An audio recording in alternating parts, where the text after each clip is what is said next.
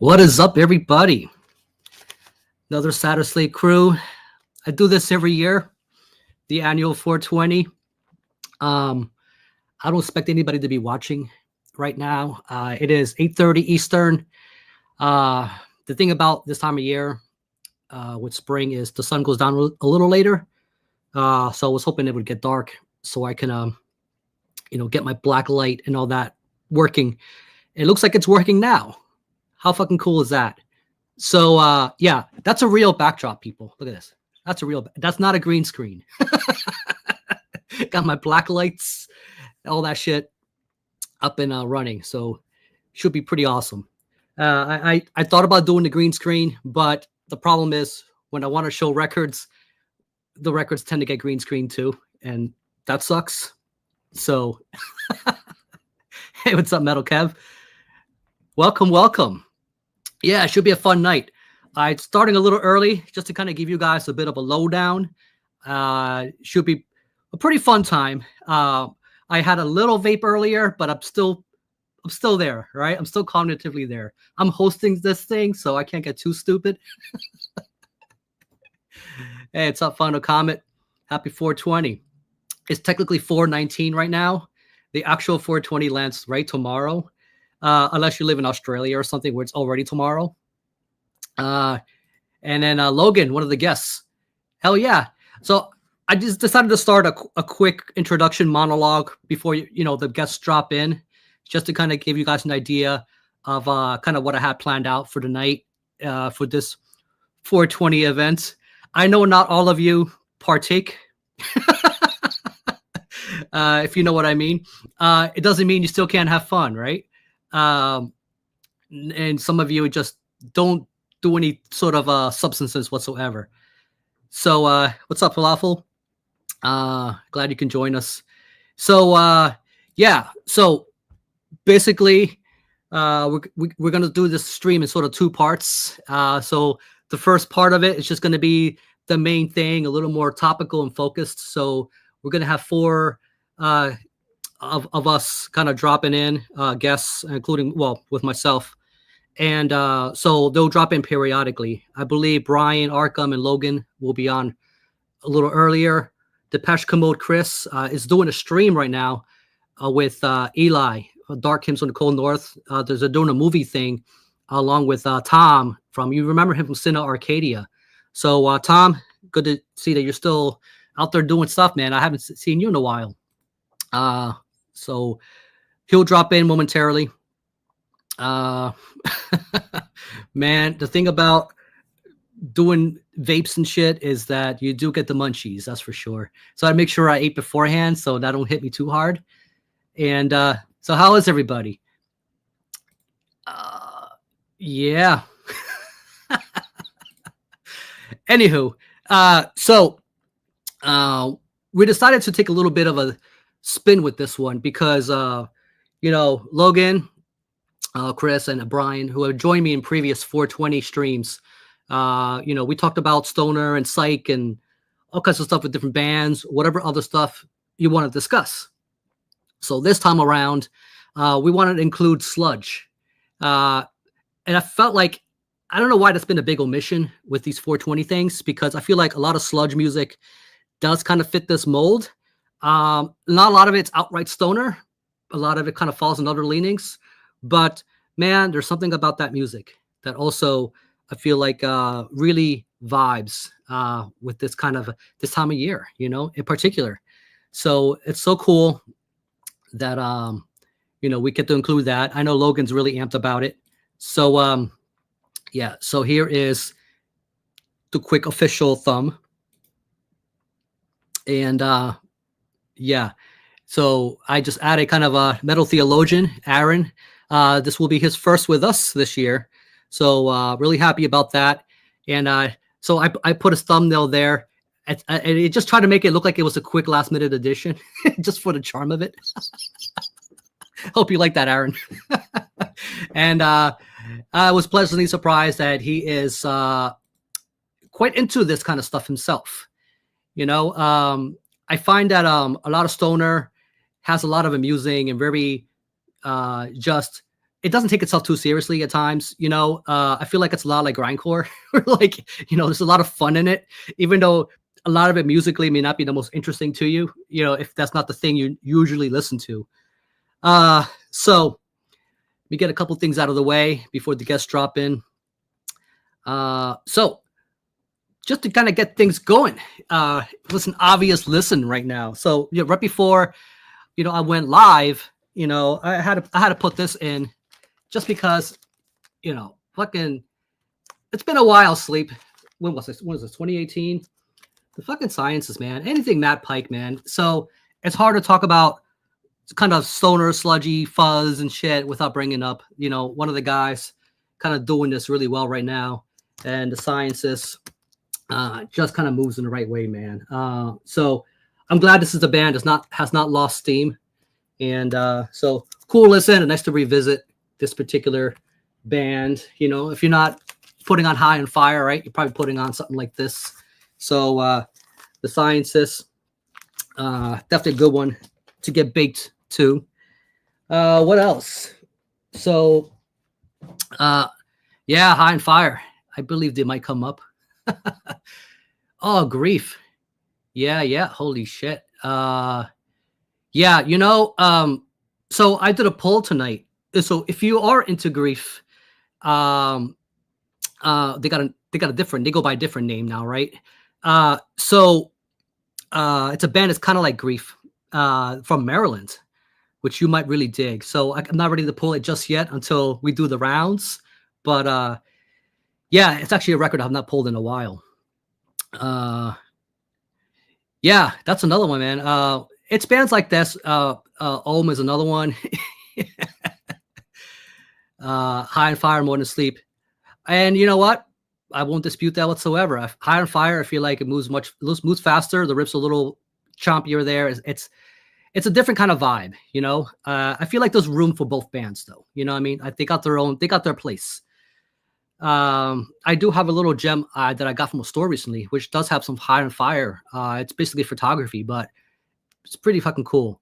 So got a Dogfish head tonight, 60-minute IPA. Never actually had this one. I see it around. I've never really pulled the trigger on it, so why not?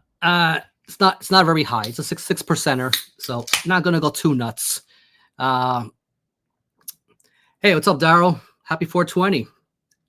Glad you can join us.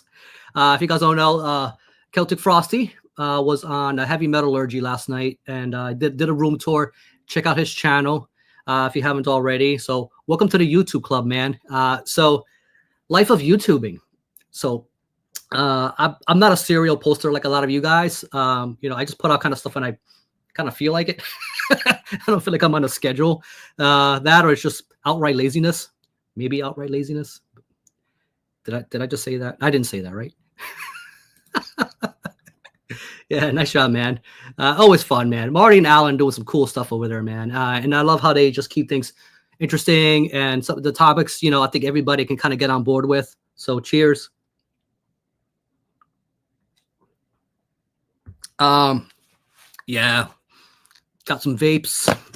You know, New Jersey, Pennsylvania, over here. I don't know about the other states, you know, but this stuff is no med card needed anymore. So you can kind of waltz in. These fucking dispensaries, man, have been popping up like weeds, man.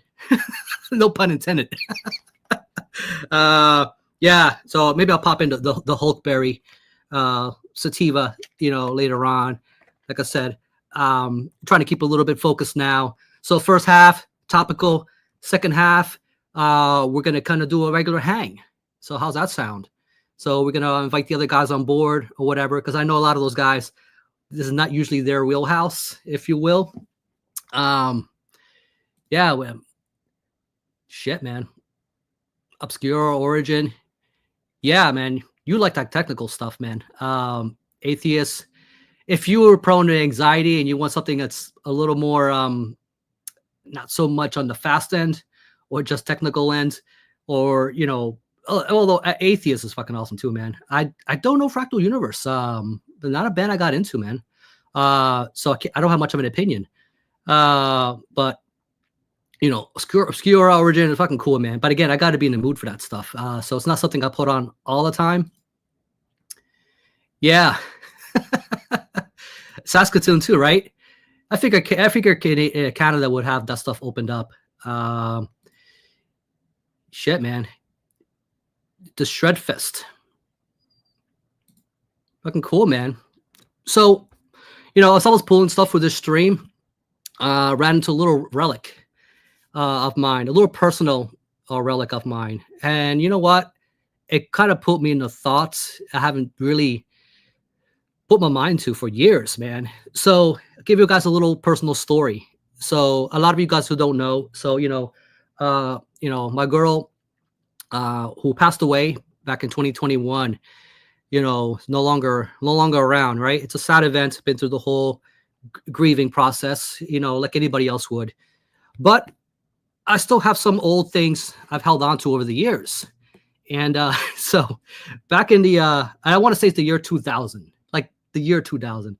So around my birthday, when we first got connected, I got my first birthday gift from her, right? And at the time, you don't think about it too much. It looks like one of these little, you walk around the mall. Remember malls? Remember when malls were like a big thing? And she gifted me this wallet. Because I think the wallet I had was barely called a wallet. It was I didn't have any money, so I didn't feel like I needed much of a wallet to begin with. So she gave me this, kind of pot leaf wallet over here. And you can tell it's kind of fading away already, here, just because it's been quite a while. But,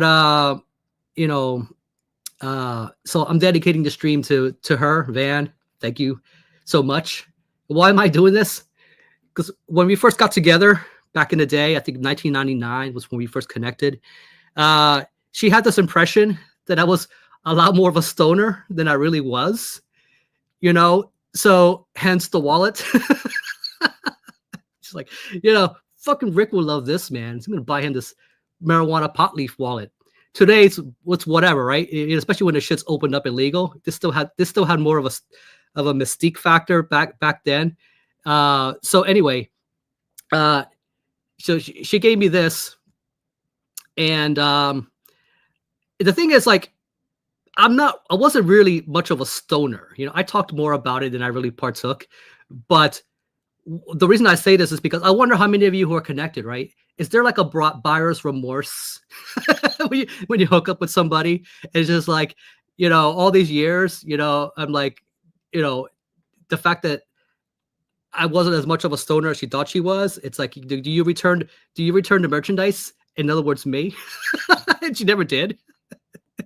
I don't know what to say, but yeah, man. It's now something I can't see myself throwing away.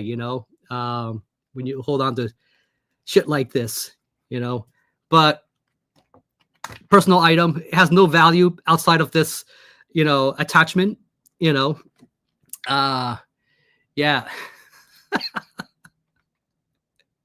Yeah, not trying to make this sad, I do want to also make a shout out for a birthday, and yeah, man. Yeah, Frederick, I know you lost your mother, man. Which must be really difficult, dude. Like, that's if you guys don't know, you're going through that grieving process too, just like I did, man. It's going to take time. So my sympathies, man. Seriously. So for a lot of you who don't know, Tony Martin, his birthday's on April 19th. So he turns 68 today. So happy birthday, Mr. Martin. I love his take on the Sabbath stuff and his contribution over the years. This guy, I feel like in a lot of ways was put in an unfair position just because, he had some really big shoes to fill. It's like coming in,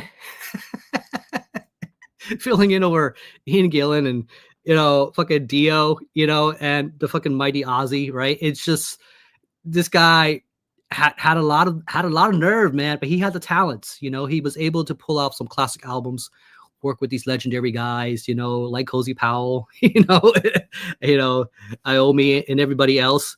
So it's pretty cool. So you know, the fact that you know, he's been on some classic material. Oh wait, he wasn't on this, right? Sorry. When he was on such classic material. No, this is the reunion album. He wouldn't be on this. The whole point of the reunion is that he's not on this. Almost there. I gotta have something that he's on. Here we go. This. Oh, wait a minute. We sold our soul for rock and roll. Volume 2. Why does this exist? What is this?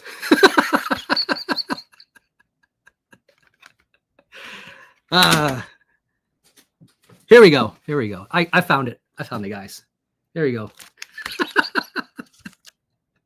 Record Store Day went fucking flipping crazy over this, man. I wonder if they overproduced too many copies of this. I don't know. But it was a very sought after item for last weekend. So one that I definitely was seeking on vinyl. I think pretty much have all the Sabbath on vinyl in some form or another.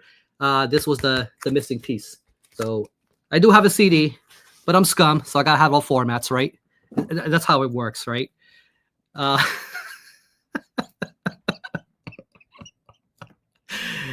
Yeah, but you know what though, Falafel, you're right. I agree. I wouldn't call Ozzy a great singer. You know, I would say Tony Martin definitely fits that bill. I mean, he had more of the ability to do that stuff. I think Ozzy has a style, right? He has this nasally way of doing, kind of the way he does his vocals is unique, which I think that itself could be enough to kind of set you apart, right?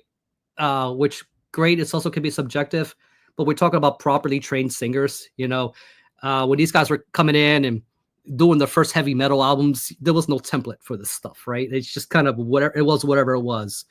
And so there is a reason why Ozzy has a, you know, an important place in history with this. And apparently Sabbath is doing shows again, or wants to. I don't think Ozzy is in shape for this stuff, so I don't know how they're trying to make this work. Dude, I was just kidding, man. He fucking filled big shoes, man. That's what I mean. He took a bit of a break, right? With Humanizer, you know, kind of Dio came back, you know, then Martin came back again. And then that was pretty much it, man. But he's had an important place in that history. So, fuck, man. You know what else? This is the crazy thing. So I just found this out like 2 hours ago. But pull this up.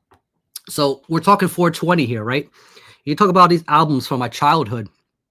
And by childhood, I mean like my teenage years.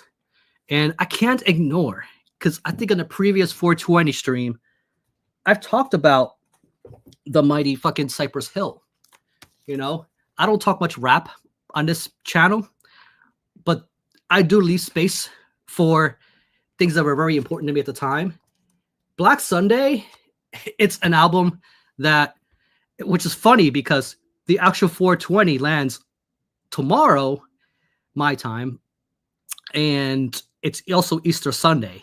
So this is just the universe working together and just going, Black Sunday is here. Fucking here, man, in 2025. So 2 hours ago, I just found out Cypress Hill were in the town next to me, and they own a dispensary called Honey Grove, and they did a meet and greet, which I think around, it says here 11 to 2 p.m. So it was like 4 or 5 o'clock. I found out like they're doing this. I'm like, fuck, man, I guess it's late. Could have ran back there, met with Sendog and B Real, maybe got this shit autographed. So now I'm fucking kicking myself, you know. You talk about some of the fucking high and mighty stoner albums of the 90s, man. These guys just came out swinging, you know. It still had a lot of the gangster rap semblances, you know, at the time, but they added a lot of the darkness to it.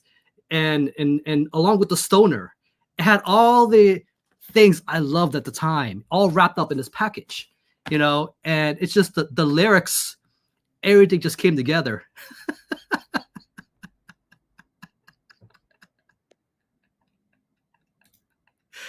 Okay, we got our first guest. Hold on.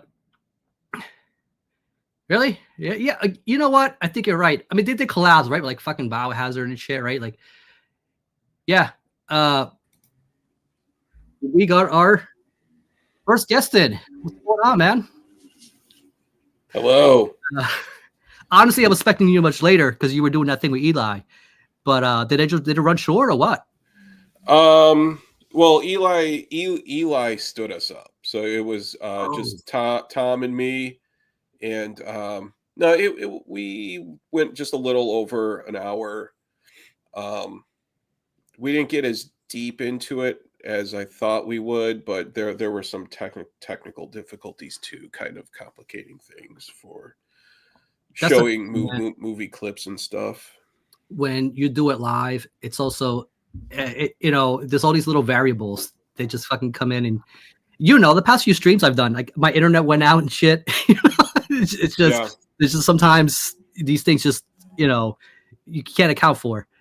Oh hell yeah! So Logan will be in momentarily, and Brian. I'm guessing Brian has to tuck the kids to bed and all that stuff. All the dad stuff. If you come in and have some real fun. All right. Hang out with us dudes. Aaron, Metal Theologian, will be in a little later. I think around 10 Eastern. But he said he's got some pulls. So awesome to have him on. I know he's got plenty of that psych shit, the stuff he's been talking about on his channel recently and whatnot, or whatever other surprises he's got in store. Hey, what's up, Brian? So should be a fun time. So yeah, I was just talking about this because these guys were in the town next to me doing meet and greet. And I found out like too late that Cypress Hill were doing I could have got the shit autographed, damn it. Oh, okay. Cypress Hill, man. Cypress Hill, they were the marijuana smoking enthusiasts in the 90s for rap singers, yeah. Even people who are not into rap were talking about Cypress Hill. I remember back in the day, and it's like these guys were on the tail end when the golden era of gangster rap was just going away. Like it was just during that period. So they were still talking about gats and shit, but also just getting baked. Can you imagine getting gunned down by someone fucking just completely baked out of their mind? It was a weird time. I think Cypress Hill, in hindsight, maybe had more just white suburban kids for fans than like urban members of the urban community. I guess for rap, it's I think Cypress Hill probably, if you were to go to a Cypress Hill show nowadays, probably 75% of it is all white people. And I'm from a white town, man. So I was in part of South Jersey where, as far as being Latino, and shit, it just living amongst, the white community. It was kind of I already kind of felt out of place, unless you live in South Florida or some shit where it's just everybody's there Hispanic. Mm-hmm. It's like you feel kind of like the odd one out, and like that's why I connected with Cypress Hill and that kind of stuff. Like it's just, but yeah, it did draw up quite a white population, Yeah. But it's marijuana, man. It's like it's equal opportunity substance. They were big into the devil's lettuce. I remember that.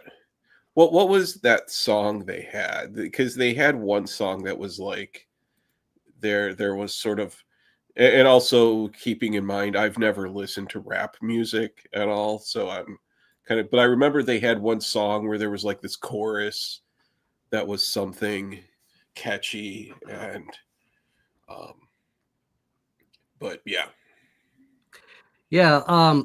Anybody who's watching, like, we're gonna do a hang after we're done with our regular topical thing here. Once we make the, because it's hard when you have like all these people on board. It completely gets unfocused and everything just goes out the window.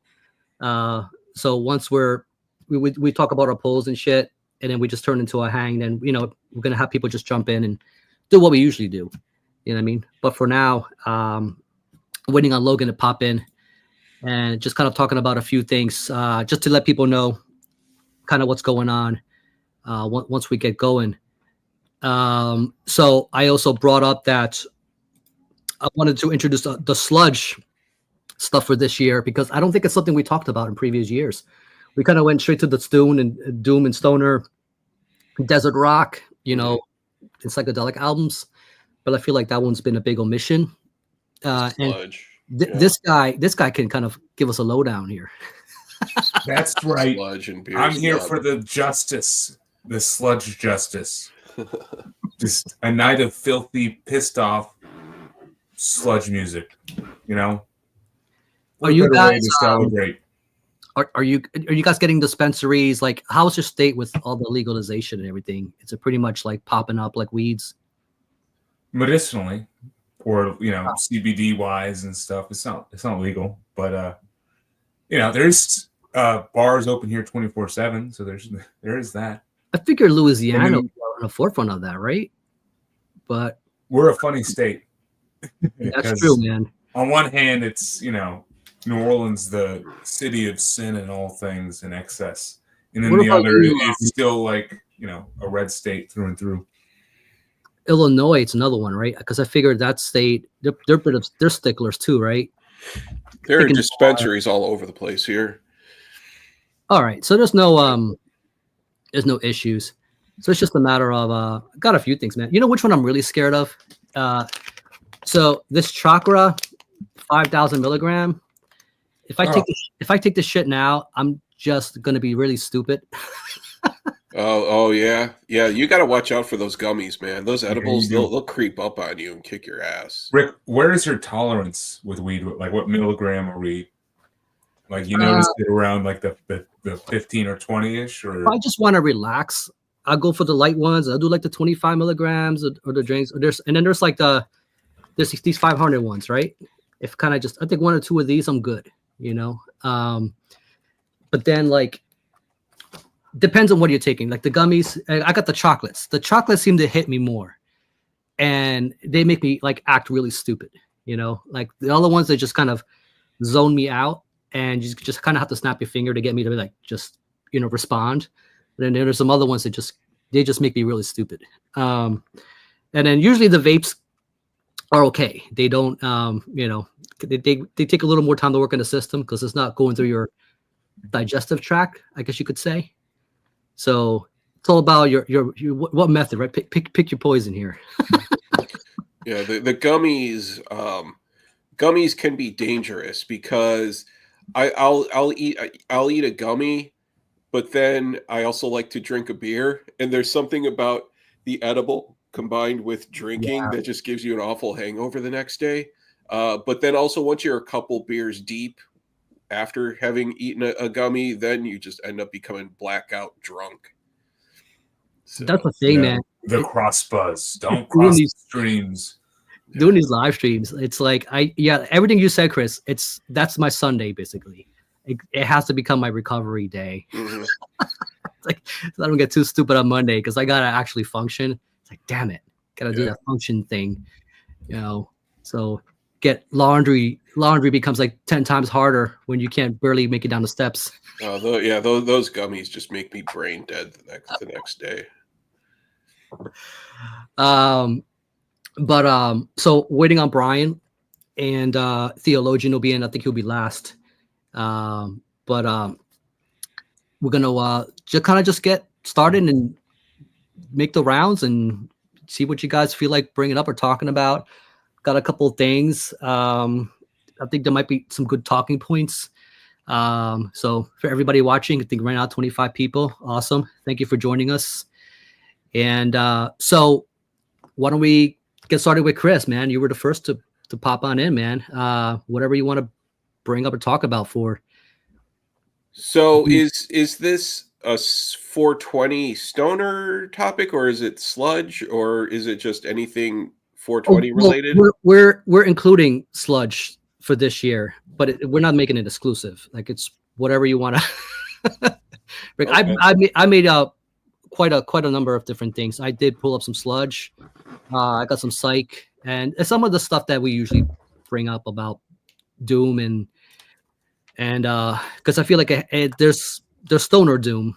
It kind of comes in hand. Yeah. Well, it's it can be a little tricky with Doom because Doom can cross over into Sludge. And then Sludge can yeah. I mean, I always like things that are more on the sludgy side. But here's like a serious perfect 420 flex for Right. for stoner sludge doom, I guess we could call it. And that's Electric Wizard Dope Throne. Yes. This is absolutely classic essential album. Now I have 3 first pressings right here. So these are all OGs.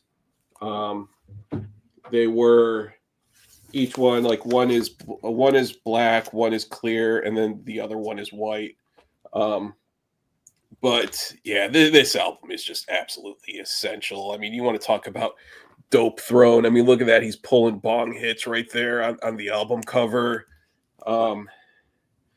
Funeralopolis is just such a killer song. I've always loved that one. Barbarian, I the Witch Finder. That song kills, man. I love that song. That album, Witch Finder. you talk about kicking off the 2000s, man. Like that set another template because we had Sleep and all those other guys in the 90s. Yeah. And then here comes Electric Wizard. And the Electric Wizard had albums before then, but that one set a whole new ground, man. Yeah. With their modern sound. Mm-hmm. Yeah, this one when Dope Throne came out, because the album before this is Come My Fanatics, which is also another excellent album. Well, I think they had an EP. I think the Super Coven EP might have been before this, but that was just an EP. But the full length before this was Come My Fanatics, which is another fucking killer, atmospheric stoner sludge, just, you know, awesome album. But Dope Throne is just fucking, I mean, after this, then there's a band that just ripped the name off and used that as their band name, right? Isn't there a band called Dope Throne? Or there is, actually. They're Canadian, right? Isn't yeah. And I think they're more of a sludge band, right? They're more, they're screamy. It's like a screamy, sludgy type of band. So yeah, this one, when I saw Electric Wizard play too, they played Maryland Death Fest in 2013. Right on, thank you. When they played Maryland Death Fest, it was so awesome because it was outside, and it was like they were the headliners, I think, for Saturday night outside, and you know, so it was probably like 11 o'clock at night when they went on, but it just started to rain, like right when they started to play, and dude, it was such a killer set, man. I mean, like Super Coven is another one of my favorite songs by them, and just when they played that whole song and they had the lights and then just everything, just the fucking, I also really like the drumming a lot too, like sort of this, just when you listen to the drumming more and more on a lot of their songs, you're like, that's some awesome drumming, you know.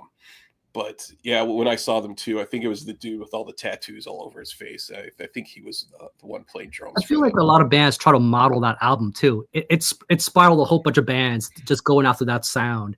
Mm-hmm. Kind of what a lot of people do with Volume 4, right? Like a lot of people try to model that album. I feel like Dope Throne was one of those kind of albums where like it inspired a whole slew of other bands. Like band named themselves after that album. And you know what? It's like the guitars are like tuned so low that like the guitar strings have just got to be like hanging off of the guitars, you know.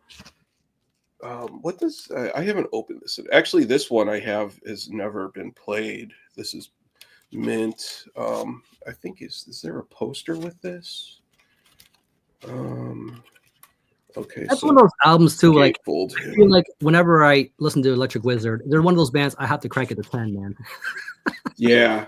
I've been in the past 6 months or so, I've really gotten back into Electric Wizard big time. And I mean, I was a huge Electric Wizard fan, you know, mid 2000s to up until the time when they released Black Masses. But that was also a thing too. I was a huge Electric Wizard fan, but I was also a big pothead at the time too, and I kind of needed to clean up a bit. And funny how that combination works. yeah, it was, you know, but so yeah, I kind of fell out of Electric Wizard because there were certain lifestyle habits that I also needed to rid myself of. But yeah, I've been going back listening to a lot of Electric Wizard lately, especially on the weekends. It's some of my weekend tunes. I'm trying to get an Electric Wizard deep dive going, but no one wants to do it with me. I'd be in for that, man. I need a little bit of time to just kind of get reacquainted with a lot of this, because some of it's been years. It's like it's such, you know what, and the thing too is the later albums that they released, like Time to Die is really good. That by that point I wasn't even really listening to Wizard anymore when Time to Die came out, and then Wizard Bloody Wizard. But yeah, Time to Die is really good. Song number 5 is awesome. That song is just killer. I feel like the new school bands just kind of aping a little bit of that. It's like that's why I really like Uncle Acid, because like they take that and they kind of, and then they add more to it. You know, they add even, it's in their name, right? It's even more acid Electric Wizard with psychedelia and a bunch of other shit, which is kind of just very over the top. Which I love it, man. That's another influence of bands that's kind of been inspired by them.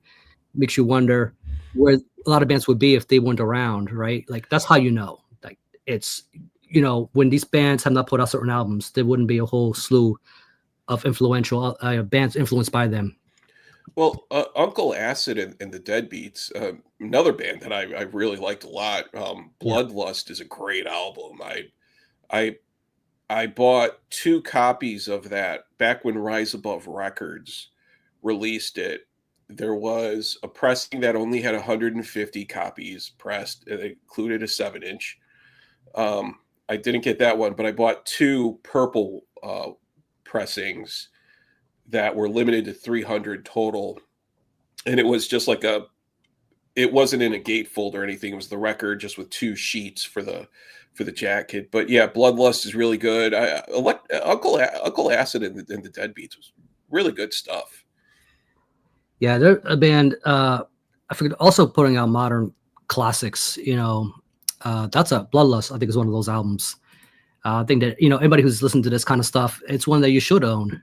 You know, I think it fucking rules. Yeah, I got to go back and dig out my Bloodlust, because I haven't listened to that in a long time. Let's move it over to Logan, man.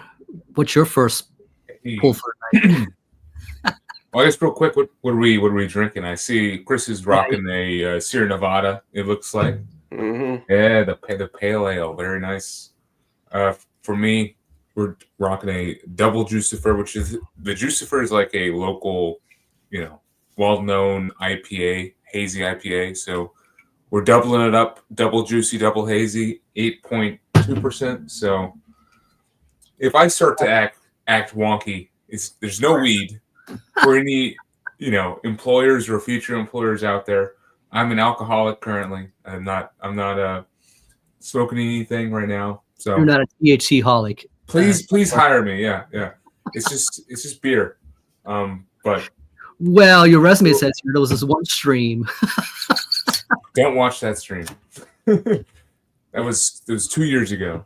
Which this is my 3rd one being a part of this. It is, man. So, it is. Cheers, man. This is Brian might be the only one that has you beat by a year or so.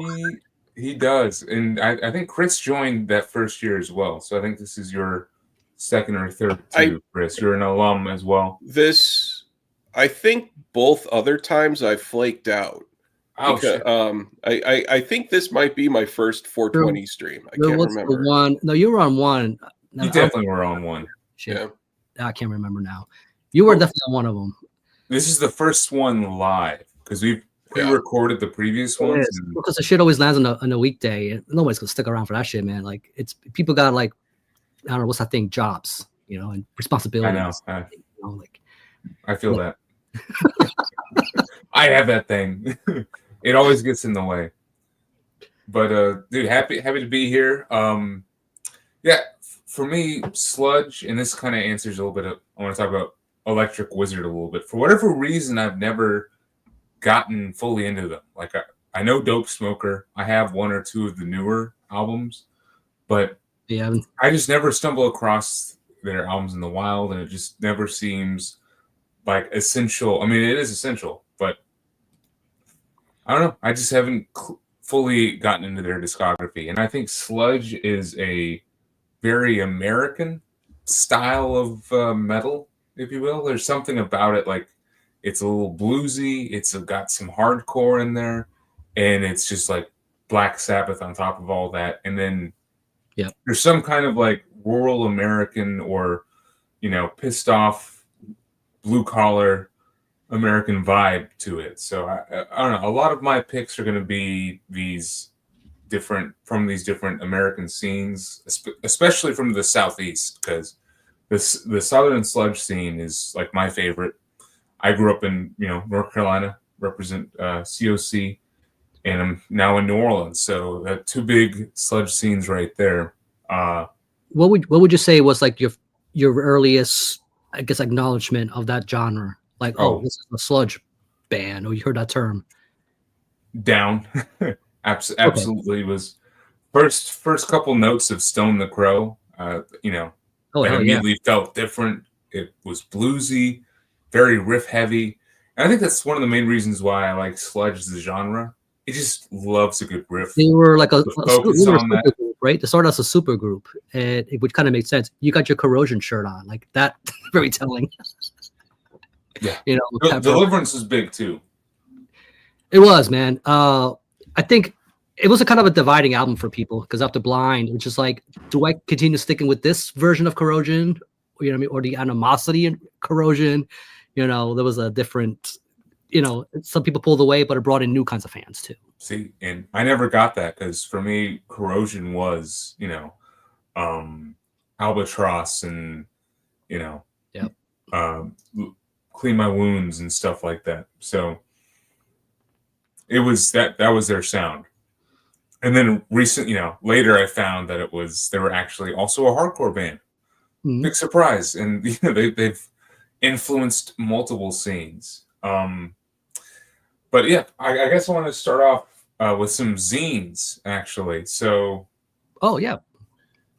it's funny, the sludge scene and stoner doom scene and stuff simultaneously doesn't get enough credit, but also has the most avid followers out there when it comes to like a musical scene. It's weird because you won't hear it talked about as much in like the certain metal channels or areas, but there's always this undercurrent of just sludge and stoner doom scenes that are always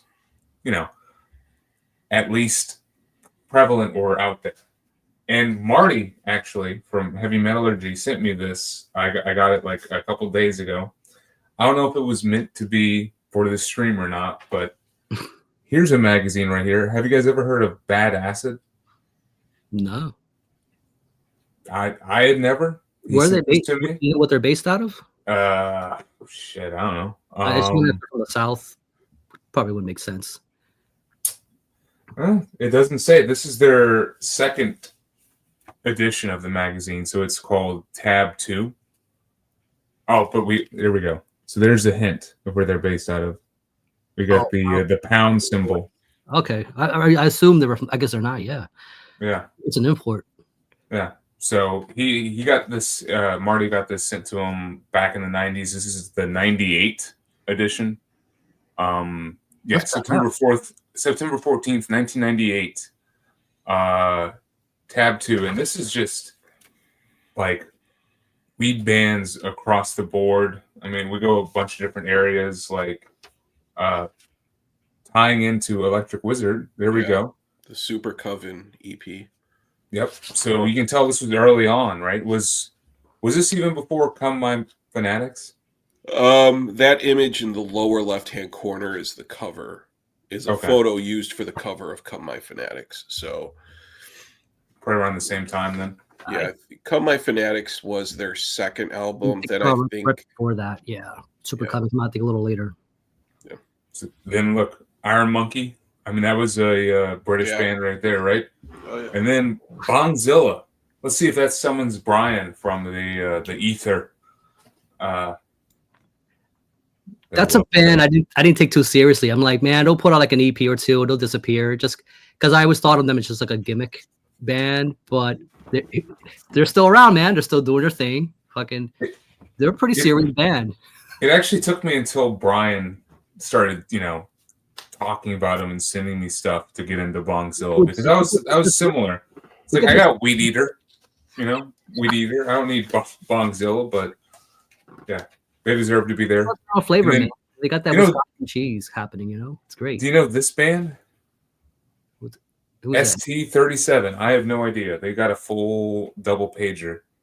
Holy shit! I don't know. What is that, like 5-point font? Like it's like it's small. Yeah. You're not quite 40 yet, right? So you're still able to read that. Barely. And then let me show off like one. We just got cool art all throughout this thing. Grief gets a mention. They definitely deserve. And this is, I think that's Torso is the album right there. Yeah. And then not just. Oh, sorry, I got to mention Church of Misery too. Yep. It's a spread. The Japanese bands are also like, they got their own thing going on. Oh, Burning Witch, man. Yeah. Fucking Brutal Truth. We'll close it with some grind in there too. So amazing magazine. They're like a Sludge grind, man. It's like they got a nice big spag of that, both styles. And then this is the New Orleans version of that. I gotta mention the Paranoid. Very familiar, Logan. You might have sent an issue to my way. You should have both of these, I believe. But this is the New Orleans equivalent of like a scene report. It just so happens that the scene is basically all sludge metal and stoner related acts. I mean, there's some hardcore and stuff in here, but it's just a lot of riff heavy sludge music. Like this one right here is an interview with Pat Bruders, who is currently playing with Down. We got some local favorites, Garguts and Blood and Earl.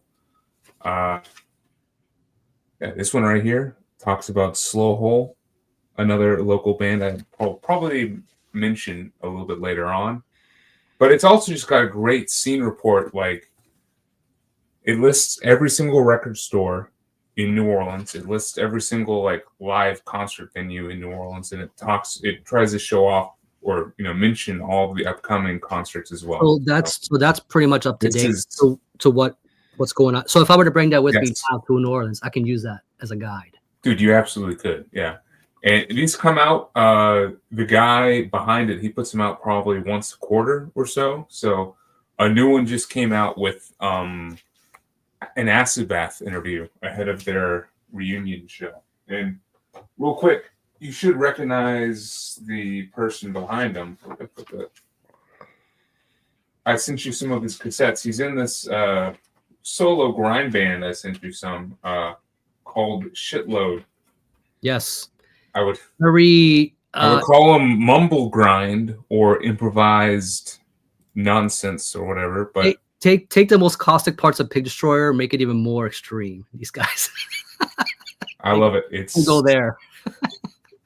Yeah, it's awesome. So there we go. That'll be my first contribution. Is cool. The zines. It's cool that these zines pop up. That cover the scene. All right. I guess I'll do a bit of a mixed thing because you brought up Down, right? And the problem is I didn't place a lot of these things in order, so I'm trying to find some of this in here. Yeah, it was I may not get around to showing all this. Yeah, so you're showing that Rake, right? Which you did an album club on a Wednesday night. Thank you, and anticipation for this stream. And is an interesting pull because, the general group are not normally into or cater to that side of metal as much as you do, you know, which it was interesting hearing their take on that side of it. And then I remember Marty, there was a point in the stream, he was talking about how his idea, what he thought sludge was, right? And so that Rake album kind of put things into kind of question what his interpretation of it was, if you're watching Marty. And so he was thinking of bands like Grief, right? Which we brought up earlier. Great band. And that's a whole different side of it. And I feel like a band like Rake really has a lot of interesting things going on, which and elements. But I think one of the points I think that kind of brought a notch down was some of the things that could have been done with the production. You know, I feel like, and I think names like Steve Albini came up, you know, during this. And it makes you wonder, a lot of these bands, how much do they lose when they don't have a certain engineer or a certain kind of mixing in mind? Basically, the point is to get the most out of their sound. You know, it's like you can have a great riff, but if you can't get the punch, you know, to work, you know, I feel like sometimes it works, sometimes the magic, you know, like Chris's pull with Dope Throne, you know, it's like when I crank that thing up to 10, it's just so satisfying. Oh, yeah. And I feel like a lot of people who may not like that album are also the same kind of people who may not. I mean, everybody has, it's subjective, but try crank that shit to 10, you know what I mean? In the car, you know, and you might have a different take. But anyway, so if you like Down, right, there's a band called Dixie Goat. You know, you got Dixie in there, right? So, you know, they're probably Weed Eater fans. There's no light without darkness. And the reason I brought up the Rake thing is because Jack Andino, you guys, that's a name you probably should know, right? And that's a guy who was involved with a lot of the Sub Pop stuff, you know, back in the day. You know, he's worked with Wind Hand, High and Fire. So this is a dude who knows, you know, between working with grunge bands in the 90s and then moving over to what you call this kind of modern stoner doom kind of sound. I listened to this, and this is a band out of Chile, I believe. You would never know it. Like, you would think this is a band from the south of the of the US, you know, and you're looking at this.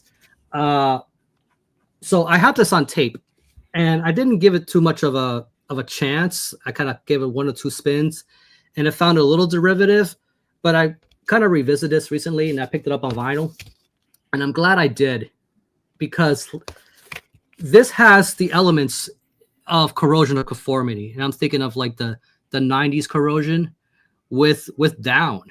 It's like, imagine Anselmo's vocals, but with a bit of a megaphone, you know, echoing effect kind of attached to it. You kind of get Dixie Goat. It's like a nice kind of just, you get an equalizer, and you get a nice balance of the 90s Corrosion era with Down. And the thing is, this is not an album that's gonna sit here and bore you because it's super repetitive. They do some really interesting things. Like, they really have honed these riffs. Like, it's got some really good, catchy, and it moves fast enough to keep you kind of maybe not as fast as High on Fire, you know, but you can tell they listen to those bands, you know. So the only thing is, you look at this cover, you might find a little cartoonish, you know, for your taste. But you know, I thought I'd at least give them a mention, give them a bit of an attention. But it's good shit, man. Get them. And again, they got another album after this. This is their 2021 album, put out by Electric Valley, which is they're based out of Italy. So cool shit. So I got this at the record store, and whoever traded this in or whatever, the record store got it from Cosmic Peddler. So I thought I'd give them a plug. So if you like a lot of stuff we talk about tonight, that's definitely a store. I think they're based out of Texas. Just really good shit. So catchy, it's a derivative of Down and Corrosion of Conformity. In a lot of ways, yes. But they're not reinventing the wheel, but this shit's fun. And with Jack Andino involved with the mastering of this, they kind of really brought out the best of their sound. I think this is a really good example of that. They don't have as many layers as something like Rake, but I feel like they got their own kind of cool stuff happening. So there's that. Right on. Back to Chris. All right. I figure, yeah, what the hell? Since we were talking about Electric Wizard, I'm going to go ahead and pull these out and show them off. But Come My Fanatics. Yeah, this is the Electric Wizard second album. Now, these are both first press that I have that came with the 7-inch. So I can't remember what year these are from, because I know that they've reissued it a few times. But these are the ones that are pretty sure the version that came with the 7-inch is the first press. So this one I think is probably heavier than Dope Throne, but this one's spacier in a way. And I haven't listened to it in a really long time, so I'm kind of just going off of memory here. But and then this is the Super Coven EP. So this was the second album. This came out, and then Dope Throne. That was there. There's also a 10-inch that I have, the Chrononaut 10-inch that came out. I think the 10-inch came out because there's the first self-titled. Then I think the 10-inch came out. Then Come My Fanatics, Super Coven, Dope Throne, and then Witch Cult Today. So this is the Bad Acid press, which is the first press. Southern Lord did do a reissue of this. This is the only one that I don't have on CD either, because the CD is like ridiculously expensive, but I should just bite the bullet and pick it up at some point. So this is just a 12-inch with 2 songs. Super Coven is one of my favorite Wizard songs, and then Burnout.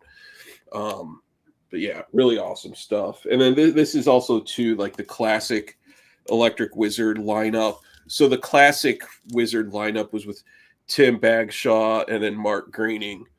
The trio of them along with Just Osborne. But those are like really long tracks too, man. So that's the thing. Like it's just 2 tracks, but I think the ones like it felt like 20 minutes or something at the time.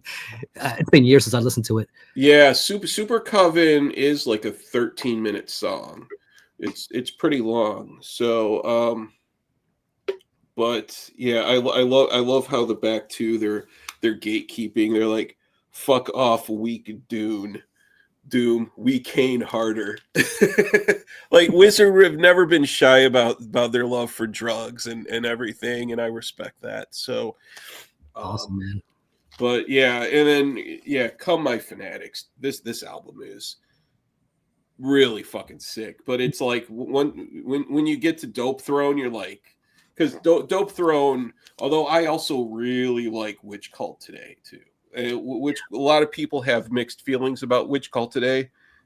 I like that one a lot, but I think universally everyone can agree that Dope Throne is their whatever you would call it.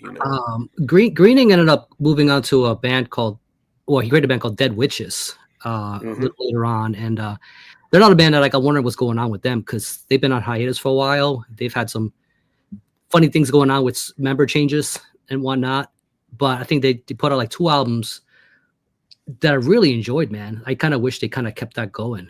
It has the Electric Wizard kind of ish thing going on, but they're a little more horror themed, with the direction that they took. But it's good stuff, man. Those albums right there, man, are like, you said they're first pressings, right? So they're, I see, those are the ones you see on the wall when you walk in the record store, and they're fetching, at least a Benji and over. I've seen them go for that. Yeah. It's stupid prices, man. Like the other day, it was record store day. Walked into Repo, and these classic albums, man, that you don't see on vinyl very much. Dopes to Infinity. They wanted 160 for that, you know, for that monster magnet. Like, damn. Well, you know, the thing too is that Electric Wizard stuff, because there's also We Live. Now, We Live is the album that came out after Dope Throne, and that's the one where there was the lineup change, and then now Joss Osborne's wife was playing bass on it. And I like We Live a lot too. I think that's a really good album. But everything up through Witch Cult Today is when they were signed with Rise Above Records. So the distribution, you know, they didn't have the big distribution. You know, they didn't have that big corporate backing. But then Black Masses, which came out after Witch Cult Today, Black Masses is when they were signed to Plastic Head, which I think had something to do with like a larger corporate backing. So there's more availability of the music, but also the value isn't there of the earlier stuff when they were signed to Rise. I remember, yeah, they marketed the shit out of that because I remember that being everywhere, man. Like, I first became aware of Electric Wizard when back in the day because of Dope Throne. They marketed the shit out of that, and then you know, they kind of the mid 2000 was a little weird, but then like when that Black Masses came out, I remember they were on the forefront again. Yeah. And Evan Williams right here in the chat, Let Us Pray. I forgot about that one. Let Us Pray was one where I think they signed with Southern Lord for like a one album deal or something. And I forget what I have Let Us Pray on vinyl. I forget which pressing I have because there's a Southern Lord pressing. And Brian's Easy question. I'm fashionably late, right? They're right. You were in the right shirt. I'm here in time for the Electric Wizard talk. Okay. Yeah. In a bit reverby or turn your volume. You might have to mute to that. Okay. Yeah, your volume on one of your tabs is up. You're good now. It's weird hearing better. Hello. No, still echoing. I'll just leave and come back. Yeah, he's here. He's here. Okay. It's just all right. Hey, Melissa. But cheers. all right, cool. Yeah, Wizard, man. I have a ton. I have a fucking stack of Electric Wizard records like this. I mean, you just gotta go for the deep dive, man. Just do it. I can't find anyone who wants to do it with me. Do it. Just yeah. I have to go back and pick up some of those releases. I don't know. Is it bad? Still echoing. Wonder if it's let me see if I can do something with your sound. Well, you're muted right now. I'm like wondering if you have like the speaker going also. Yeah, it's not the YouTube tab, right? Like, so you muted that. Yeah, the microphone is probably picking up the audio from somewhere. Yeah. All right. No, I'm ready to get more Electric Wizard for sure. It's, you know, outside of Dope Throne, it's always like, what direction should you go? Go back, go forward. As Black Masses was the first one I heard. You know, the album, the album by them that just never really clicked with me is the very first one, the self-titled one. Oh, really? But they were kind of just much more Sabbath worship in that album. They haven't quite found their sound yet. Yeah, you can totally tell. There is an album I have called Thy Eternal Grief, which was pre-Electric Wizard stuff. That's pretty decent. Okay, yeah, Let Us Praise Music Cartel. Okay, well, Super Coven was first on Bad Acid, which was an independent release. Then Southern Lord reissued it, and they did the same thing with Let Us Pray. So was this magazine owned by the band, maybe? This is bad acid right here out of England. It's from their neck of the woods, Oh. right? Fun coincidence. First band they talk about. Oh. Yeah. You'd think they pinned their own band, right? It's like first thing. Why not? How's it looking, Brian? How do I sound now? No, I think you fixed it. Yep. Holy shit. Yeah, I turned on. They had there on the mic. There was a echo cancellation and reduced background noise. So I just Okay. Yeah, that works. Turn those on. So good. Okay, you can hear okay. No distortion. No distortion. Awesome. We'll move on to Logan, and we'll go right to you, Brian. Oh, we just. We're happy 420, everybody. Yes. Anything you want to talk about? Pull Logan pulled some books, some zines. So anything. And what are you drinking tonight? That's the other thing. Or smoking. You don't want I can Diet Pepsi in a high on fire. All right. Koozie. Oh, there you go. So That's representing Cali there, man. Look at that. right, yeah. This is a cool little California flag with a little. That's awesome, man. Yeah. Always like a good cruise, man. Actually, I never use these things. Yeah, I gotta do I. Never do. This is the first. Yeah. This I is have like 2 dozen. Yeah. Nothing to really. No, nothing to. I got some new stuff. I got some classics pulled. Yeah, that's about it. Are you focusing on Sludge, or are we a little bit across the board? Oh yeah, it's a little that bit. works. All right. And this is your fourth. This is your 4th year, right? Is it? Is this the 4th year? 4th year. Holy shit. Are you serious? For Rick, it is. I don't know. I'm pretty sure I'm pretty sure I did the first one with you. I guess I'll have to go back. I did look. I looked at last year's just to make sure I didn't repeat any. Yeah, that's the thing. Like I remember like pulling some stuff. I'm like, did I show this already? Shit. Like Yeah. I've realized with this being my 3rd year, it pays to write it down because Yes. there's some repeat that can happen. that's like homework, man. I'm allergic to that. It's like Yeah. Me too, but It's too when metal's involved, I guess I'm okay with it. Has Yeah. everybody gone around once? Is this second? we did a round or two. I think Chris started the 2nd round, so we're on our 2nd now. Oh, okay. So we'll go back to Logan, and we're gonna move on to you, Brian. I'll try to go quick because I already talked about this. My official like house band for this 420 season is Wake. They've been killing it. They put out a new album, which is what I'm about to talk about. Got the chance to review it for Heavy Metallurgy. Got the chance to see them live just last weekend. It was amazing. It was so heavy, so psychedelic at the same time. Like 6 people up on a tiny stage, and yeah, just cool to see how like the vocals are passed off between the harsh screams, the spoken word, and like yelled elements, and just 2 guitarists too. So top notch. I just want to mention that The Return of Magic is indeed an awesome album, and anyone into this band should check that out as well. Of course, Voices of Omens over here.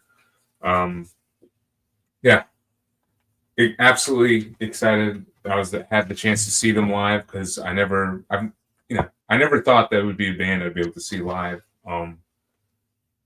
Just because they've been broken up for basically 14 years or so. Yeah, or dormant, or whatever the case may be. Yeah, I think they did like local shows for the past couple years, but this is the first time with them coming back, and it's big. And I think, Rick, you were already talking about them a little bit earlier because you were mentioning the stream we did on Wednesday, which Marty and others were saying like this is a sludge band doing stuff that you would not normally associate a sludge band doing, and I think that's one of their strengths is they kind of break the mold a little bit, go out the comfort zone, make music that's a bit more dense, a bit more dynamic, but still it feels southern and it feels just ultimately heavy and riff driven at the same time. And let's see if I can get Chris back in the chat here. Look at this beautiful colored vinyl I have. We got Swamp Green. Man, Swamp Green Stoner Vomit or something. It's awesome. It's a perfect marijuana look, man. It definitely is. But yeah, gotta open up with Wake. So it's been getting a lot of attention, man. It's been the reviews are happy. Really positive. A lot of positive reception. I gotta get on to picking it up, man. Yeah, they're a great band. Cool. Yeah, very cool to see them back. I recognize them from the relapse days. Yeah, it's excellent album. It's very diverse. Yep. That's the word I'm looking for, Nick. You nailed it. All right. Brian. Okay. I got everything within arm's length here. We'll start with the new band to me. If you want to do 2 pulls, man, like if you want to, it's up to you. That's okay. Ooh, this is Shishian from the sand dunes of Indiana, somewhere in Indiana. And this is their self-titled from 2022 on a label called Wet Records.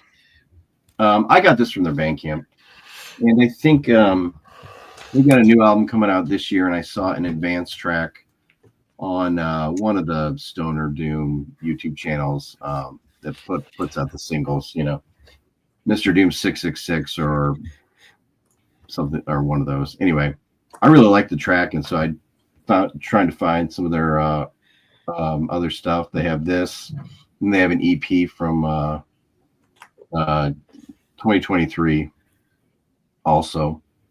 But this is like Dope Smoker meets like it's a pure sleep and worship, where it's got the Middle Eastern vibes and the talking about caravans going through the desert and all that shit. So it's very much like a sleep tribute band. But really cool stuff. I think I've honed down like your particular taste, and when it comes to, you said Middle Eastern, I'm like, that's such a Brian Arkham. Oh yeah, like the weird kind of throat singing that goes on. He has an effect on his vocals that kind of makes that that kind of sound that sleep uses a lot. Even High on Fire does sometimes.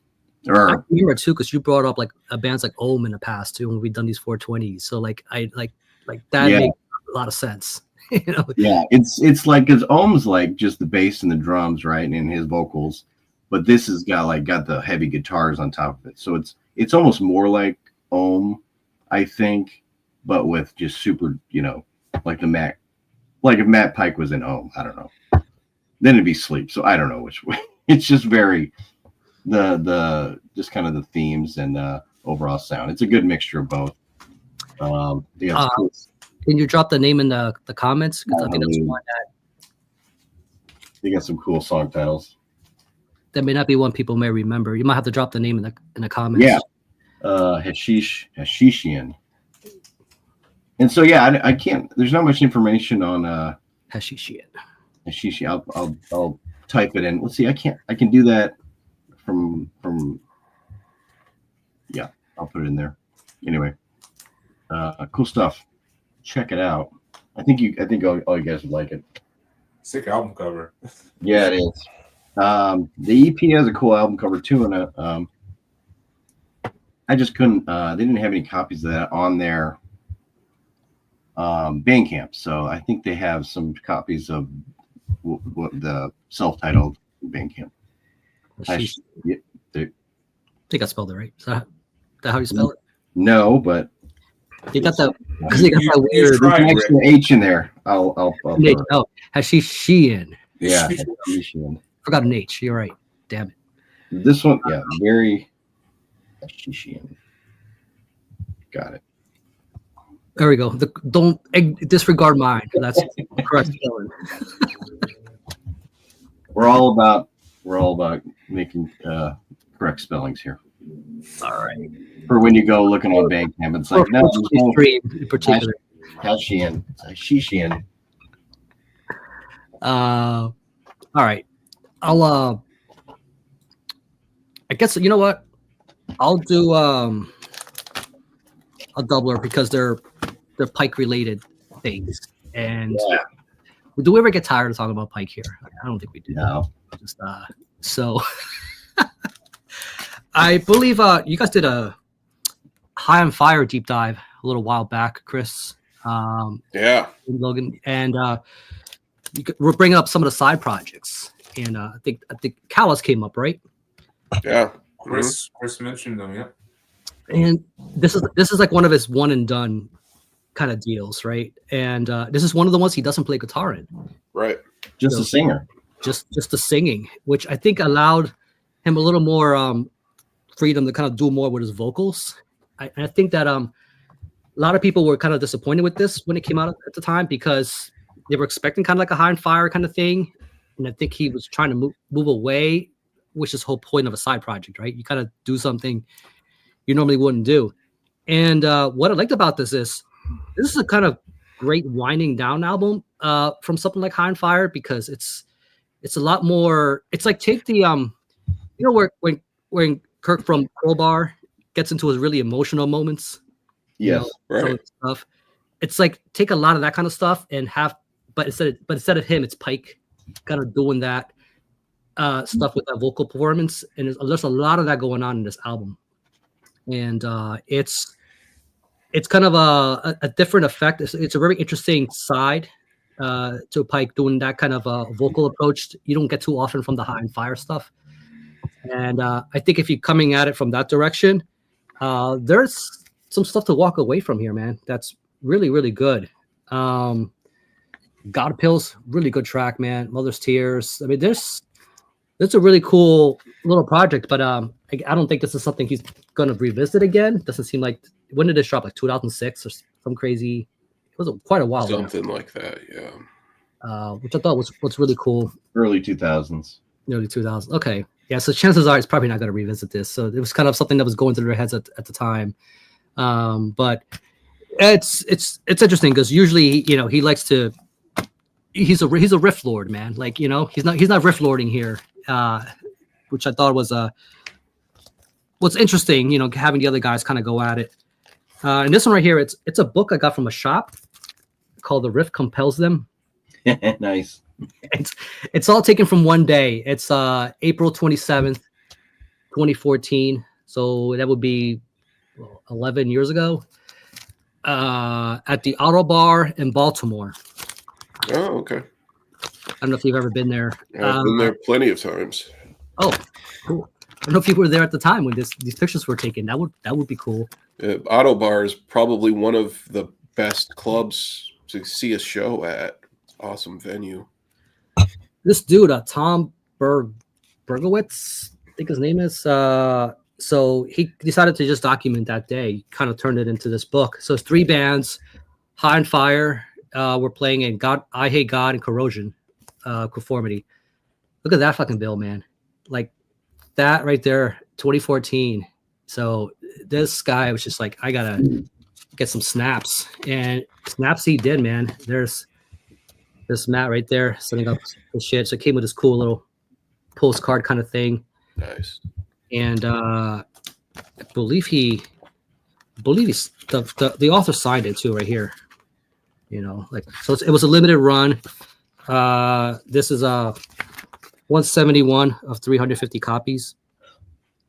So it's just one of those kind of, it's a bit of a novelty thing, but if you're really into these bands, it's really cool. It's all black and white photography. So there's still a place for it in the charm for that kind of stuff. And it's just kind of them setting up their gear, hanging out backstage. Just a really cool documentation of what was going on at the time. I recognize that hair. There's the set list with these guys there. So set or the Pretty cool. It looks like I don't know what the other band is. Magruder Grind and Ilsa were there. oh Ilsa, Yeah. Strong Intention. He didn't have snaps of those guys. He just had the 3.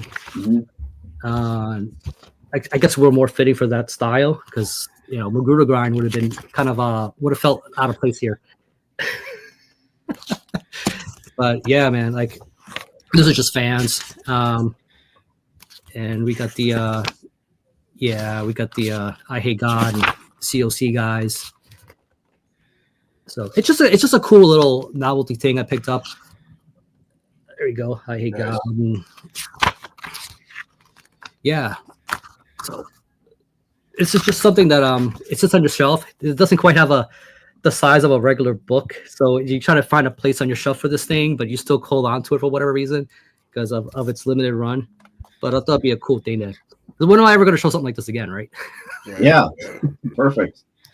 Unfortunately, in 2014, I was living in New York at the time, so I was not there. But yeah, getting to Baltimore would have been a hike for you. Yeah. But the guitar player from Callous, I met him when his other band, High Tone Son of a Bitch, was playing. Yes. I bought my copy of that CD there, the Callous CD from the show, or one of the shows I saw them at. And he plays with Billy Anderson, and I think the guitar player from Noothgrush is the singer of High Tone Son of a Bitch. So a lot of Oakland, Oakland sludge royalty in that band. And one thing too, the Callous record, when Logan and I did that High on Fire deep dive, that was a fun deep dive to prepare for. It was, man. I just forgot how awesome like every High on Fire album is. I mean, it is just riffs and riffs and riffs, not a dull moment. Yeah. Agreed. They're one of the most consistent bands up there for one of my favorite, probably all time. Oh, just been at the Auto Bar. He's been doing the Maryland runs quite a little more often lately. It's an easier drive. No, it's called Auto Bar. The Auto Bar. Autobahn. Yeah. Auto Bar. Apparently, I guess they're still thriving pretty well. After like the COVID and everything, you don't know what bar survived, what's still thriving. Auto Bar is because my Auto Bar days were like the 90s through the early 2000s, but Baltimore is also in like a good location because you get all the bands from Boston, New York, Philly. They all, and then DC. I mean, you have Boston, New York, Philly, Baltimore, DC. A lot of bands out of Richmond too. So it's like all of those bands just travel up and down the coast, and they all stop and play in Baltimore.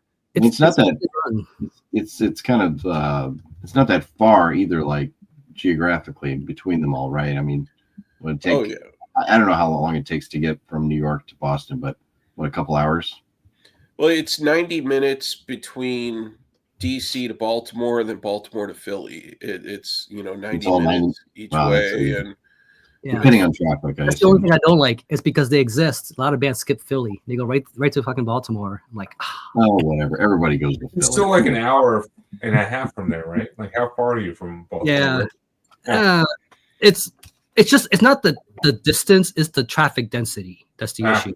This part of the state, which is what sucks. I do miss that East Coast just run, like being close to that. Like, North Carolina never got it directly as good as other states, but it was always on the circuit for the most part.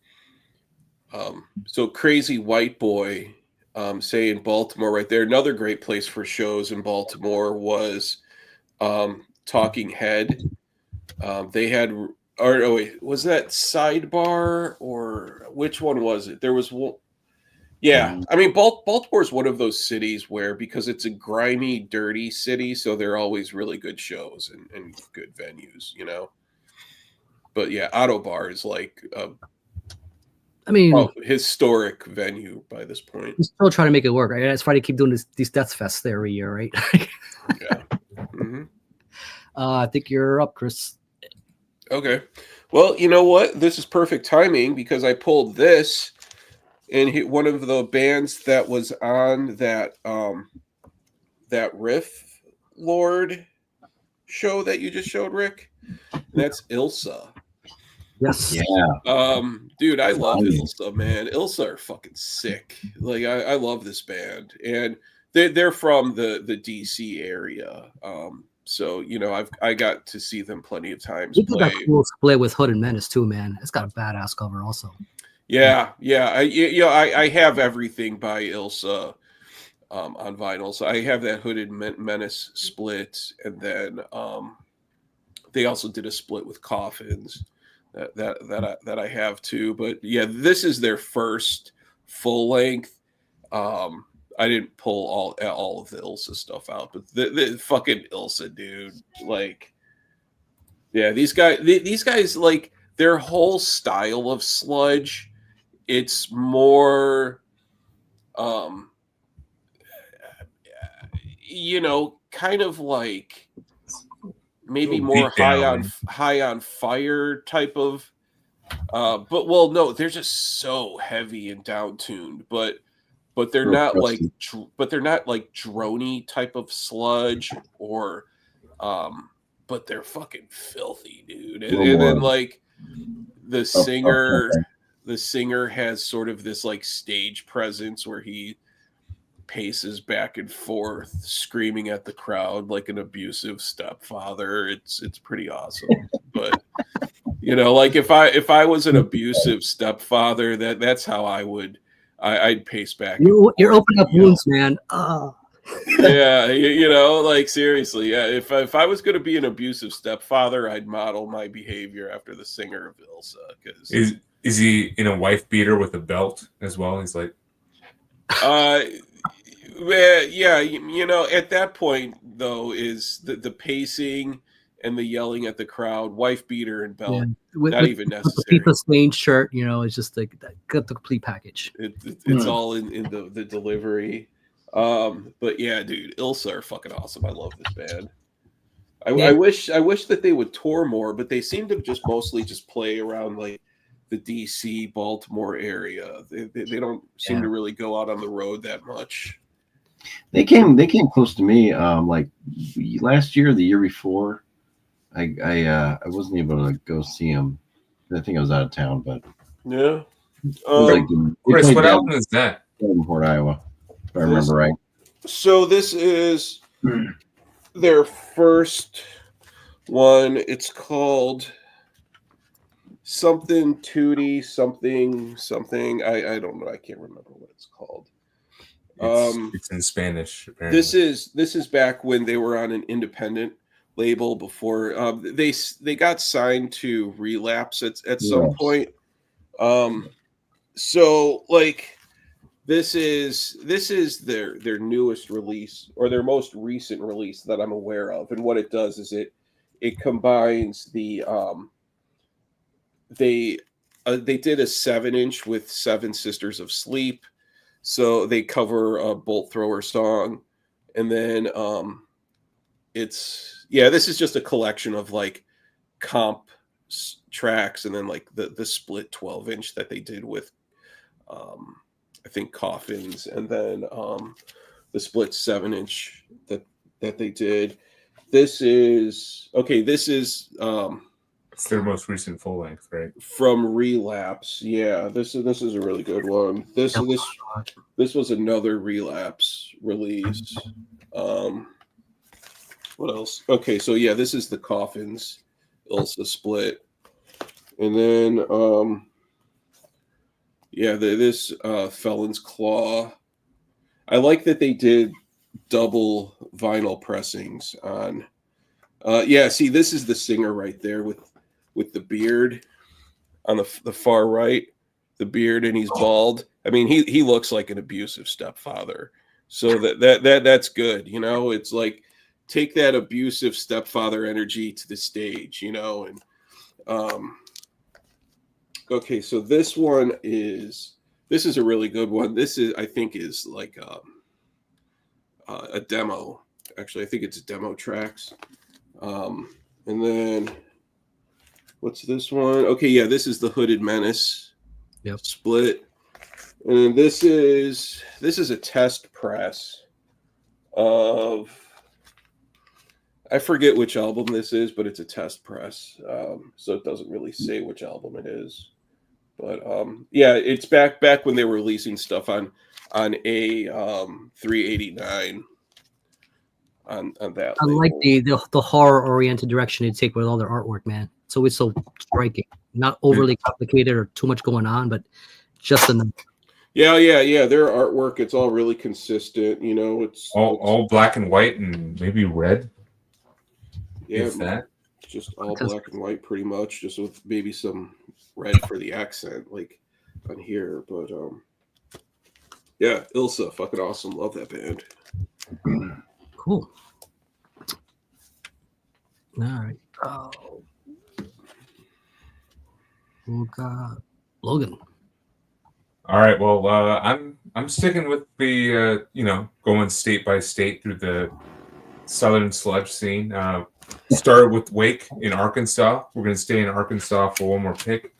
This is actually a new album that came out in 2025 from a band that has been in the scene since like 2006 in Little Rock, Arkansas. We're talking about Dirt Mother. Dirt Mother. Check these guys out. If you have not, check them out. I think I first heard them because of to give Nate from the Heavy Riff podcast, wherever, Spirited Drift guy. Nate Garrett. Some credit. Nate Garrett. He mentioned these guys, and I checked them out. And yeah, this is just some filthy southern sludge. We got like very similar vocals to like Weed. You're not getting me wrong, man. You're right. If he would have, I don't watch all his videos, but whenever I do check some stuff out, he recommends. He's usually on point. I'm with you because not all of them are worthwhile, but the ones he does, there is good content. And this was just talking about the Arkansas sludge scene, which he was a part of for a little bit. And he mentioned this band, and I started following them. And sure enough, they finally released their debut album this year. They've been a thing. Well, they originated back in like 2005, 2006. Probably broke up. We were just playing live shows for a little bit, but finally here we are, a full like almost 50-minute long album. It's bluesy, it's screamy, it's just nasty sludge metal. I mean, I definitely in the vein of Weed Eater, I Hate God. Definitely not as highbrow as something like Wake. It's a bit more of what you would expect from like a southern sludge band. We got songs like Bad Ideas All Around, Reverse Cowgirl, Trucker, just it's definitely recommended, especially if you're trying to look for something in 2025. Look at that cover. I wouldn't get the bluesy part, but it's bluesy in the way where it's it's in the guitar tone. It's like in the way that I Hate God is bluesy. That's how these guys are. It's definitely not in your face. It's just that riff has like a kind of a southern twang or a cool vibrato to it. But yeah, Dirt Mother definitely recommended for sludge from 2025, and hopefully we'll be big in the Arkansas scene kind of moving forward now that they're back. We'll see. One other band I want to mention, check out Dead Bird if you haven't. Yeah. Oh yeah. I mentioned them in a previous stream, so I'm not going to give them the full You're talking about time of day. Yeah. But talking about them, you got to mention Dead Bird as well. So check out all that, and that's a good look at the Arkansas sludge scene, I would say. I'm glad you mentioned that, man, because like we bring up Louisiana a lot, or maybe Georgia or Florida, right? But like Arkansas, I feel like it's ignored a lot. They do, yeah. But their scene, I think, is even more interesting than like Louisiana or even North Carolina, just because it's a bit more psychedelic and out there, and like some of the bands go more interesting places. Like Dead Bird is pretty close to what Wake is doing. So the other thing too is like when you get to into a certain scene in a certain area, it's like you kind of find out like there's like maybe 10, 20 bands, but like a lot of share the same members. They're all incestuous and play shows together. That is absolutely true. It's Uh, James G. Philosopher, Terminal Nation from Arkansas, not Stoner Doom or anything, but I saw them play a show, a little show in a little room, and they were hot. They brought it. More of like a death metal hardcore kind of mix. They're a cool band. I think they're on like they get signed a $20 spin or maybe Terminal Nation, yeah. Yeah, is that who they're on? Yeah. So they've kind of got established. Cool Arkansas band. Little Rock, I think, maybe. Yeah. I made a poll which has Adam Burke artwork, which they have also used for some other stuff. Frederick, I don't know how to answer that because there's a little bit of everything, coming from all states as far as Doom and Sludge. I mean, although we did focus a lot on the South, which a lot of it is pretty prominent there. But they're all over, man. It's like a Chained to the Bottom of the Ocean, for example, right? They're a New England one, We haven't talked about New England. I think Brian, you're up next. Yeah, and Matt Pike and all of them are from Newth Gruss are all from like Oakland, on the other side of the country. Well, that's a good just to bring up like a side note. I got this dilemma. Real quick. So Aaron has just joined us. What's up, Aaron? Metalfield. Hey, man. Oh shit, I'm on. Holy shit. It's live. You are here. Right on. Going on? Yeah, I'm trying something different. I usually have the light on in here, and it's really like it makes my fucking like head that I wish I had a little more hair on it, like kind of glow and shit. And it's really bright. So we're gonna see if this is enough. No, I have no problem pulling records though. I kind of pulled a ton. Oh, awesome. That's the thing, man. If you guys want to pull more than one, I mean, whatever, I don't know how big your stash is or whatever, but it's up to you. How many do you all pull? Depends on when you want to end the stream, or when you want to transition to the next stage of the We'll stream. just do like a hang later. So if you want to, just casually talk about whatever, you can do it that way too. Hey, I grabbed I got a stack, I don't know, 15, and maybe I got a couple CDs too. I have 15 as well. So okay, I have like 30. 15. I don't have to go through them. And so it makes more sense to just two or three, whatever, Oh, man. I wouldn't go 20 minutes on each of them, but Well, here's a little bit of it too. For speaking of the talk about regional scenes, I got this dilemma because next Saturday there's a couple cool shows going on in the Chicagoland area. So I got to make a decision. Should I go see Black Road or Plague of Carcosa? Two really cool like stoner doom sludge bands. Very different. I know what Rick would pick. Oh yeah. But I'm and I'll probably end up actually going to see Black Road. But I had a thing for Susie Uzi for a while, man. You may know that. yeah, I know you got a little. Maybe I can get like a signed photo of her or something and send your way. Maybe a lipstick kiss on it. Yeah. I'll send you the souvenir and just have her kind of just put her lipstick mark on there. I'm good. Yeah. That sound creepy? No, not at all. So yeah, I think I've shown. I know I showed maybe last year, the year before. I showed Plague of Carcosa, really like instrumental, weird, sludgy, like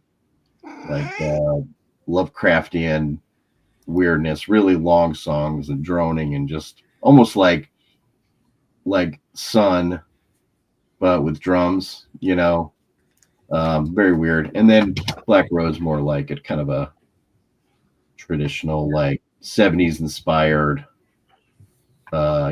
witchcraft kind of vibe. I love the bluesy guitars in it too, man. Like that's all Switch of the Future. Yeah. Epic awesomeness. Yeah, so I got to get some of their other stuff. I think they have their I think they reissued their first EP, so that's available. So I'll pick that up. Yeah. So I love that one, man. yeah. Hey, it's upside. Chicago's Doom Sludge. All right. Do we have any bonges? Bonges?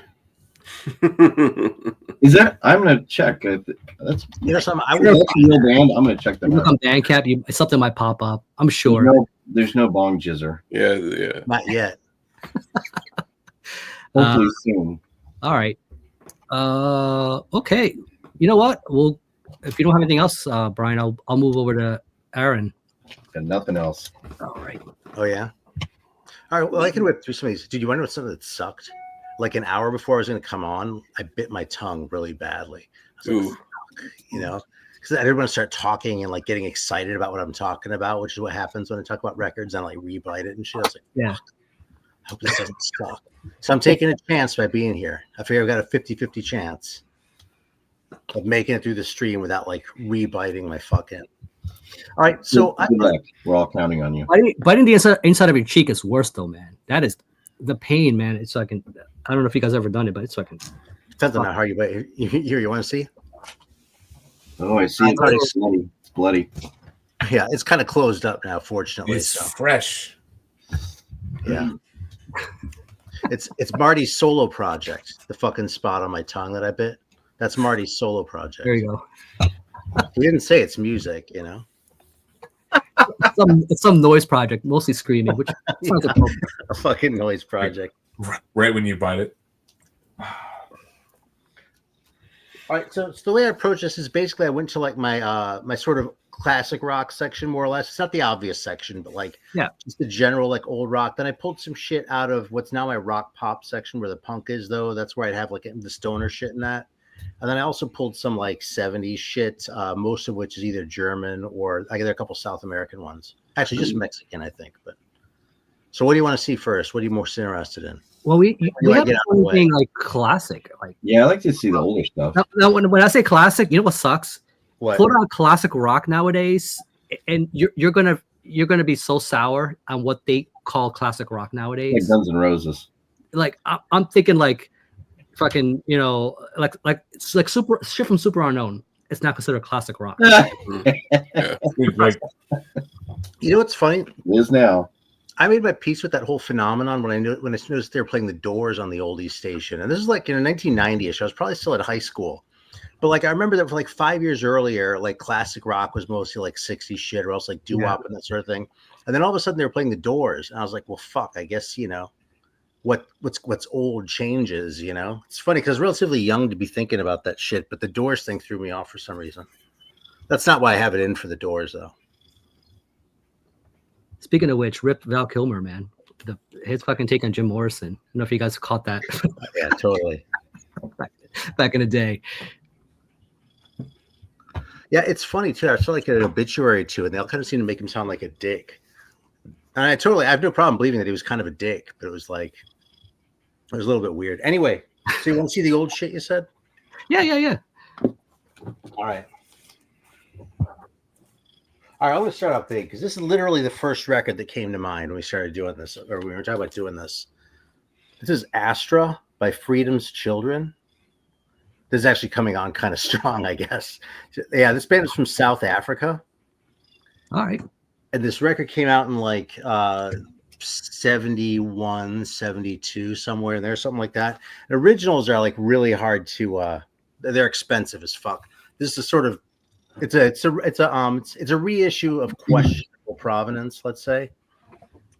But it seems like people reissue this from time to time, so people will find it. It's almost, I feel like there are a few here that I could say like they're like a lost Pink Floyd album. But I kind of feel like they're all sort of a different aspect of Pink Floyd. So like this one's really sort of spacey and like psychedelic, like in the true sense of like psychedelic. So if you want to hear something like really cool, it's not the heaviest thing ever, but it's rock. It's not like I was gonna say, like, would you say where would it be on the bar with something like Hawkwind? You know what I mean? Would you say it's in the same vein? Actually, since you mentioned Hawkwind, I did pull out a Hawkwind. All right. But yeah, it's probably comparable to Hawkwind. It's less there's less strychnine in Freedom's Children, if you know what I'm saying. It's not quite as hard and in your face as Hawkwind when Hawkwind is hard, but it's the same sort of vibe for sure. Yeah, this is probably my favorite Hawkwind. Yeah, that's a great album. Yeah, and I actually took the trouble to get like an original of this. Oh, Have you nice. seen this version before, the one that folds out? No. Dude, check this shit out. Make sure the record's safe. Yeah, it Oh folds my out. Oh, god! yeah. Okay. Right. Wow, It's that's a big fucking shield. So you can like arm yourself with fucking that's Hawkwind. amazing. That's sweet. Wow. Isn't that The fantastic? band members use that against Lemmy. Hard out, man.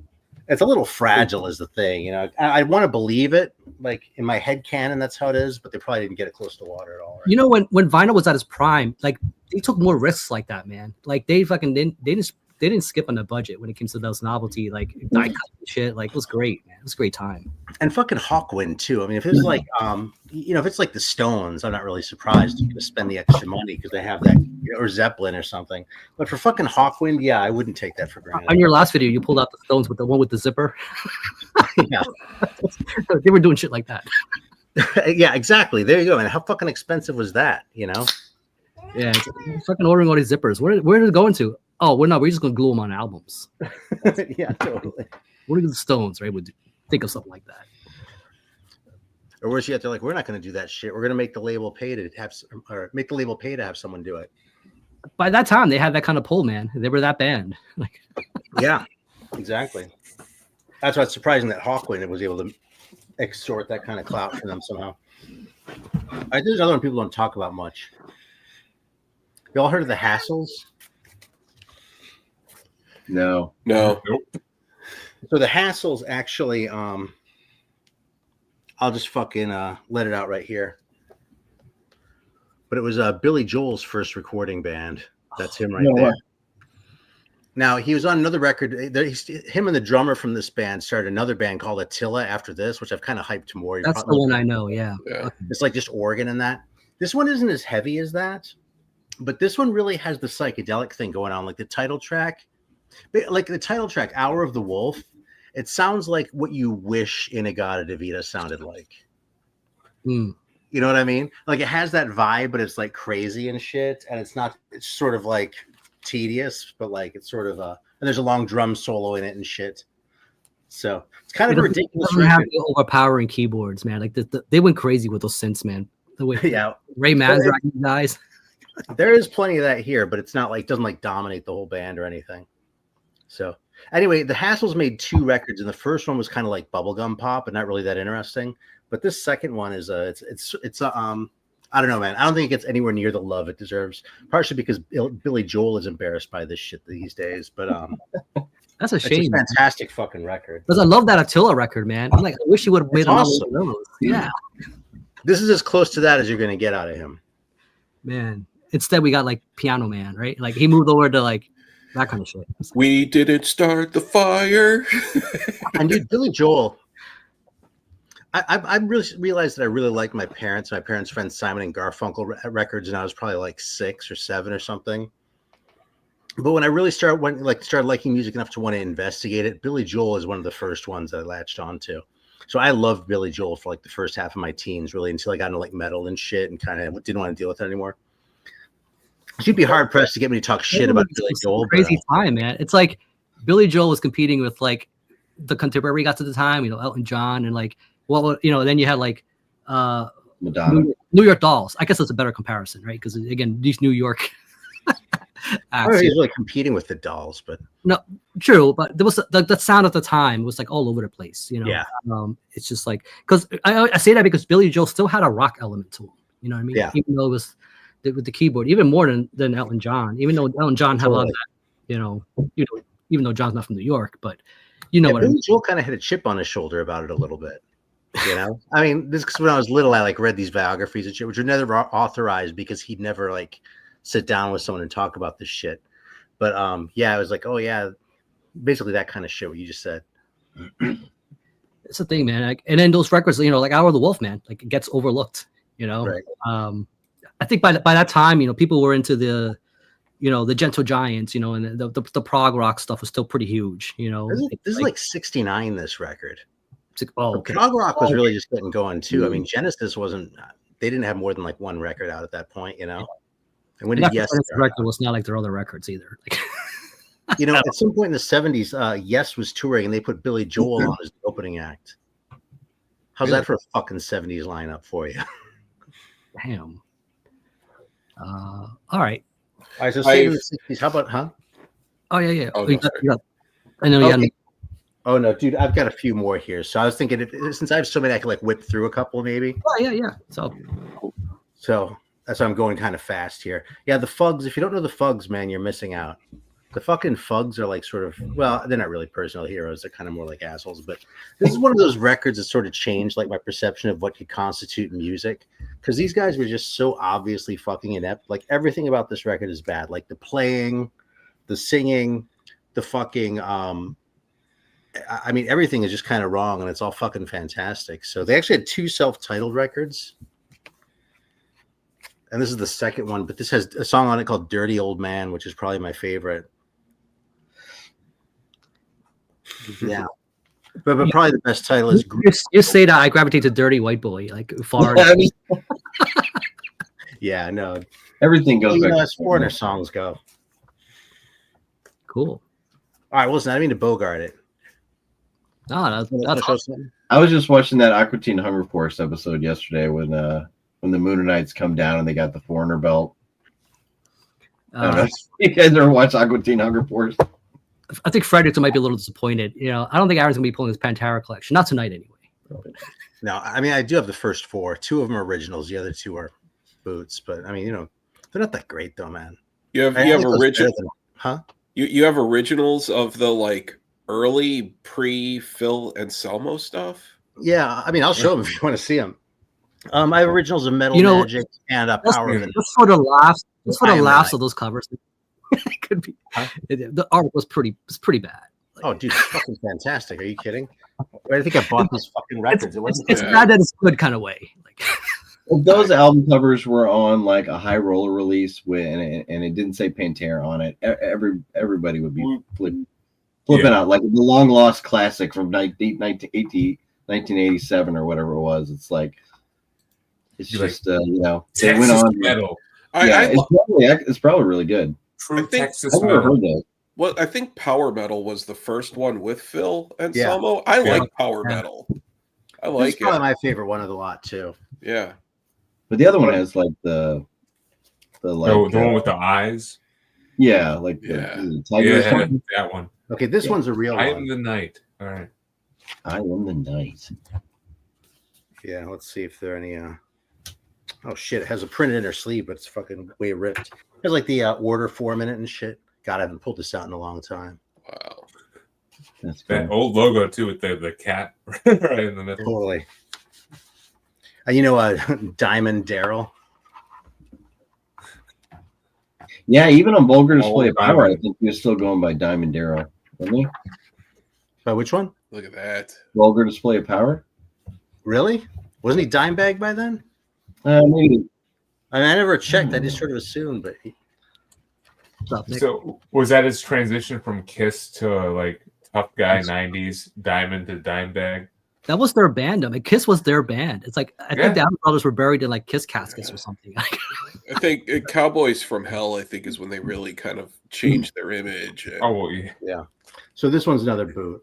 So whatever. Projects in the Jungle, right? Isn't Yeah, that's the one some people like the most. And then this one's a real one too.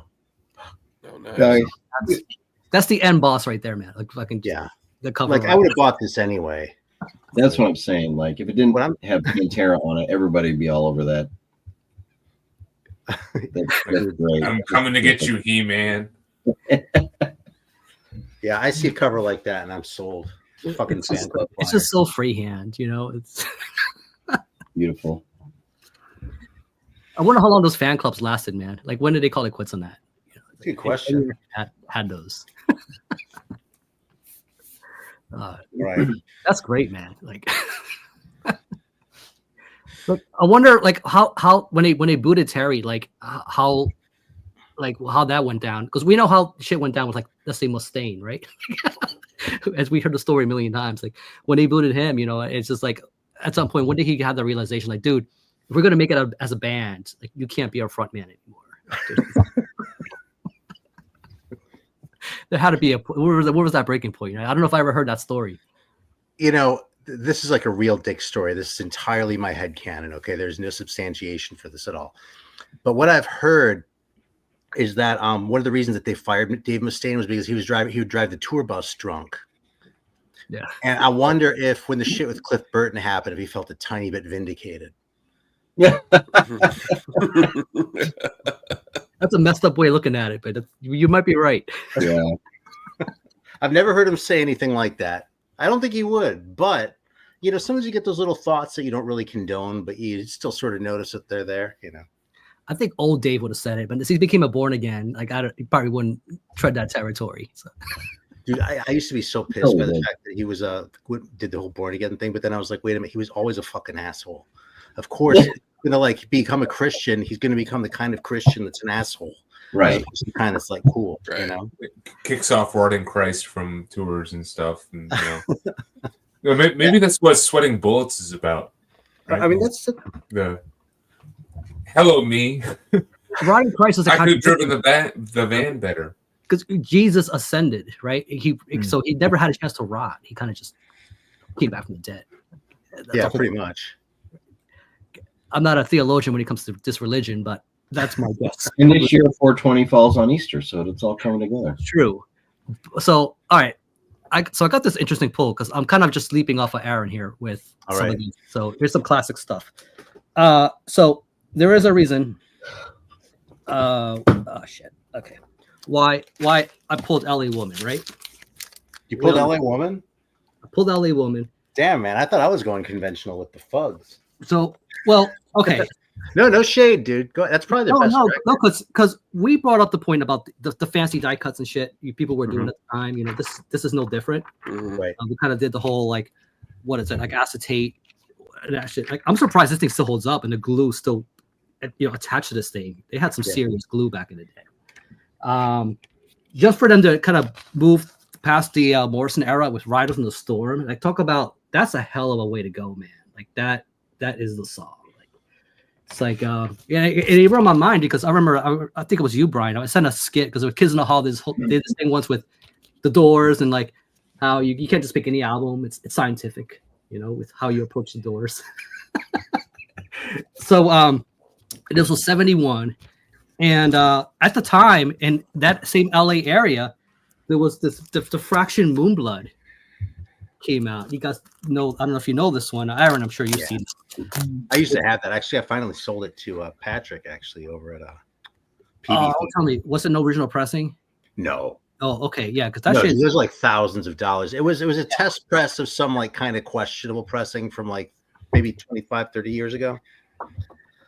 I'd had the thing that long and I never played it. I was like, I don't like this record. It sounds like the fucking second-rate Doors. I'm not a big Doors fan. So I was like, I should probably just like let this thing let it be free, You're right. That was the big criticism. I wonder if you revisit it, which you might think, because it kind of came with this whole, they really pushed that that blood thing. Like it's an awesome cover. So Riding Easy reissued this. This is like because there was a bunch of bootlegs over the years. This thing didn't get a real reissue for for decades. Right, and that's what mine was. Yeah. Okay, and it wasn't even like a 10-inch form of this at one point. But I feel like to compare it to the Doors, I can understand that. He does have that Morrison-esque thing going on. But I also hear a little bit of other guys in there. A little bit like who's the guy from fucking Steppenwolf? Yeah, there's a little bit of that in there. Oh yeah. Whatever was going on at the time. I don't know. But they're more guitar oriented, where the Doors had, Ray's keyboards was very prevalent there, like it was sometimes overwhelming, so you guys had a little more rock and it's psychedelia going on at the time. But this was their one and done. It's like, but these guys, they knew how to play. Like these guys came in and just pulled this album and just fucking just vanished, like what happened. But I thought I haven't heard that record in a long time, so I don't really want to opine too much. It's I fucking dug it, man. Like it's good. I like the fact that it had more guitar focus. What I didn't know was how this has Christian leanings, which again from my Easter poll, I guess this would probably be an interesting poll for this kind of thing. You wouldn't know it if you're not looking for it, you know. But Right. if I tell you, you know, it has this, it has, you know, what is it? Sons come to birth, you know, Eye of the Hurricane. There's a few of these tracks that might get you to realize like, okay, these guys love Jesus, you know, like what you're not really thinking about it. It's not going to bother you. These guys aren't Striper, you know, like, Yeah. like you're not going to get that. But man, it's just like a very interesting thing that was going on in 71 at the time. But with all the noise of LA Woman, these guys didn't have a chance, man. Yeah. So now people are paying stupid prices for this thing, you know. Where's Fraction from? LA, man. Oh, the same area. From that same area. You wouldn't know it from just looking at them, you know, it's just here. Because the guy probably didn't have the Morrison swagger, you know, to it. Like, but you know, but he could hold his own, man. Like he had Yeah. some, you know, so not too bad. But that'd be a good pull for something like this. But No, that's a great one, man.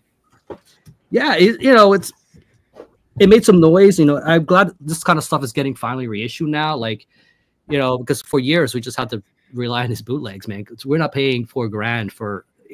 Look it up on Discogs, man. Look what they're going for. It's stupid. No, dude, I remember people paying $2,000 for that record 25 years ago. No kidding. Oh yeah, it's still up there, man. Like the I don't know how much you pressing. can go now, but or how What much did they it make, like costs. 1,000 of them? There wasn't that many. I think it was like 1,000, maybe 2. A high price for 1,000 run. I guess there weren't more than 500. Yeah, it was a really low run. And you figured like several decades in, you know, if whatever copy survived, you know, like that's pretty much all you have as far as OGs. They probably didn't make it very far out of the LA area in the beginning, you think? No, it was the only record. Mm-hmm. No, I mean like the pressings. Do you think they were like stayed local? Or Oh. Yeah, For I don't sure. know. That one, absolutely. Yeah. That would make sense. All right. I think we're back to Chris. Okay, cool. You know, one Doors story that kind of not related, but whatever.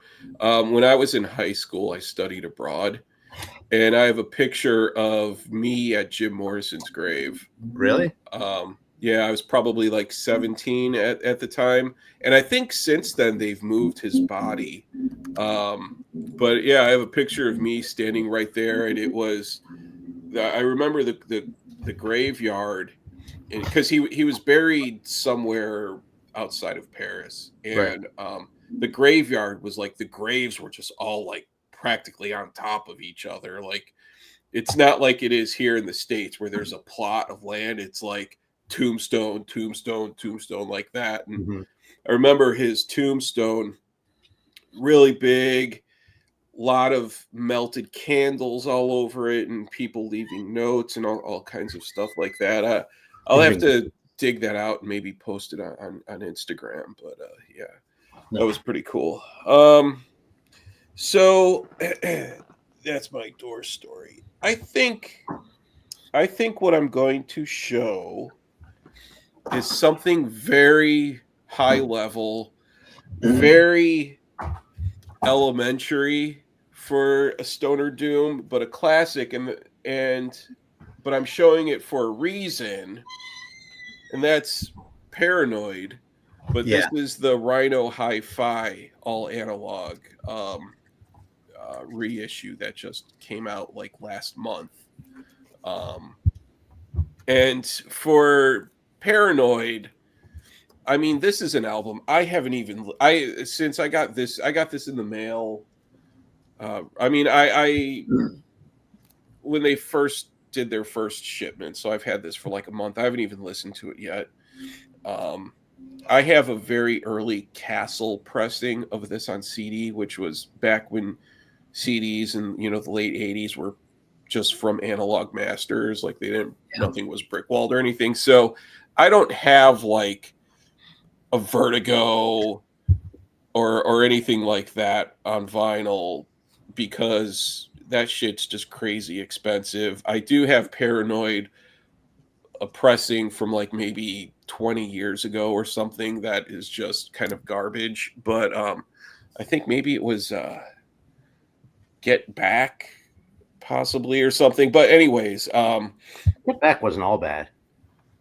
The questionable sometimes, but I got some good shit from Get Back. Yeah, I have a bunch of Get Back stuff too, Yeah. and but that's my one, because I'm kind of like with something like this, there are just so many different pressings out there. It's like I'm just gonna wait and buy one that is kind of like the ultimate. Yeah, because I'm not going to drop the cash for a Vertigo or anything, but it won't be hard to find. That's the thing. It's one of those albums that's gonna get pressed forever, man. Like, so. Yeah, but the OG, the Vertigo is like kind of considered the best of the one best you want. But this is the Rhino just put this out as part of their hi-fi campaign, and remastered by Kevin Gray, all analog from the US, the Warner tapes.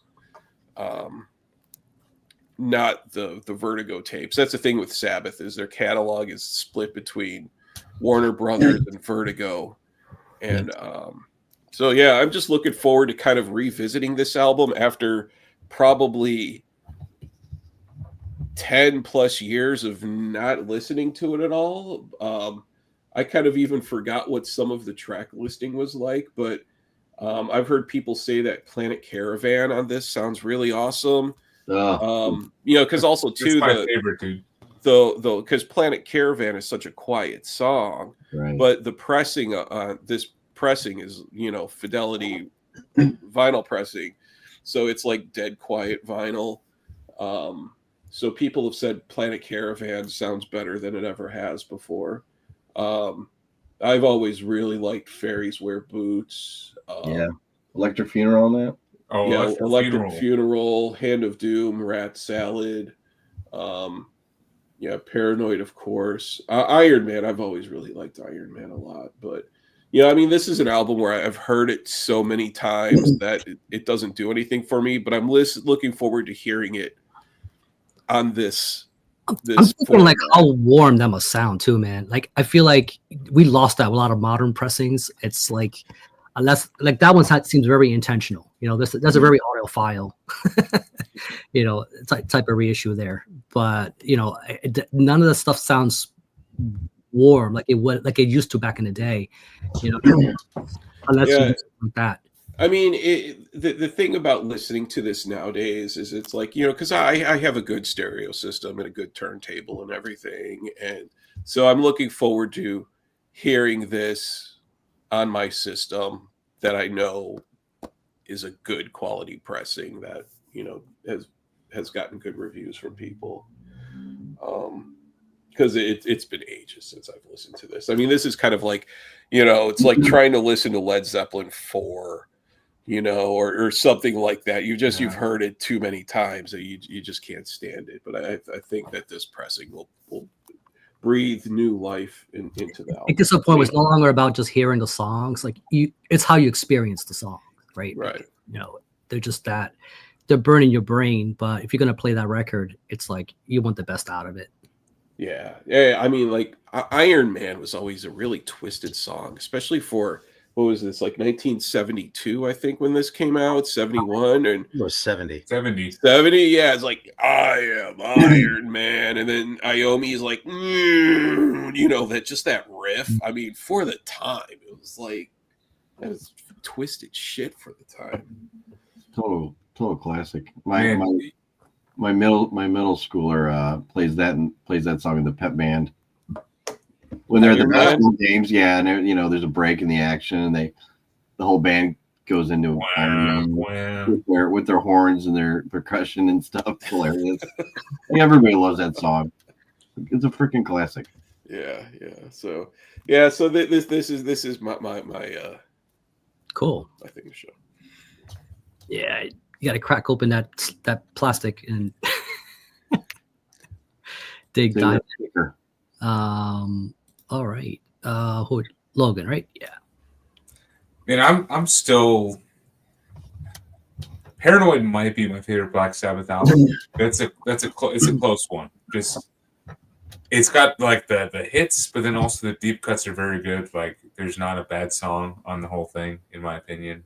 So, but that was like an opinion that I had when I was just listening to only like the Aussie era. So I have not like, weighed it compared to like Heaven and Hell or Mob Rules. So yeah, so, great album though. They're hard, yeah. I'm still trying to meet that older person who like what you just said. Like Paranoid is my favorite album, but then it's a shift. Be like, you know what? Technical Ecstasy is where it's at, man. Like, Hey, I like Technical Ecstasy a lot. I have right above my fireplace, I have the Technical Ecstasy poster from the 5 LP box set. I framed it and I have it hanging above my fireplace. Hey, so there's got to be one out there, right? So we just learned who the one guy is who loves Technical Ecstasy. I do, I met the one guy too, where Tormato is his favorite Yes album. That'd be one guy. I was like, no shit, I just met the guy. How about that? And now we met the guy who likes Technical Ecstasy. There had to be one out there. Master of Reality, the Sweet Leaf. Yeah, Master Reality historically has been the one that I reached for the most, but the last couple of years I've been reaching for Paranoid a lot more. Okay. Paranoid is just a good balance. I don't know. Like I like the songs I think a bit more consistently. Yeah. From them. It is overplayed. I agree, but for a reason. If you could stand that level of play and still sound good, I mean, Jesus. Exactly. I've not gotten tired of Paranoid or Iron Man. Yeah. It was overplayed because the classic rock stations. I mean, come on. Fairies for Boots. The classic rock stations were playing that, but that's no longer classic rock. Like the classic rock definition has changed now. Like, so we're in another era. So people will cycle back. Yeah. Good pull. I guess stick with my states theme, right? So I was in Arkansas, and now the transition from that is to Louisiana, which is one state south. But also, when I saw Wake here, this band opened for them. This is Fawns with like the Fawns. The Fawns. Oh, hey. FAUNS. Yeah. But whatever's cooler, and my cat likes it too. Cheers. Fawns. This is a EP called Sure Cease. I don't know. Made up word, but it's awesome. This is just some really heavy, intense shit. It's like the doom metal of like Bellwitch with like the noise element of like Neurosis, and it's just a wall of sound, very heavy from the gut kind of vocals, slow plotting. It feels larger than life. And it's only 20 minutes. Usually when you find a band like this, they're going to make you wait for like an hour, for their album. But this is just 20 minutes, and has the same crushing intensity of like a full length of that time. So definitely check out the band Fawns if you can. Local New Orleans band. So it's self-released. They have 2 EPs. Yeah, self-released. Just great stuff all around. So it's important to know, because like when I hear self-release, I'm immediately thinking like it's one of those bands that they have to go through like the band camp or something, or they're selling their stuff at the merch at the shows. Yes, this would be the merch of the shows, and I will say live, they're probably one of the heaviest bands I've seen. It was good. I was able to. I had to put some headphones in, or no, some earplugs in to witness this live. So, yeah, cool. Cheers. I mean, it takes a while for them to get traction. Like Thal started out like that. There was just this local little regional band, and then they made their headway, and now they're like putting out fucking albums of the year and stuff. I know. Opinion. Yeah. Cool. We'll see. All right. Who's next? Brian. Yeah, I pulled out my next one and it kind of fell apart. So, you guys remember 2018, we were blessed with a new album by Sleep, The Sciences, and I was going to pull that because because it's it was such a great like return. And then I remembered I had this, which is a single they put out like a month later called Leagues Beneath, which is like it's just one song. It was I don't know, it's put out through some like I think the Adult Swim series or something like that. Third Man Records. And this is basically just like a continuation of the Dope Smoker sound. In fact, if you don't departure from the Dope Smoker sound, you know. Yes, it is exactly. That's kind of my point was like if Dope Smoker like kind of spooked you off, this might be a good place to like maybe give it a shot because it's more condensed. You know, it's like 16 minutes of that Dope Smoker sound, that, you know, like one riff, and then you get a solo, and then a couple more riffs, and, you know, a couple vocals, and it's very, very Dope Smoker-esque, you know. I keep forgetting I even have it. It's like I never listen to it. It's, you know, it's one side, and then I think on the other side is like what do you call that? Like an etching? Yeah. So. Oh yeah. Is it an etching of like a pot leaf? No, I think it's like a Leviathan type underwater creature. Yeah, it's like a squid or something. Missed opportunity. Maybe it's it might actually be the astronaut from the Sciences from the cover of the Sciences, fighting like an octopus or a squid. It wouldn't show up if I tried to show it, so you just take my word for it. Cool. That's the issue with an etching. You're like, can you see it yet? Yeah. How's it look? I think this is my last Matt Pike related also. We got those out of the way.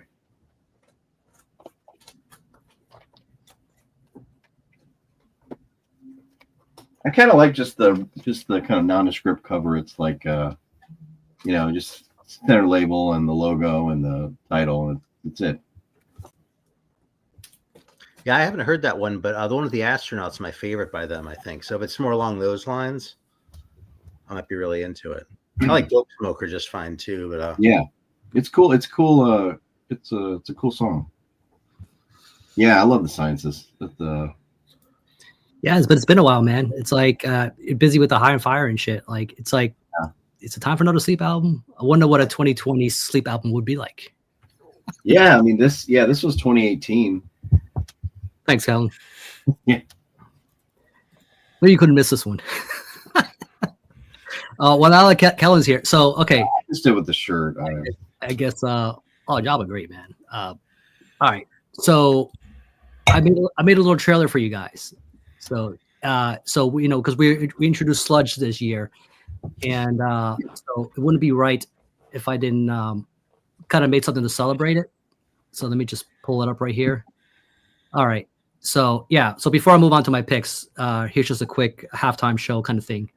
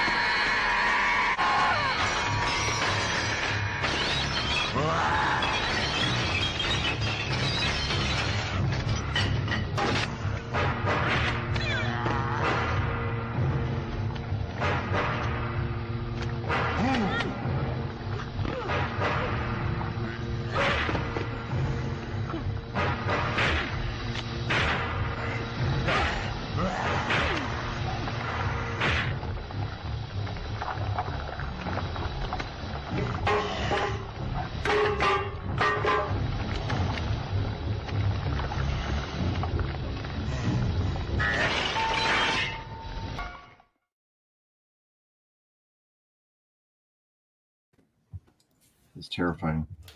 So if that made you curious, 1976, the Oily Maniac, Hong Kong. Not Oily at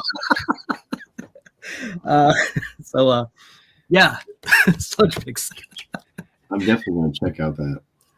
This is a kind of a surprising pull because it's not a band you would associate with sludge metal, but they did a doom sludge album, and I think it's fucking glorious. And it's not even like it's like an EP, really. And nothing else after that because Scott Holes with Pig Destroyer, and his stuff. This is a gore forward nose. Oh, Ark, yeah. This Ark album, man, it's that shit's awesome. This shit. Everything just clicked, man. And this is a band that was on the end of the ropes, like just because creatively they were just, you can feel the tension and frustration, and through all that they made a great fucking EP, man. That's a really good record. It's what's her name, Catherine Katz, I think she was the vocalist at the time. She basically had another band called like Salome, and basically that sound, right? She just that shit, just put it into this. She goes, that grindcore stuff you guys are doing, it's great and all, but I kind of just want to do that, but with this band, and it's essentially what they did. And it's just it kind of made me hungry for more of this, man. They just put out this EP, and it just that's it, man. So apparently the band's still active, but there's just not been any sort of, it's just been crickets, since then. Not a daughter, deathbed. Fucking no, it's great, man. So I think she's out of the band though. I think she's like a therapist or something.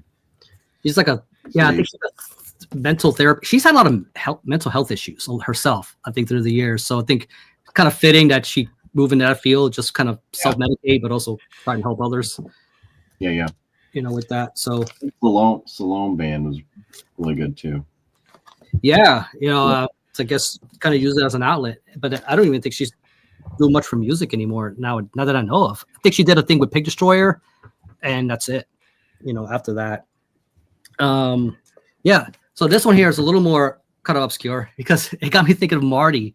It's like when I think of bands that are sludge, I think of Grief, right? And like which is the really slow shit. It's like to the point. It's like if you love Funeral Doom, like you like that really like just that cardiac arrest at the point, like that's the kind of stuff. Like in Unto the Nothing by Fortress, I think this is like a one and done thing. You guys ever seen this kind of floating around? No. Guys from Maryland, I think this is their only full length. And this is some thick as fuck stock, man. Like this thing, it's like you can kill you can make a ninja star out of this and kill somebody with this. There's about 60 bands with the name Fortress though. Yeah, that's the thing, man. Good luck trying to find. Like, if you're gonna be one of those kind of bands, like you gotta do better than just one word letters, But great artwork, man. Like this thing is just the detail. It's as dark as it looks, man. Like just everything. But when I look at this, I think of like just that really depressing forest. It's kind of like that, like that Burzum album. It's just kind of like you look at it, you're like, I don't want to be here. It's like this thing. It's like Suicide Forest. The Suicide Forest, everything here wants to kill you. It's basically Australia, like, it's just it's this whole thing, man. But it's great, man. Like not everything here is glacially slow. Like there are some moments that do pick up here and there. So it's not like that it's not that monolithic and monotonous. There's quite a moments here to really enjoy. Really good tone. Like again, if you spun Winter long enough, in those albums, like give these guys a try, man. I feel like I needed to call these guys out because this is not hard to find. It's just that nobody knows about them, and I've not been active, so I don't know what they're doing nowadays. They're not broken up. So what part of the world are they from? They're from Maryland. Maryland. Like all places, like you think. But yeah, man. Like I said, if Grief is an appeal to you, check out Fortress, man. Like this thing is just nightmarish, slow, but but they do make an effort to keep things kind of interesting and there's a direction to the riffs, with it. So yeah, man, Creatures of the Forest, it's just fucking great stuff. So every now and then, James. It's kind of a bit of a comparison. They're not as musician wise, so they're not as developed as something like Lost, but it's they got their own little sound going on too, which is cool. All right. Looks like black metal though. That cover was pretty promising looking, man. That fucking Fortress one, right? I get behind that. That captures my attention. Looks good on 12. Yeah, like if you're looking for something nightmarish and just glacially just there, I don't know if you ever have those moments, man, but that'll do the job. Okay, I think are we back to Chris or Aaron maybe? Oh, did we skip Aaron? I think we skipped you. I showed a bunch at the beginning. I don't know what the order was though, because I kind of came late like an asshole. So no. We'll pull you up, and then whatever Chris wants to pull, we'll go. Chris will go next. All right. What is there like a topic? Something. Fuck the topic. I just pulled a bunch of shit anyway. Here's some '70s ones that I think are kind of stoner, psych, and sludge, man. Whatever you want. All of the above. Yeah. All right, let's do these real quick. I just want to make sure we're talking about psychedelic shit. There are a couple of obvious ones we've got to make sure it's covered, and one of them is The Residents.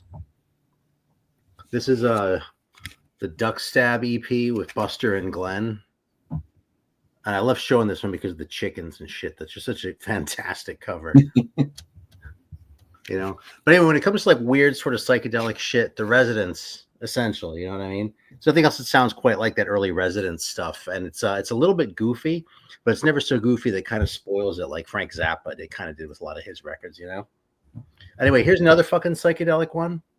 Oh yeah, classic, man. Want to make sure this didn't get overlooked because this is fucking this record actually freaked me out a little bit the first time I listened to it. I was like in my late teens or something like that, and I didn't know anything about him. I was like reading that shit about the Process Church on there, and then like Wars of Armageddon with like those weird sound effects on at the end, and I was like, "Oh fuck!" That was 71, right? I think it was 71. Maybe it was 72. But we were talking about like when I pulled the Doors record, like all that 71. What was happening at the time? Yeah, Maga Brain. Yeah, that came out around that time. What a great band shot! I mean, Jesus Christ, having trouble getting it in there. There's no universe in which I would not buy a record with that picture in it. I think the only one that had it at the time when they were doing it was Isaac Hayes. Like he was already out doing his stuff. Yeah, Isaac Hayes was pretty fucking. Yeah, I wish his records lived up to his covers. That's all right. So that one. Then, all right, this one maybe isn't quite as obvious. But this is fucking Von Elmo. Von Elmo. They're sort of like Devo, but from New York and a little bit more sort of less quirky and maybe a little less fun. But Von Elmo is actually the guy, and this is kind of a straight ahead record in a lot of ways. But what's interesting about it is they have a sax player who doubles the bass while the guitar is just like playing these freakouts, like through the verses and shit like that. So it comes off as really psychedelic, but still really rooted in the rock and roll with really some unusual instrumentation choices. So, yeah, I'm a big fan of the future language from Von Elmo. Oh man, oh, go ahead. Oh no, Rick. I was just gonna say, I wonder if guys like Gary Newman was listening to stuff like that. That's probably contemporary with like the Two-Way Army stuff. I'd be surprised if they didn't I'm sure they were aware of each other at least.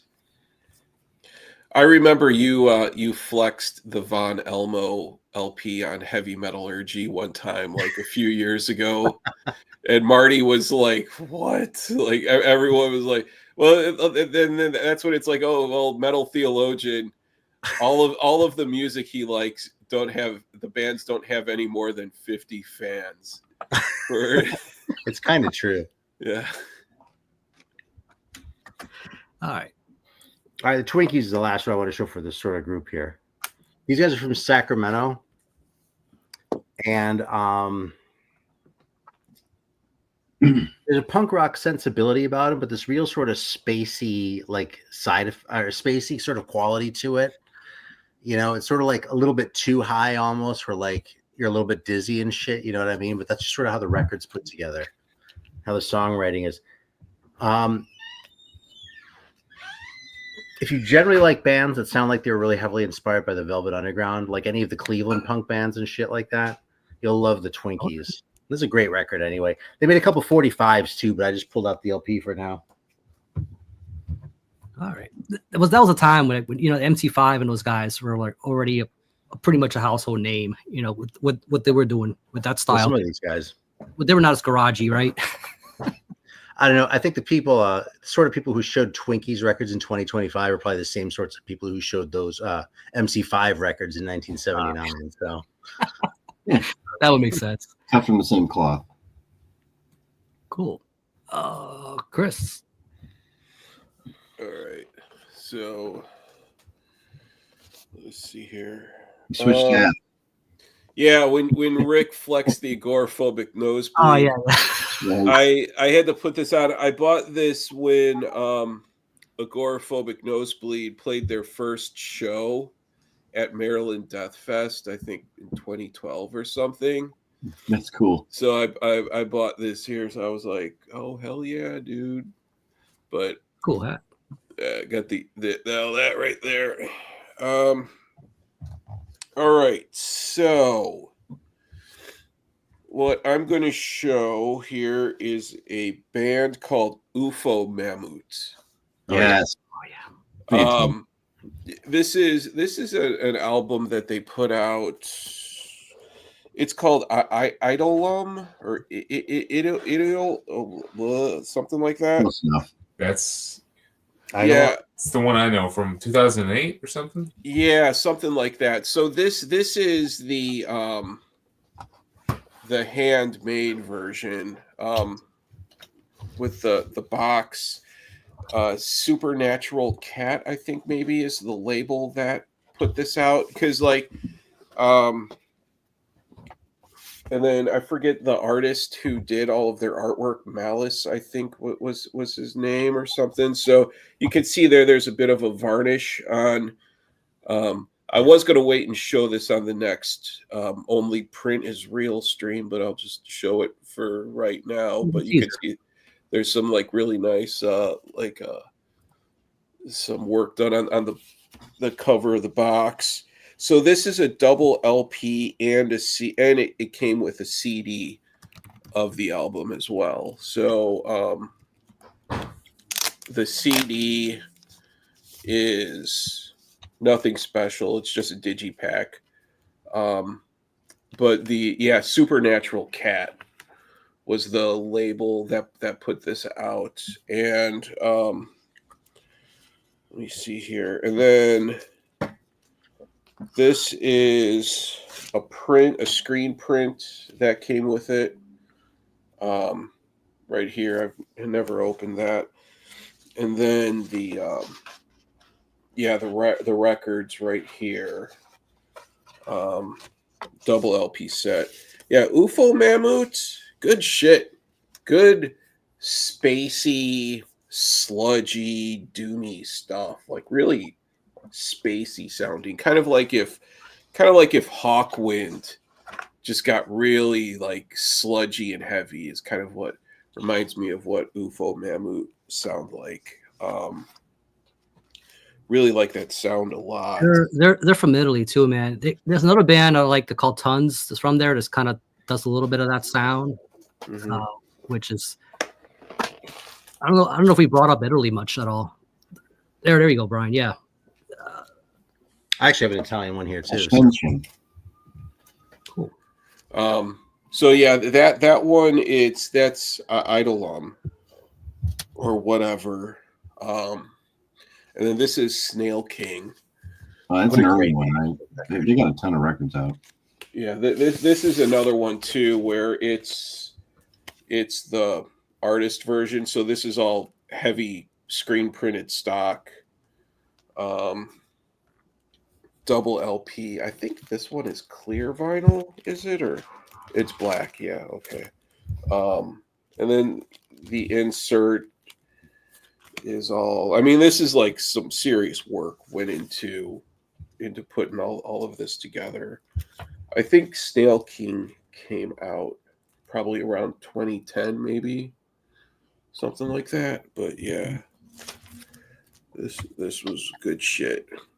Good shit, definitely. For the Sludge stream. Italian bands, I don't know. It's kind of like Italian sludge.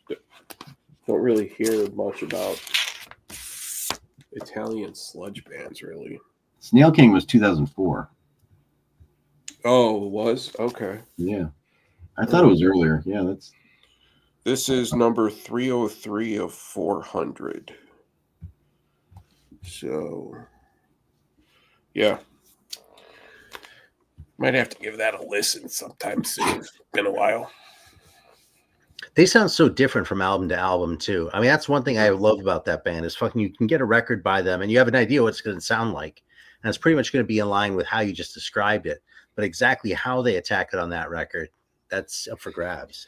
Yeah, I have all of their stuff up through Idol whatever. That's the newest one that I have on vinyl, but I have everything before that on vinyl too. So there was Godlike something or other, and then I think one called Lento or whatever. And I mean, I haven't listened to this shit in ages, but I'm gonna give it a spin sometime soon.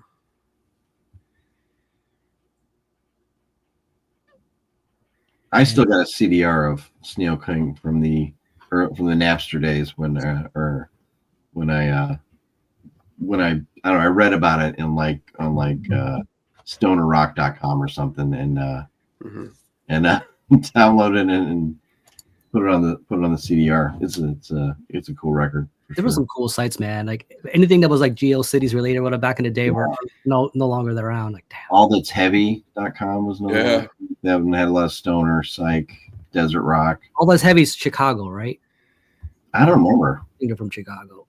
I'm glad you brought that up because they will come up again, but maybe I'll do a next round. But right now, Logan's up. Hey. Yeah, Eidolon would be my pick from that band for sure. Here, it's time for another beer. And come on, that's a stoner's best friend, right? Lawn chair. That's it. Right? A beer drinker and a stoner can both vibe in one of these. So the company I keep. That's cool. Cheers, guys. Yeah. A little bit of A, a little bit of B. Yep. Cheers to both. Cheers. Keeping it in New Orleans, though, really the house band that I've, the house band for this city since I've been here, and probably since the beginning of the sludge scene here, has been I Hate God. I've had the pleasure of seeing him headline back in February, and then I'm seeing them again in next week. They're opening for Acid Bath on the first show that they're playing on the 25th. So, but I don't think no band sums up New Orleans and just like this Southern sludge scene better than I Hate God. There's some kind of just substance-addled mind, and still one of the loudest bands I've ever seen live, man. Holy shit. Yeah. I saw them here a few months ago, actually. Oh, you did? In South Carolina? Yeah, in Charleston. Playing a little club, which is kind of more of a bar than a club, but yeah, it was awesome, man. It was a great show. You probably saw him on the same tour I saw him, because I was it with Slow Hole opening? This I don't remember. Crazy. Man. I'm gonna do it. I'm gonna do a two-per here because it was in February. They headlined, and I just want to bring a highlight to their most recent album, A History of Nomadic Behavior. I really like this one. I feel like a lot of people don't like it or are, kind of iffy on it, but to me, it's right up there with some of their best, and yeah, just kind of depraved, kind of it feels tired, it feels strung out. It's everything you kind of want from an I Hate God record. It's pissed off, and yeah, it's not them at their peak performance, you can tell. and Mike is definitely not at his peak performance, but I think that kind of sums up what I Hate God kind of is. I mean, they're in their 50s at this point. It's just not as depressing as like Take Us Needed or like Dope Sick. I think it's almost more depressing. I mean, they're at the end of their era, dude. This that could be them itself, yeah. This is them as like 50-year-olds and still doing it. And some of these tracks are pretty. They hit the note that you want from I Hate God, like 3 Black Eyes, Fake What's Yours. But I don't know, something about like a 40 or 50-year-old trying to do what I Hate God did back when they were in their 20s or 30s. It's to me that's depressing, or that hits just as hard as what they did back in the day. I will say the closing track of this, Everything Every Day, is like an anthem for them now, because it's got like this kill your boss refrain, like go to work every day, wake up at 6 a.m. Fuck it, kill your boss, and that's like kind of how it ends. Yeah, great album, and one that I don't think gets talked enough about when I Hate God is mentioned. And then the opening band, when I saw them in New Orleans, and they did the like the spring tour. That's why I was curious if you saw them in Charleston, Aaron. A band called Slow Hole, which I don't think so. But they tour a lot, dude. I Hate God are road dogs. Like they just get out there. Crazy band. They are probably one of the loudest bands I've ever seen live. It's visceral. It's almost like Primitive Man mixed with some kind of like noisy, like female-led element. Like what's that girl's name? Lingona. Someone help me out. Lingona Ignonita. Shit. I never know how to say it right. I know who you're talking about. You know who I'm talking about, though? Yeah. Yeah. Chick with the Caligula tattoo across her chest. That's going to look awful when she's... Weird cover. Looks a little like that. But it's just very, like, noisy, but then behind her, the screaming of the chick is just this, like, heavy, intense, sludge sound. Yes. Thank you, Carbon. And James. And this is like that, except with a very suitable, noisy backing. I would definitely check out Slow Hole if you enjoy the band we just mentioned. So, because they fit that bill, and they're quite visceral. They leave quite an impression. Tracks on this album: "I'm Going to Kill You Until You Die." Only pain and suffering will make you realize who you are. Die today, live forever. Great, yeah. I like that. I like that the song titles leave a lot to interpretation. Could be anything. It could be anything. What are they talking about? We'll never know. There we go. I like the name too, man. Like I could get into a band called Slow Hole. Yeah, Slow Hole is a that's a name right there for sure. Hey, what's up, Patrick? Seems very fitting. Mm-hmm. Couch Slut is a good comparison. The name is a very good comparison as well. I meant to grab one from this band, but Fister from St. Louis is another great sludge name. Fister. That's one I've been meaning to get around to, man. I listened to them. I had a little brief spell, and I was like, yeah, I gotta get back to them, man. I love what I heard. Yeah, a lot of cool stuff out. I think you're all right. I think Brian's up next. This is going to be like my record store day show. This is Sun. Oh, Oracle. The Oracle. I saw that the one shop, but they were asking way too much for it, man. Yeah, for being like I think it's it's probably like 30 minutes or so. One LP. This is my like first Sun record I've ever purchased. I barely listened to any of their other stuff, and they got a ton of other stuff. But I don't know. I was always kind of like apprehensive about listening to Sun. Maybe it just didn't sound that appealing. But I started listening to a lot of like their previous band, Burning Witch, and I really like that. So I thought I'd give this a try. I streamed a couple of their early albums, like we were talking in the chat, the Grim Robe demos, which I thought was cool, and one of their first couple, but it's just such a different sound than really anything you can it's so just in your face and ambient and just heavy and loud. So this is cool though, because it's got some, I think this has Joe Preston on drums, and Attila does some vocals, so it's not just the droning guitars, but got me thinking about them again. I just picked up another album, a band called Orthodox. They're yes, from them. That's why I picked up the Baal album, like the one that came a little while back, used, and it's great, man. It just got me back in the mood for the more drony stuff. Yeah, and I don't know why I was so apprehensive about it, but I finally decided just I saw this in the store. I was like, yeah, let's just give it a shot. I like this one a lot. I've only listened to it twice, but it's short and to the point, and I'm excited to kind of start at the beginning and work my way to the present with this band. I like ambient music, but this is a little bit different than like electronic music, you know what I mean?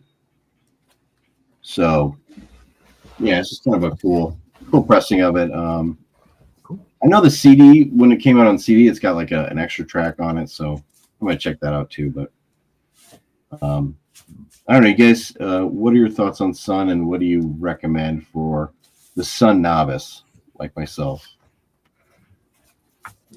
I'm a Sun novice too, but they were fantastic live. I've heard that from anyone that I've known that has seen. Yeah, Black One is is what I'd recommend. The shop that I bought this from had a copy of that, so maybe I'll go back and buy that. Yeah, I have 2 copies of that, and then this is the Grim Robe demos that you were talking about. Yep, I like. This is these 2 would be probably the 2 that I'd recommend. I have the Oracle 1, 2 that you just showed. You know what though? I really liked Life Metal. Oh, I was gonna say that as well. I've been trying to find a good deal on that one. But yeah, Life Metal. Life Metal. I actually like Canon too. Looked like Southern Lord has a decent amount of their stuff still in stock. Yeah, Life Metal was actually really good. I enjoyed that one a lot. Well, he is Southern Lord, right? Isn't that Greg Anderson? Stephen O'Malley. Yeah. Stephen O'Malley.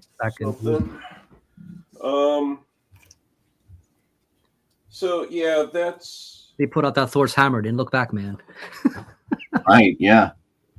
I need to check out some of that too. Yeah, I'd say Grim Robe demos and Black One are good. And they do some of these like collaborations too, don't they? They do. Yeah. There's one with Boris that collaborated just about everybody, man. You can imagine. Yeah, that was the one I knew of. So yeah, they got a lot of stuff to listen to. Yeah, I saw Sun play at Warsaw in Brooklyn. Probably sometime around 2010 or something.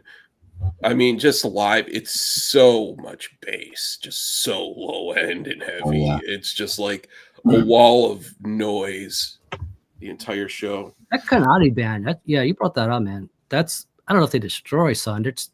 They're different, but I kind of agree a little bit. I'm gonna go see Kahane this month. I'm sorry, end of May. They're playing here in Chicago. Oh, nice. I'm gonna go see them. Yeah, when I saw Sun, they were opening for Celtic Frost. It was at the Fillmore, actually, in San Francisco. And the first band, I think the first was like 1349 or something like that, but kind of wasn't buying it because they seemed a lot bigger than this band came off, so I'm not sure. And then Goat Whore played, and they were really good.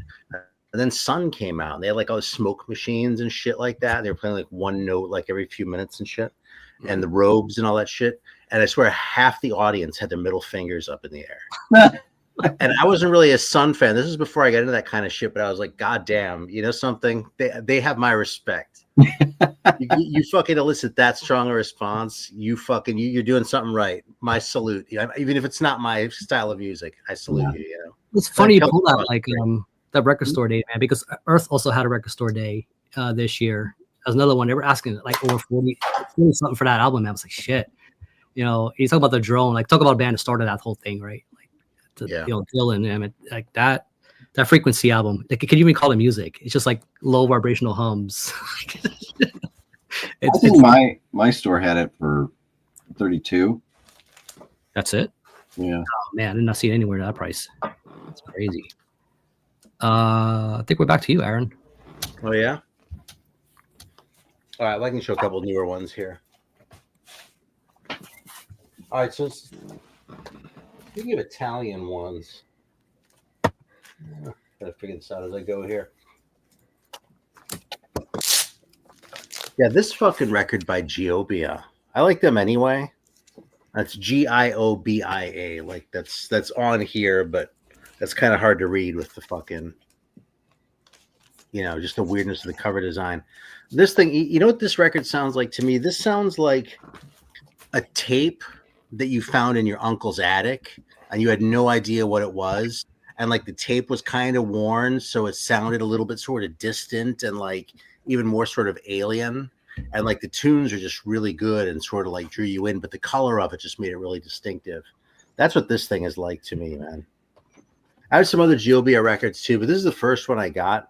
I couldn't believe how weird these guys sounded. And, you know, maybe I should have been prepared for it because they're Italian. I already get psychedelic vibes, man, just looking at that. That's what I would assume. See that in a record store. Yeah, let's see what's in the gatefold. Fuck, even more. Damn. Nice. I like that. But yeah, and there's their logo by this hand over here, the Giobia. These records aren't really that expensive or anything for the most part, I don't think. This is like on, yeah, this is a heavy psych pressing of this. So, you know, it's available. I think there are some that are more rare that you might have to pay for, but I have like 2 or 3 and I haven't, you know. I feel like it's impossible to like a vinyl 420 video and not bring up heavy psych, man, because they're like the it label right now. Yeah, pretty much. Like all this stuff in. Yeah, there's a lot of heavy psych stuff sitting around here. We brought up Rise Above, right? Like they're good for like the early 2000s, you know, like some of those all the classic albums. But then we move on to like the modern era and there's like, you know, heavy psych. I was looking at the Rise Above albums and I was pulling shit out and I was like, man, everyone knows all this shit, you know, which is funny because I'm relatively new to this whole sort of thing. I didn't care about fucking anything Rise Above was doing 10 years ago. I just got into this shit within the last like 5 years, but fucking now already it's like, oh, well, you know, that's my collector, like my inner collector dick or something, you know? For them, yeah. And then Southern Lord, you know, was leading onto some things, you know, if you're going to bring up some of those bands at the time, like Gold Snake, you know, it's one of those. Yeah. But Goat Snake is cool too, man. Oh yeah. Yeah. Another start off as a side project. I don't know if they haven't done anything in a while. All right. Am I up? I think I'm up. All right. Let's visit the 90s. It's going to be a bit of a memoriam because this is 2 bands who have lost members. And they got their own sense of sludge going on. And one is an EP, another one's kind of an EP. They consider it an album, I'm not sure. But talk about, first of all, Brujeria. It's the gringo way and the real way. But this is the Marijuana EP. I don't know if you guys ever heard this one, but it's basically Marijuana. Take the song Macarena. Right, just switch the lyrics around. Of course, right? Of course, right. Should have known. So, great band, man. Like I love their sense of just it's if you know Spanish, the humor comes through, which would make sense. It's just so much better, man. And I'm not even Mexican, but like the Mexicanisms in this thing, man, it's just it's like a whole nother level, man. So they just put out this EP in the late 90s. I don't know the exact year, but it's got stuff off La Raza Odiada, Matando Gueros, Pito Wilson, Echando Chingazos, you know, which is basically spraying you with bullets. It's got some live stuff. So the thing is, I think I have it here somewhere. The two members they lost were cousins, and they both had heart issues. They passed away last year, and were both the vocalists for the band. And I think these guys were there since the beginning. You know, everybody knows them. There was a timing because they had the Fear Factory guys, you know, in there for a little bit. So we got Pinche Peach, Juan Brujo, who were involved. Rest in peace. But it's just fucked up how it kind of happened just kind of weeks apart. You know what I mean? So I'm not going to say they had the best lifestyle. You know, when it comes to this, you know, it's like, it's one of those deals. Like, and I'm one of those guys. Like, I mean, I could eat tacos every day, man. If there was a taco truck right outside from me, I'm in trouble.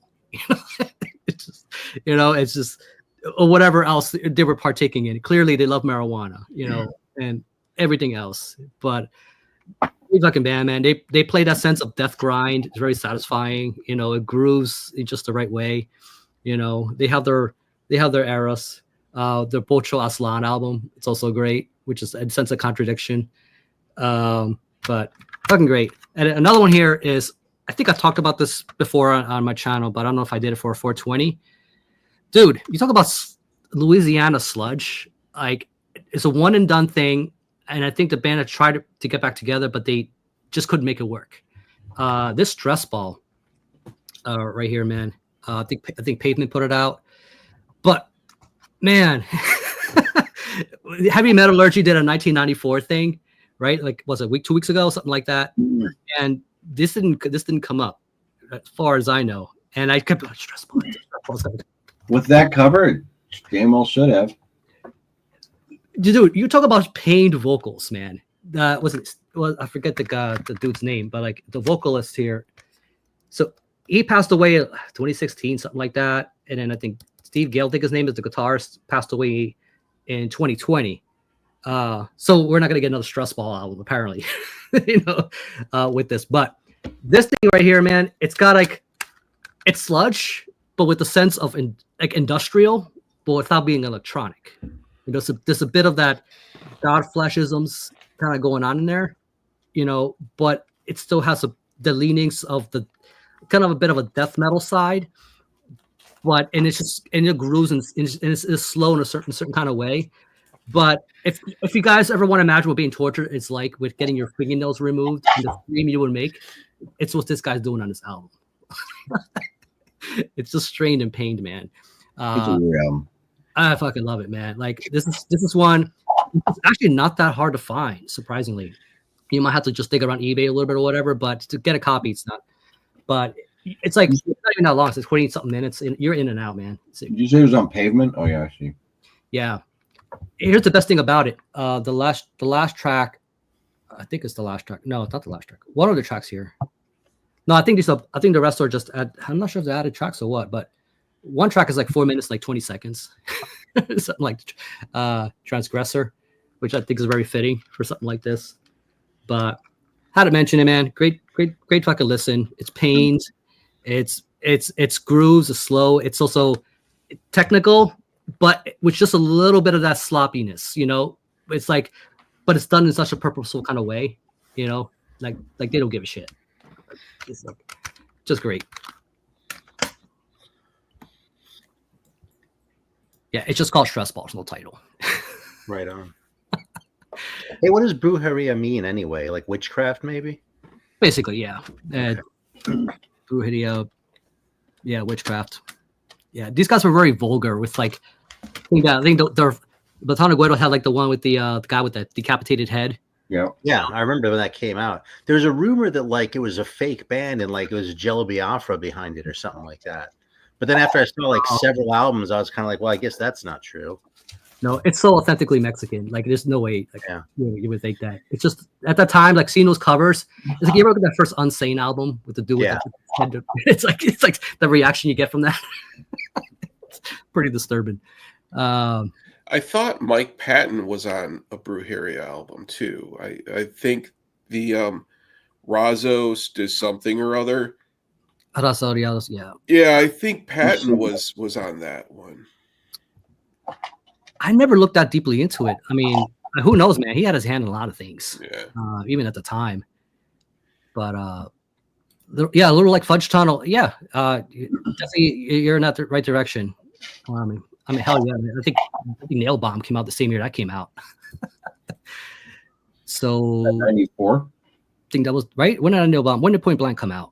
I think it was 94. I want to say that Patton did vocals because in the chat right now, Human Falafel and James G. Warrior are arguing. They're saying Billy Gold and Borden. I thought, swear to God, Patton did vocals at least on a song because I want to say the Pito Wilson, like that one. I want to say that the studio version of that is with Mike Patton's vocals. Falafel says, yeah, Biafra was in the demo. I don't think I've ever listened to the demo. Maybe that's why. I don't know. Okay. I think we're back to Chris. Okay, cool. So first thing, going back to Earth. This one, you're saying that they did a record store day for this? Not that one. That one. The later one. I was just bringing that one up because we were talking Sun, just talking about albums that kind of influenced that drone style. Okay. That one's even more extreme. Yeah. Okay. I think they. I didn't really know much about the record store list this year except for the Sabbath one, but that was the big one. Yeah, that was number one on my list. Again, I got the box set. That was the one that was excluded. I'm sure a lot of us were in that same boat. The Tony Martin stuff. Okay. All right. Cool. Okay. So now going back to Southern Lord, I figured I might as well show this because this is kind of what I really like. Burning Witch. This is when you're getting into the style of sludge that I like. Tortured vocals. Edgy 59 definitely was an addict of some sort, and it was good. It was good because his addiction made his vocals just tortured and painful, and I like that. So, but yeah, this is the box set that Southern Lord put out some time ago, where it's everything that Burning Witch recorded, and including like a live album. But yeah, I mean, like when you want to get into, I like the sludge that's just like borderline drone, painful screaming vocals, and that's where Burning Witch kind of like, I think they really started that whole style of sludge. That because I think this was probably one of Stephen O'Malley's first bands, really, because the Burning Witch was before Sun. It was after Thor's Hammer, right? I don't know. I don't know where Thor's Hammer fit into the mix. I know Thor's Hammer. I think that was the first Southern Lord release. I think it was, yeah. But I don't know where that fit into the the whole rotation of bands. That first album or EP or whatever was 1996. So Thor's Hammer or Burning Witch? Thor's Hammer, yeah. Oh, okay. I think when Thor's Hammer ended, they started Burning Witch. I think Thor's Hammer was just one album too. Yeah, or EP. Yeah. So yeah, Burning Witch. This is where you're getting into like the type of sludge I like. And then Aaron was talking about Rise Above Records. Rise Above used to put out some really heavy, nasty stuff. They've really over the years have just really gotten more into kind of the maybe, I don't know, blood ceremony, type of sound or something. But one like early Rise Above band that I liked was Moss. Oh yeah, they're really good. Yeah, Moss was heavy as fuck, dude. Like, yeah, I don't know them super well, but yeah, those were the first ones I checked out actually when I got into that stuff. yeah. So I remember a friend liking it. Actually, a friend who used to have a YouTube channel. If you ever watched Doom Paul, I think his channel's called. He hasn't posted in probably 5-8 years, something like that. But he was a big Moss fan, so I was like, oh, he liked that shit. I should check it out. Yeah, anyway. Moss was getting more into like the Burning Witch style of sludge. Lot slower, tortured sounding, painful vocals. And this is a sweet poster I forgot about. I'm going to frame this. Like what I've been doing now is I'm going through and I'm framing the posters that like all of this, like posters that have been in LPs for ages. I'm finally like, fuck it, I'm framing them. I'm not putting thumbtack holes in them. I'm framing them. It doesn't depreciate the value. No tape. No tape, nothing. I'm just framing them. But yeah, fucking pretty disturbing art, man. It reminds me of like the Uber cult stuff. I was gonna say, is that Uber cult? Because it kind of looks like him. Oh man, I don't think it is, but it's pretty close. Like, might be. This is from. Actually, this one is off of Aurora Borealis. I think was the label that put this one out. Are they? Is Moss? Where are they from? Are they from? From the UK. From Produced the UK. by Jeff Osborne from Electric Wizard. Cover art by Paul Arzarot. Justin Bartlett. Yep. Okay, yeah. Inside Gatefold art by Justin Bartlett. Yep. pretty cool. But yeah, so this one, yeah, this is from Moss from like 2004, 2005, around then. But yeah, they good, sick, filthy. Now that I know it's him, it's definitely like frame worthy, man. His stuff, it's just Absolutely. when you hang that on your wall, man. It's just people may have questions about you, like you're like, when was your last therapy session? Are you okay? Okay. okay. So you want to talk about having something hanging up in your place? This is that freebie I got from Hell's Headbangers. Severe torture. I framed this. My shit, your body. That is the most disgusting cover I've ever seen. Let me guess. That's going in your bathroom. It's going up somewhere. It is. I mean, I got the frame for it, so Over a toilet would be great for sure. Don't they have that one song, "Feces for Jesus"? Is that what it's called? maybe I've never really Happy listened. Easter. Yeah. It looks like a grindcore like album. Like it doesn't brutal death metal. Like I don't, you know, what I mean, like yeah, it could be pretty gross too, man. But that particular artwork, because I got a package in the mail from Hell's Headbangers last week, and when I saw that as like the freebie, I was like, "Fuck yeah, this is disgusting." Was that the actual LP, or did they just use the jack as like padding? It's the jacket. Yeah, that's a fun sometimes. You don't have the actual record, but like if you just want a throwaway thing to just throw in a frame or whatever, it looks kind of cool. Yeah, it serves its purpose. Well, those Reek of Death LP covers, because he's been throwing all of those in for like past year or so. I have a bunch of those Reek of Death album covers, and I frame all of them and hang them up. So yeah, I just got one from Cradle of Filth, like the Reek of Death Cradle of Filth live bootleg.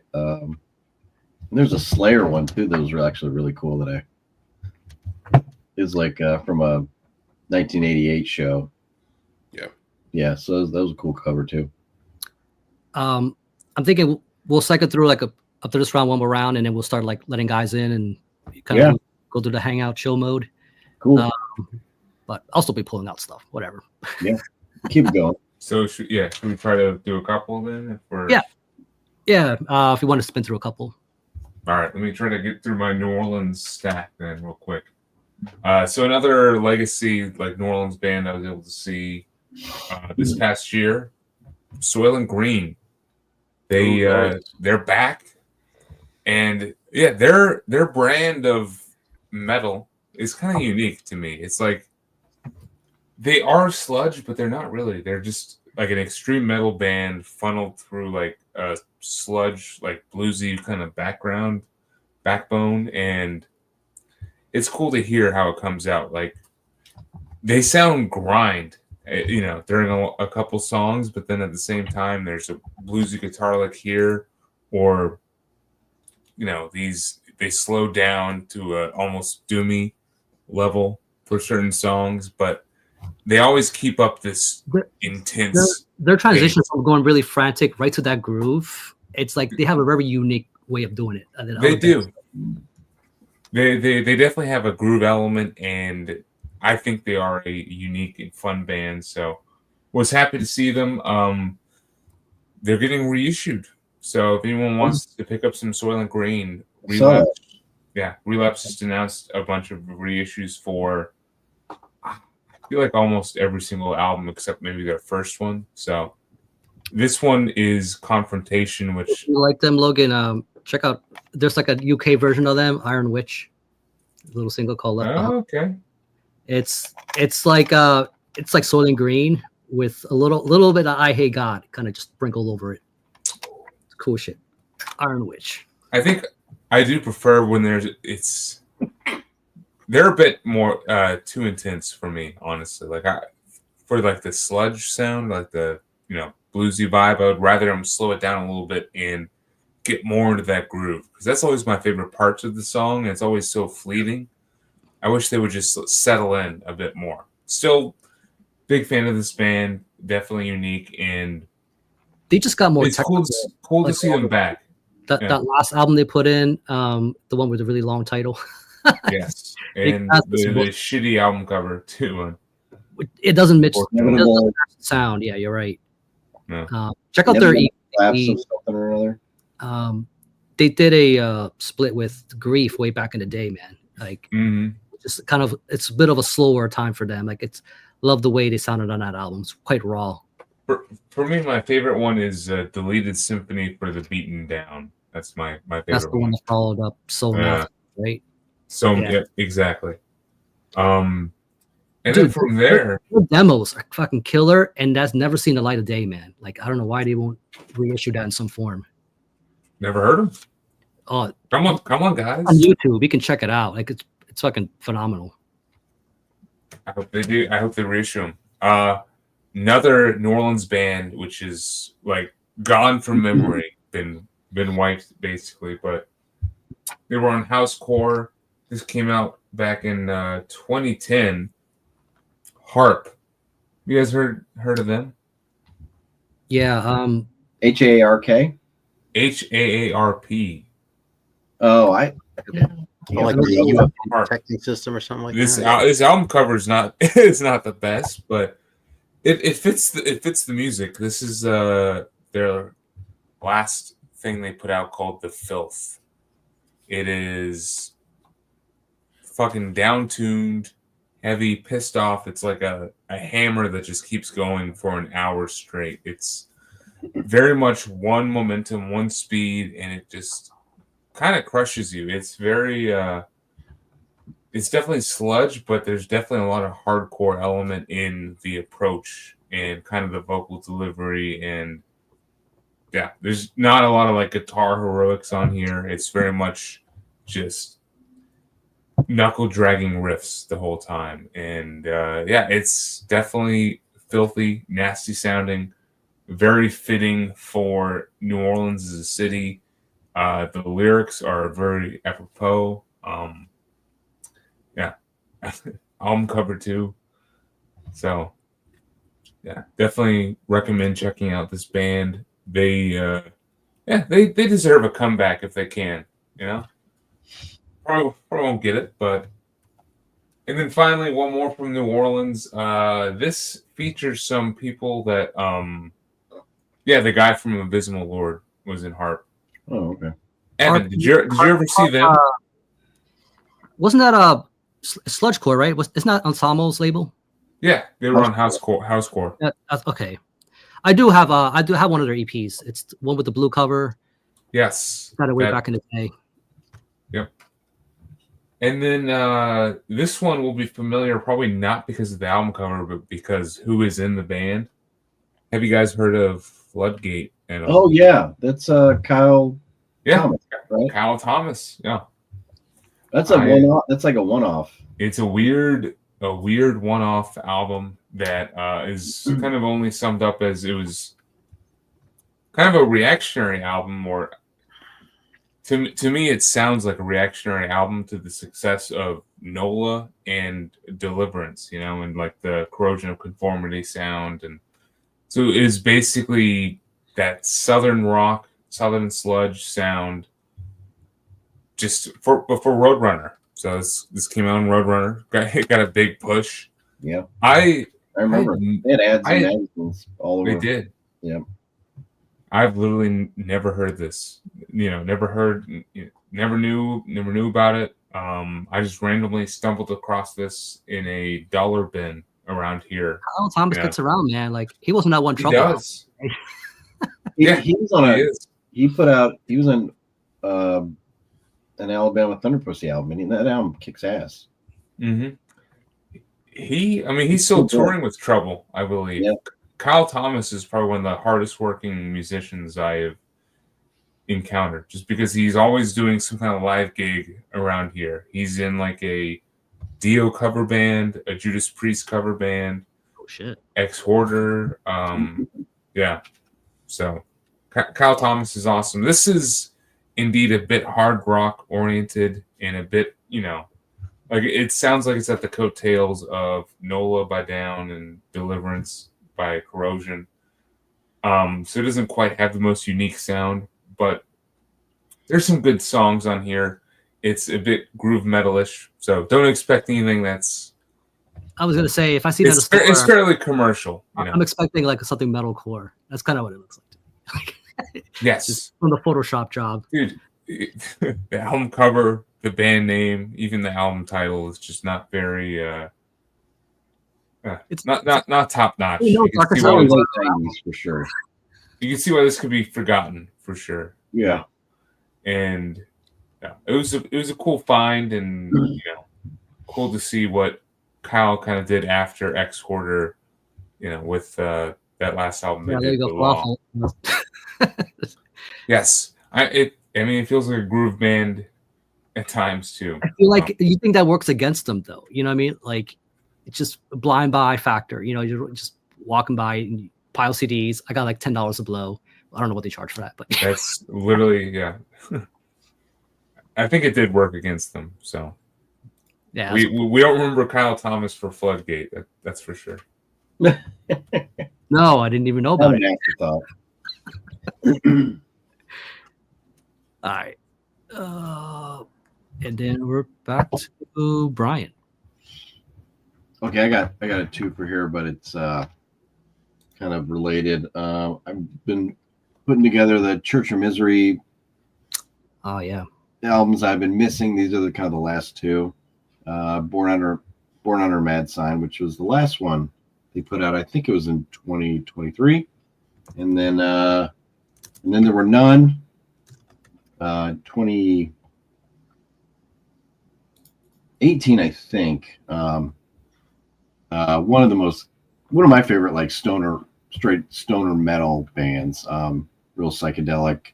I feel like on these the production's a little cleaner than their previous stuff, like Master Brutality and The Second Coming, and what was the other one? One of the last ones, Houses of the Unholy, maybe even. These just seem a little cleaner.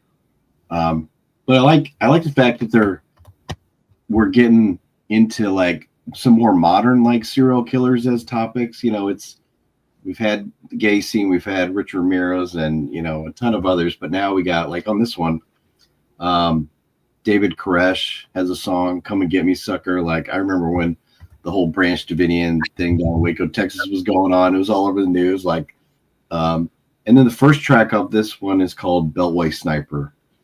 So I remember when that whole thing was going on, DC. For a Japanese band, it's a pretty up to date on their old for sure. Killers, it's cool to see some more modern mass murderers get some love, especially when you kind of remember not living through it, but remember seeing it as it was going on. I wonder what Albert King would think. Look at knowing there's a band out there like parodying his work. I don't know if you ever seen the jazz version of that or the blues version of that. No, it's parodying. It's funny. Oh, really? I think Church of Misery is one of my favorite stoner bands. I love all their stuff. These are really good. These are really good. I like their earlier stuff better, but still solid. They're fun to listen to. Cool. Yeah. I mean, that's the stuff coming out of Japan, man. Like they're like a whole nother level, man. When it comes to that shit, it's like I love Coffins, and but I feel like they're pretty special. I think I'm up to date. I think I've got all their full lengths now. These are the kind of the last two I needed. I made the mistake of going vinyl instead of CDs. I'm like, oh man, it's going to be costly. Yeah. But it's cool. Some of those, like one of the reissues of some of their older stuff, had some really cool bonus tracks. Like they did a Captain Beyond cover that's just killer. Like Mesmerization Eclipse, I think is the song. It's just amazing. It's a great cover. Cool. I think we're back to you, Aaron. All right.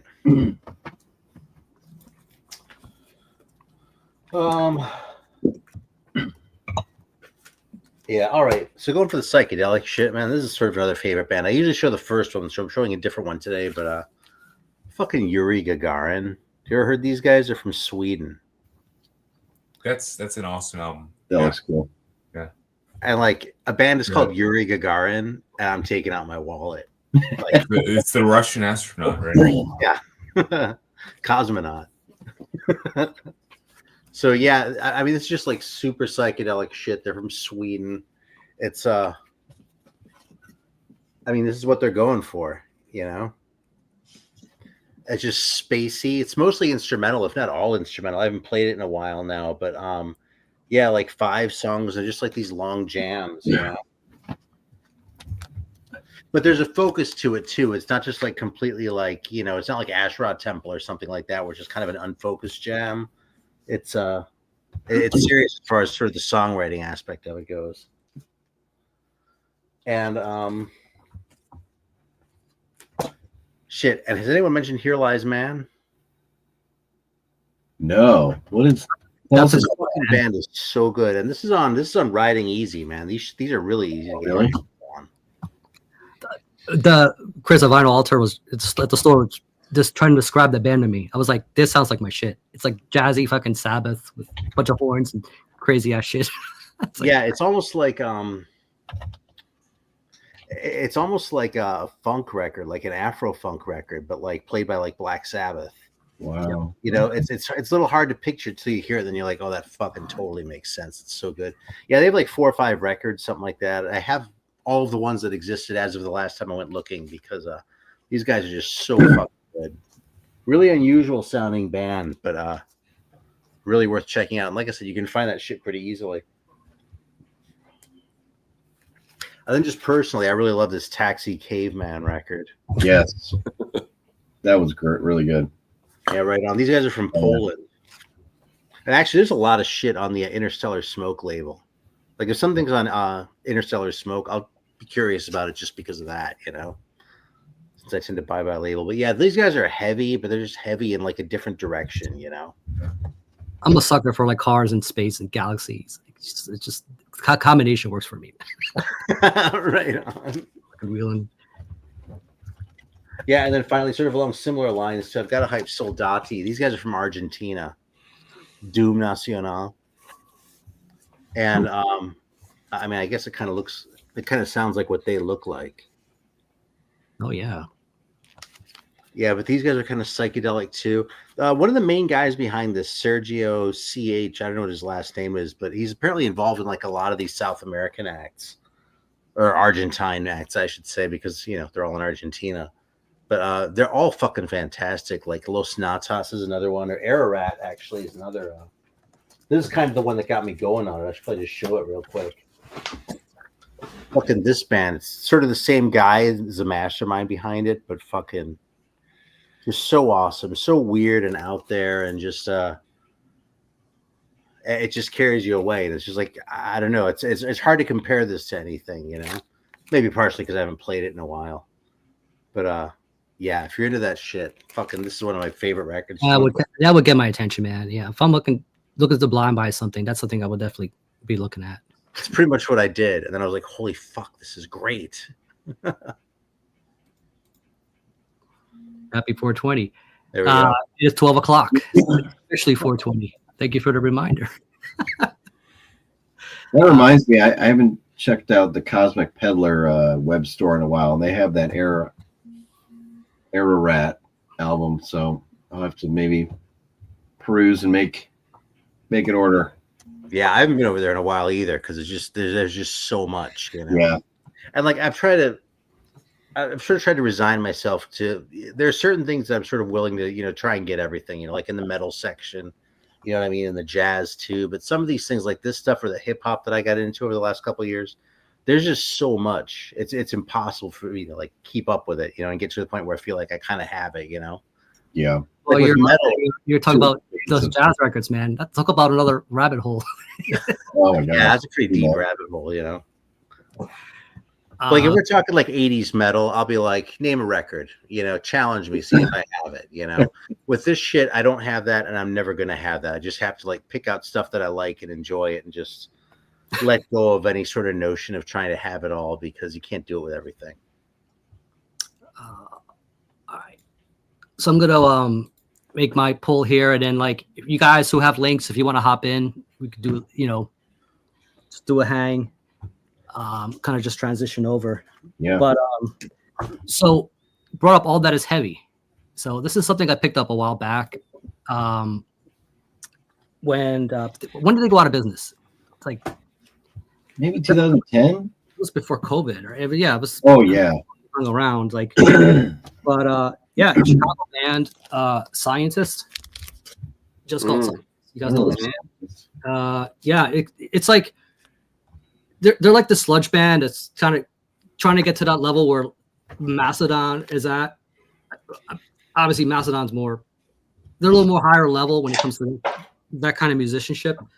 But you can see kind of where they were going at the time, trying to add another element of an atmosphere with their stuff. This is an earlier one, but the production here still needed quite a bit of work. It's a little rough around the edges for me. This one's really stepped it up. And the name is just like a bunch of binary. So good luck with that. It's like if you're going to look up Scientists, like just look up for the one with all the binary. And there you go. Like I don't know what it means. I can't read binary. I don't know if any of you can. No, but it's cool. Like you're into Downfall of Gaia, if you know that band. They got a little bit of that post element to them. So they're not proggy in a way, kind of like Mastodon is, but you can tell they're going for that epicness. You couldn't tell from the last album I showed you, but here you can kind of get that where they're going. They have one more album after this, which I don't have. I think it's called Barbalith or something. And after that, they pretty much disappeared for a little while. So I don't know what the deal was. But I'm betting. I mean, they're still showing as active, but if they come back with something, I mean, with all that time, I'm expecting something fucking grandiose, man, especially after something like this. But cool band, check them out if you're already into that, into post metal and Neurosis with some elements of Mastodon and whatnot. I mean, isn't the Elephant kind of a giveaway? Like that tells you right there. And last one here, it's like a retro sounding band. Where is it? Yeah, they're from Sweden. You can just look at this cover and try to imagine what it sounds like. It's called Creatures. Just like Fungus. trips out his balls right here. Look at that guy. So Awesome. it's kind of like it's definitely psychedelic. It's psychedelic rock, but with if you know that band Witchcraft, from Sweden, they take that. They got that, they got that retro sound. Like take that, but just add more blues to it. Male female vocals. Like the dude who sings even sounds like Magnus Pellander, like the dude behind Witchcraft. Like, I mean, here they are right here if you want to get an idea what they're like. But man, it's got some killer tunes in there, man. Like I love the guitar hooks, and when they harmonize with the vocals. It's an EP. You'll get to this a little over 20, not quite half an hour, but something like that. It's just called Creatures. Really, really cool. Oh, all right. One last pull here. That's because I think this is probably going to have the best album title of all night. I don't know who's going to have an album that's going to be better than this one. Fucking Black Rainbows, man. Like out of Italy. Super Mother Fuzzalicious. God, that's great. That's a great band.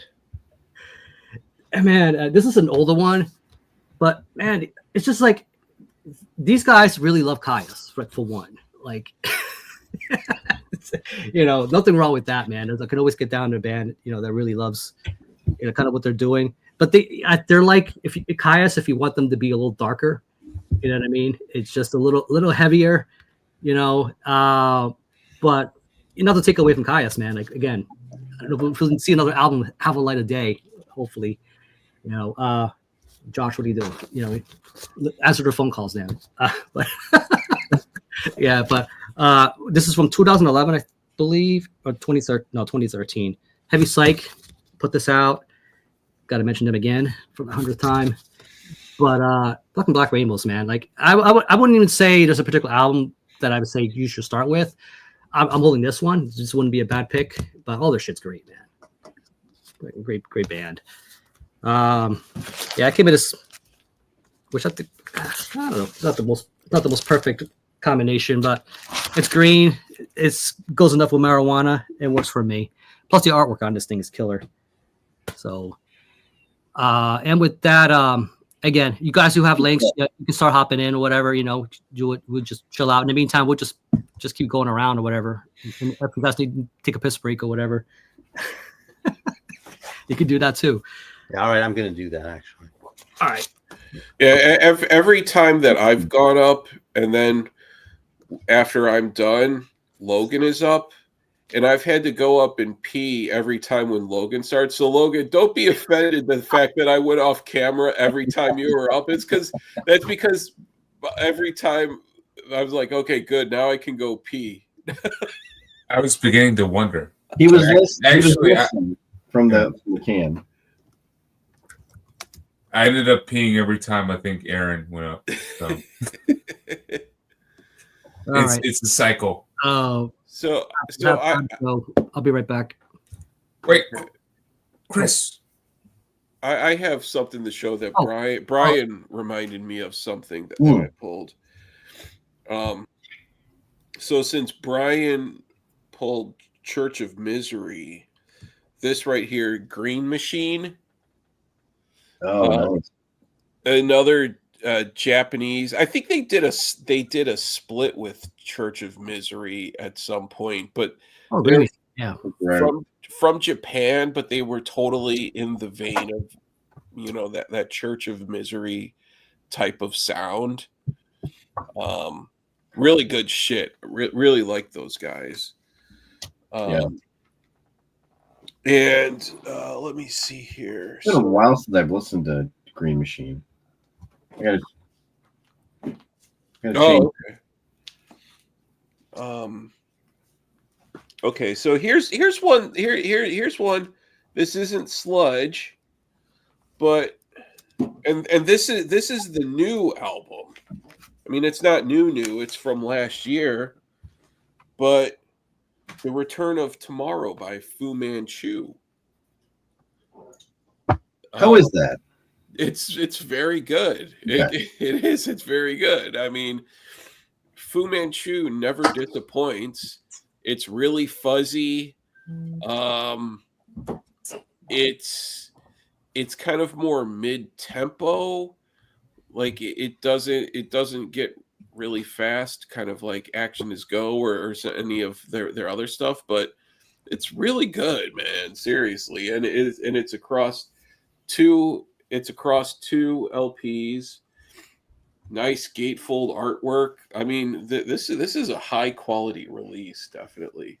I also bought the CD of it, but yeah, this is a really good listen. Definitely, if you don't buy it, then just put it on your iTunes or whatever. I admit I've not checked out the later Fu Manchu material because I thought it was a bit more like hard rock, like. Yeah, I didn't like the last one. I forget what it was called. Yeah, there was one in there I heard which I was like, not sure, how I feel about this. I've not listened to that one though. You know what? It's kind of like when you buy the physical and listen to it, you listen to it closer. Streaming has ruined the listening experience because it's made music so disposable. That is true. Where, every week we listen to 27 different albums, but you're not absorbing the album. And, back when all you had to do, all you could do was buy a physical copy, you listened to the same one over and over and over. And, but yeah, this is really good. I really like that one. I find myself doing that too, where it's like I'm just going from the one to the next, and sometimes it's like maybe I need to stop and hit play again, and don't be so quick to just move on to the next new thing or next old thing that I have recently discovered. You know Put what? some time into it, let it absorb you. It becomes an addiction because it's easy to go in and just save an artist, save an album, blah blah blah. But I've forced myself to. I only listen to physical formats at home. The only time I stream is in the car. Like that's it. That makes sense. Yeah. So yeah, it really is kind of okay. So and then Sludge. This is a band going back to when I was talking about Ilsa, Seven Sisters of Sleep. Really good shit. Really good. Good screamy, sludgy, hardcore type of stuff. Really good stuff.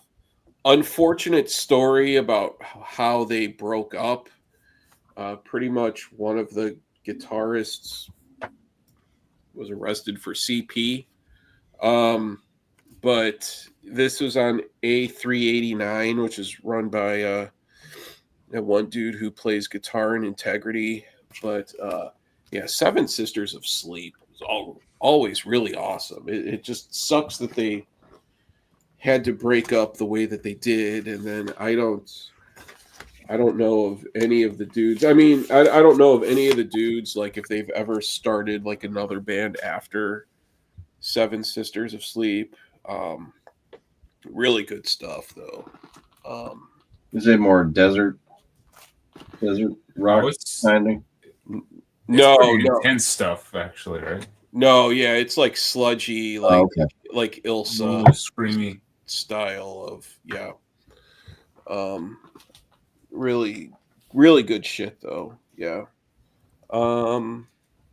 Let's see here. Okay, so then also too, I know that I've talked about them before, but since it's a sludge stream, I need to.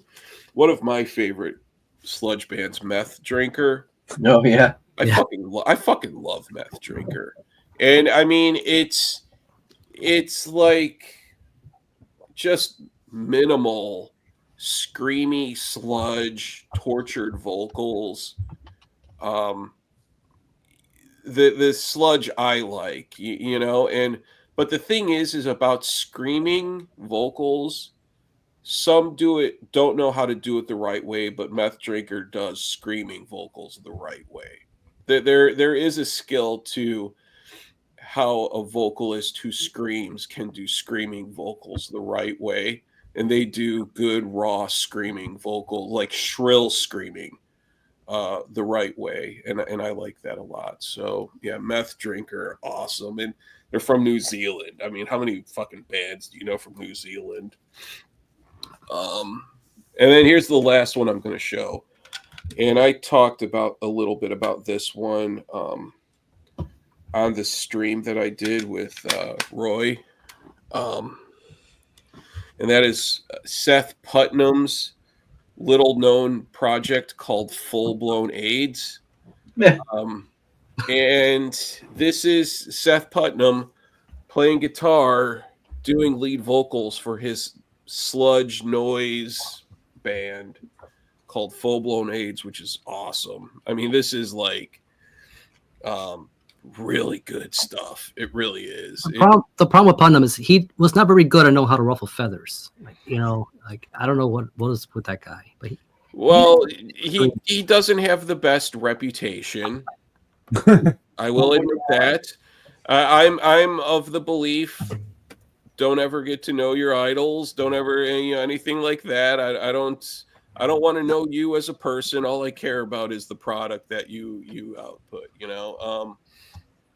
But yeah, this is really good, fucking sludgy, punk, filthy stuff. Really good, but just painful vocals. I mean, like the type of screaming that he did in AC, but imagine that, but just across like an album of just slow sludge.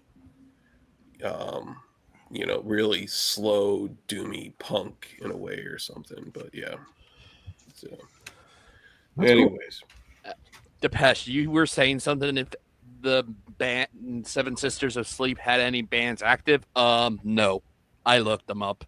None of them? Nope. Yeah. All of them I see on here on Metal Archives are saying Did anybody mention Boris? I didn't watch the whole thing, sorry. I couldn't be bothered. Can you bring up Nobody brought up fucking Boris. I did last year, man. I didn't watch a rerun. They were mentioned for sure. Yeah, always. Be like, last year they were on my list. Yeah. This is a multi-running stream, That's a nice shirt, by the way, man. Try not to duplicate as well. Yeah, it's not the usual black and white or white and black. Leprechaun green. What are all the colors? Yeah. But there's a reason why, Rick. Why would it be green? Anybody know? The green amps? No. What's on the front of it? Frogs. What album of theirs has frogs on it? Vomit Self. So that's if anybody doesn't know, man, check out their discography. It's ridiculous. It's a tough one to check out and a tough one to absorb. So I have a lot. Yeah. I wish you luck. I probably have 75% of it, and that's impressive. Maybe not that much, maybe 60%. It's like getting into like Acid Mother's Temple or something. It's like you're in for a ride. Yeah, it's not quite that bad. Or what's the Japanese noise? Merzbow. That's fucking otherworldly shit right there, trying to chase all his stuff down. So. Yeah, as a Sun Ra fan, I have no comment. Yeah, Sun Ra's got a lot of shit too. You had a box set for a record store day too, man. Like, yeah, it's over $100 something. Like, all right, I'm not even looking at the right shit. Yeah, that kind of soured me on the shit a little bit too, honestly, because I was like, something, fuck them for not making enough of those. How many did they do of them? I don't know. I didn't look that one up. I don't remember seeing that one on the list. That was a few years ago already now. But the albums individually anyway, the ones that were sort of like original albums, the others were just like more sort of shit. And there's so much shit that, I was like, oh, fuck it. I'd rather have the original albums anyway, because box sets are a pain in the ass, Man, I come on and Brian disappears. Like, what is it? Brian, you still Brian, there? is it I think he's me? still. He's just taking a really long number 2. Right? Isn't that usually how it goes? Really long. Now you've seen the Sun Ra section though, right? Yeah, yours? Yeah. I don't know. Way back when. I mean, how many you have? Do you think? Oh, he Oh, he kicked himself out. pulled No, his power support out or something. And no Sun Ra tonight. oh, Whoops. we lost you there, Aaron. I think you disconnected. Yeah, I don't know if his connection dropped or what. 'Cause he's not showing up here. What you got, Got Tyler? there, Logan. What we rocking? Oh, this is, Local I'm fair. about to open. I'm about to open this one. Local very fair. nice. Very Stout. nice. bleeding Eight, heart. only 8%. Mm. Just to start. You're kind that of would kind of be- light over there. It's an buddy. appetizer. All right. I mean, Yeah. it's a fucking That's- 32-ounce crowler, dude. It's I mean, there's I'd be a basically 3 beers in there. I mean, I. That's a This shit- killer IPA, Jeff. I've This had shit's that great, man. It's so That's- tasty. All I had was That's a good one. Sprite. one. Sprite is. It's, I rarely drink alcohol. Sprite's kind of overrated Which is there good. but since you're underage, It's Ryan, a we get 0.5. it. I'm not underage. I'm 34. Are you sure you're not No, underage? it's okay. No, I'm 34. I choose That's not. not I choose. Wow. I choose. It's medical reasons. 34. sobriety chose One, him. one You're not kidney. One kidney. Ryan, That's- Ryan, do you have a driver's license, Ryan? Do you have a state ID, Ryan? Yeah, we need to see your state ID here to make Ri- now, Ryan- I Ryan can't. can't run. We're just I kidding. can't. We're kidding. I can. We're kidding. We're kidding. He's almost there, though. He's almost there. I can just see him showing everybody on the internet. Is that correct? No, I'm not going to. No. You don't need to show your ID. know my The Visa card's birthday. You fine. have a birth ID. certificate. Keep it in your wallet. I know my It just- birthday and when I was born. You do? Really? I don't know about you Which guys. one do I you don't want? know You what- want the year? You want the year? Oh my god. Nah, I'm good. I trust you. I trust you. Yeah. Anyway, we lost you there, metal theologian. You were all excited to show us your Sun Ra, and then you realize your power cord doesn't reach. No, it's my new it's my fucking new work laptop. It has a touch screen, and I touched something. I was like, fuck, I don't know what the hell I did, but it closed all of Oh, Chrome. yeah. Those things are annoying. I have about 100 Sun Ra records, though. Since none of you other I'm good. dudes got high, maybe Chris did. I know Chris smokes, but all the rest of you guys probably didn't. So I'm going to do it for you. How's that sound? I don't know Please about do. you, Aaron. I don't know if you're a stoner. You probably were a stoner once upon a time. Yeah, probably. Or maybe you are. I don't No, know. listen. Maybe you- Listen to that music. I can pass sometime, on but this it gets 5,000 milligram chocolate here to you there, Jeff. Dude, what did I tell you about those gummy mushrooms, dude? It's nuts, man. Nah, I just been vaping, basically. All right, yeah, fucking man. I was keeping up with it. That's a good album, man. Those first 3 Big- Journey albums are great. Yeah, I bought these off of Metal Theologian. He had the first 3 Journey really? albums. Oh, fuck yeah. Man, Oh, look into Journey. the future. Oh, Look into Journey the future pre killer, man. 1980. Nice. And then also the Alan Parsons. It's a project. great album, man. One Yeah. of my favorite Alan Parsons, man. I didn't like it at all, man. I gave it a chance. Yeah. I was like, I'll sit down and listen to this on record and not like stream it like you were saying. Take it in. And I was like, man, this is not for me. Nah, it's too AOR for you. It was Oh, too FHIT for me. That first journey is not like Ah. that, man. It's like the early UFO, how psychedelic that shit was. You know? What's that? Which The one? really early UFO, man. Like, Oh yeah, that's like Yeah, a lot of- that's that would qualify for your theme tonight. The it's just fucking space rock. It's krautrock basically. Badly done. Yeah, they were like what Scorpions were in the 70s, pretty much. Well, Scorpions only really had that one super deep kraut-ish, but it really wasn't. It was Yeah, it was their more- early stuff was definitely different from what they would be. Pretty much. Still good, though. Oh, I can't wait to listen to that stuff because me and Loads of Ben are pros doing the deep killer, dive for man. them. Loads- you know loads of what's pros, disturbing? great. If you're stoned out of your mind, right, and look at this thing will just you like. What the? This is giving What? That album cover is a little creepy. It's no heavy petting, but That's man, But I agree with that's Logan. Storm it Thorgerson. doesn't get better. Look at the back. It just does not get better. Rick, Oh God, dude. Rick, that's isn't that Storm Thorgerson? The guy that did all the what's the hell? Hypnosis? Yeah, That's a hypnosis cover for sure. It's Yeah. gotta be Hypnosis. That's some tryptophobia for sure. That's also. pretty nightmarish, man. Like Yeah, Storm Thorgerson, the guy that did all the trippy Pink Floyd covers, was the same dude. great album, man. It's like after that, Shanker disappeared. You know, it just went on his own island. Wow, he's always been out there, man. That dude's a bit of a head tripper, man. Yeah. He's still pissed off at his brother. All these years. The old Scorpions still putting out albums, man. They're still out. Yeah. What did Brian actually leave? I don't know. I didn't get a message. Well, the little thing prompted that he was here in Yeah, he audio went only. I think he's in audio audio only. Yeah. Oh, he maybe went to. Yeah, he's still here. I got two CDs I got to show him that I picked up on And Wednesday. maybe he's pooping right now. Do you have some Probably. sludge to show, Jeff? The Boris shirt is a nice touch, though. in all honesty, agree. I do own some Sludge. I own some Sun. I own some Conate. I have Things Viral. That's Things Viral is good. Yeah. Brian was talking about Burning Witch. I have that shit. I've had Nice. that since way back when. And I have Earth, and so I probably could have joined it to some extent, but I don't have like a lot What's of that? shit like you guys do. Things Viral. Yeah. Yeah. I have the original. I Kahanate. think. I Yeah. think it's Conate is how they say it. I thought I've never known how to say it the right way. I'm not a wordsmith. I'm sure. not a There's a Conate. Conate. Make it up each time. But yeah, it's good. That's the only one I have of theirs. I checked out what didn't they do one just like 2 years ago? Oh, Or dude, to three, be maybe? cruel. Yeah. What's it called? To be cruel. Yeah, I liked 2023. it. I liked That it. that liked shit's in.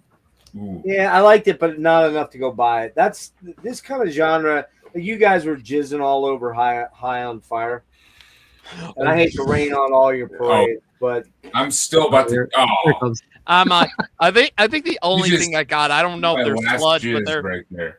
yeah. I don't know if they're. they're okay. For the I record, I don't, don't jizz on those records. I don't. Just I for the don't record. really.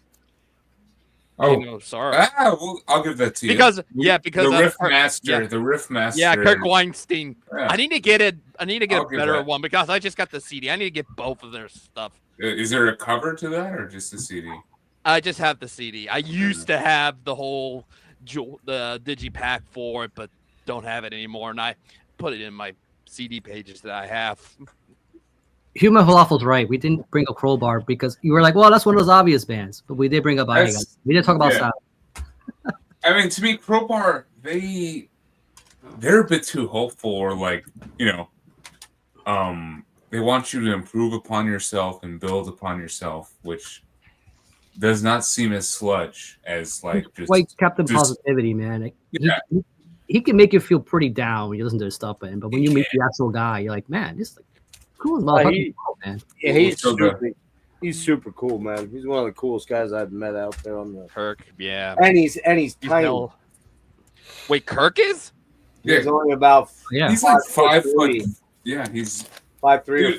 5'4". He made Wow! me Oh feel- my God, I'm taller than him. Holy! Maybe- I don't know if you knew this, but all the New Orleans people are very short. The Cajun. Oh wow! Yeah. The Cajun people are tiny people.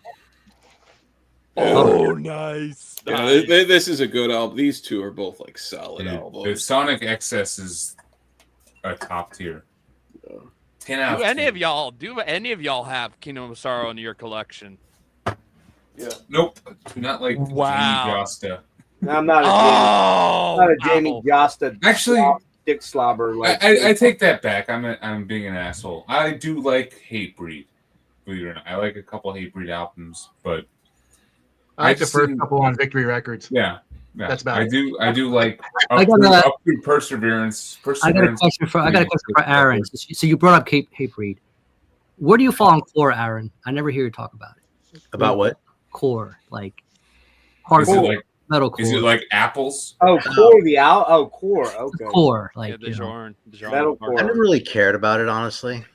Okay. I just didn't hear you declare it, so I wasn't sure. You gotta Yeah. remember, Aaron and I are old motherfuckers, and I'm considerably older than that old motherfucker. So the thing is, like, you know, and yeah, I love the old metal, but when Aaron and I were like literally teenagers or pre-teenagers when Don't Break the Oath comes out. You know, I mean, I'm graduating high school when that album comes out. So, you know, that was extreme, and Metallica was extreme, but they were still very listenable. To me, this is my opinion, nobody else's, but the core singing stuff just turns me off entirely.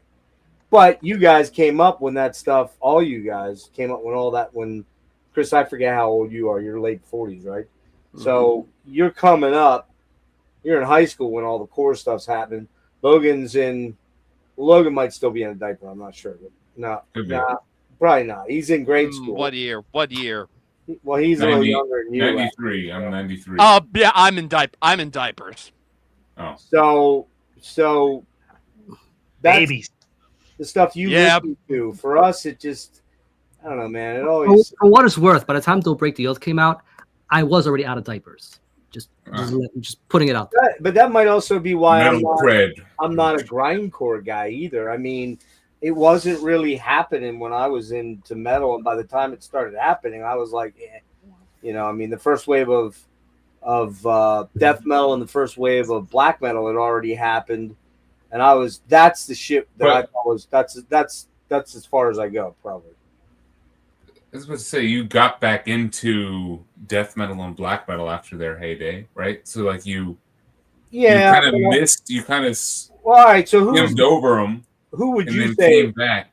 But who would you say is the first core band? Like, if you had to name a couple core bands, who were they? Integrity. Wow. Okay. I always thought they were. I mean, are we going back to Chromags? You know, like there's, you know, Black Flag. What category are we talking about? I think I go back. Those are hardcore. Yeah, hey, Bree. So we're talking hardcore. Okay. It's hardcore punk, right? Like metalcore. Like I would say I was Integrity. thinking more metalcore than hardcore, because I always look at hardcore as punk to me. It's in the whole punk umbrella. It's just more metal. It's crossover that became more metal. Metallic hardcore. Yeah. Okay. Maybe, so what I thought, Converge. What I thought we were talking about, Converge. And I mean, that was in the 80s, right? When did Cro-Mags? That was the late 80s, right? Cro-Mags was late 80s. Yeah. So those bands I get and I enjoy for the most part, but the metalcore stuff, that's the shit that started in the 90s, like later 90s, early 2000s, and I don't even know, like, who are the main bands that you would say are those bands, like the big ones? Converge obviously would be the big one in the late 90s, early 2000s. You just saw them as Darkest Hour or one of those bands. I mean, a lot of that too is the record labels, like anything that was off of Equal Vision, Rise Records, Victory Records. I would say Dillinger Escape Plan. I mean, most of the bands you're talking about here, I either just only know because I've heard the name. Now, Dillinger, I did buy Miss America or Miss Machine or whatever, and that kind of went in one ear and went out the other, and I'm like, I'll never listen to that. Yeah, that's the one with Unretrofied, correct? Yeah. Yeah, I heard that in like a WWE video game. Oh, do you agree with me, Aaron? Is that kind of what like are you big on the core, dude?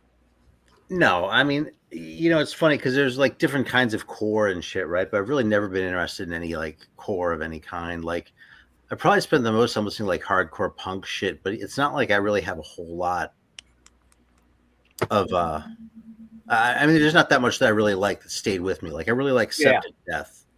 You know, there are a couple bands like that, but for the most part, it's just always kind of, you know, it just feels kind of try hard. It's kind of try hard, but also kind of lazy with like the vocals, like what you were saying. So like metalcore, I never really had any use for, like the crossover shit. I really never liked any of that. And yeah, and then like when I got really into death metal, there were a few bands that like the people were like, "Oh, that's more like grindcore," and I'm like, "Well, okay, it kind of sounds like death metal to me. Maybe it was shorter songs, but fine." So like, I really like "Gray Misery" by Disgrace. I think that's a great record. But to me, that's more like a death metal record than at that point, I don't even know what grindcore is. That's sort of where the shit gets blurry for me, and I start to wonder if these genre designations aren't kind of in people's heads. So yeah, it's like anytime there's just a almost universal track record of me not liking bands that describe themselves as core. The only exception I can kind of think of is actually horrorcore. I kind of like some of that shit. That's kind of the same way I feel, other than maybe a couple of the hardcore, the NYC hardcore bands like Cro-Mags. I can hang with the Cro-Mags. I don't love the Cro-Mags. But I saw them on the Best Wishes tour. Actually, that was the first time I ever stage dove. I like Agnostic Front, but I'm not great on Roger. I don't think his vocals are that great. At least the Cro-Mags had good vocals, great riffs because of Paris. You know what I mean? Yeah. But I was never a huge fan of theirs though either. And I just spaced a couple other guys. No, oh well, never mind. It'll come to me or not. Yeah, but those are the bands I can kind of sort of get into. Like if somebody else is playing, like, am I going to go buy the records?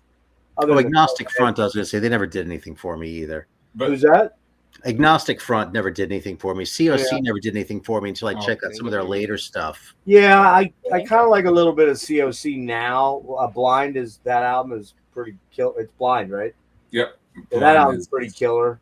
That art is great too. Like that record, I really wanted to like that record. Oh, An Eye for an Eye. But I was just like, Yeah, bands like Animosity. Nuclear Assault. I do remember them. I think I got Game Over. I had Game Over in tape or something. But again, they were John Connolly's Yelp was always kind of like sort of semi-abrasive at times.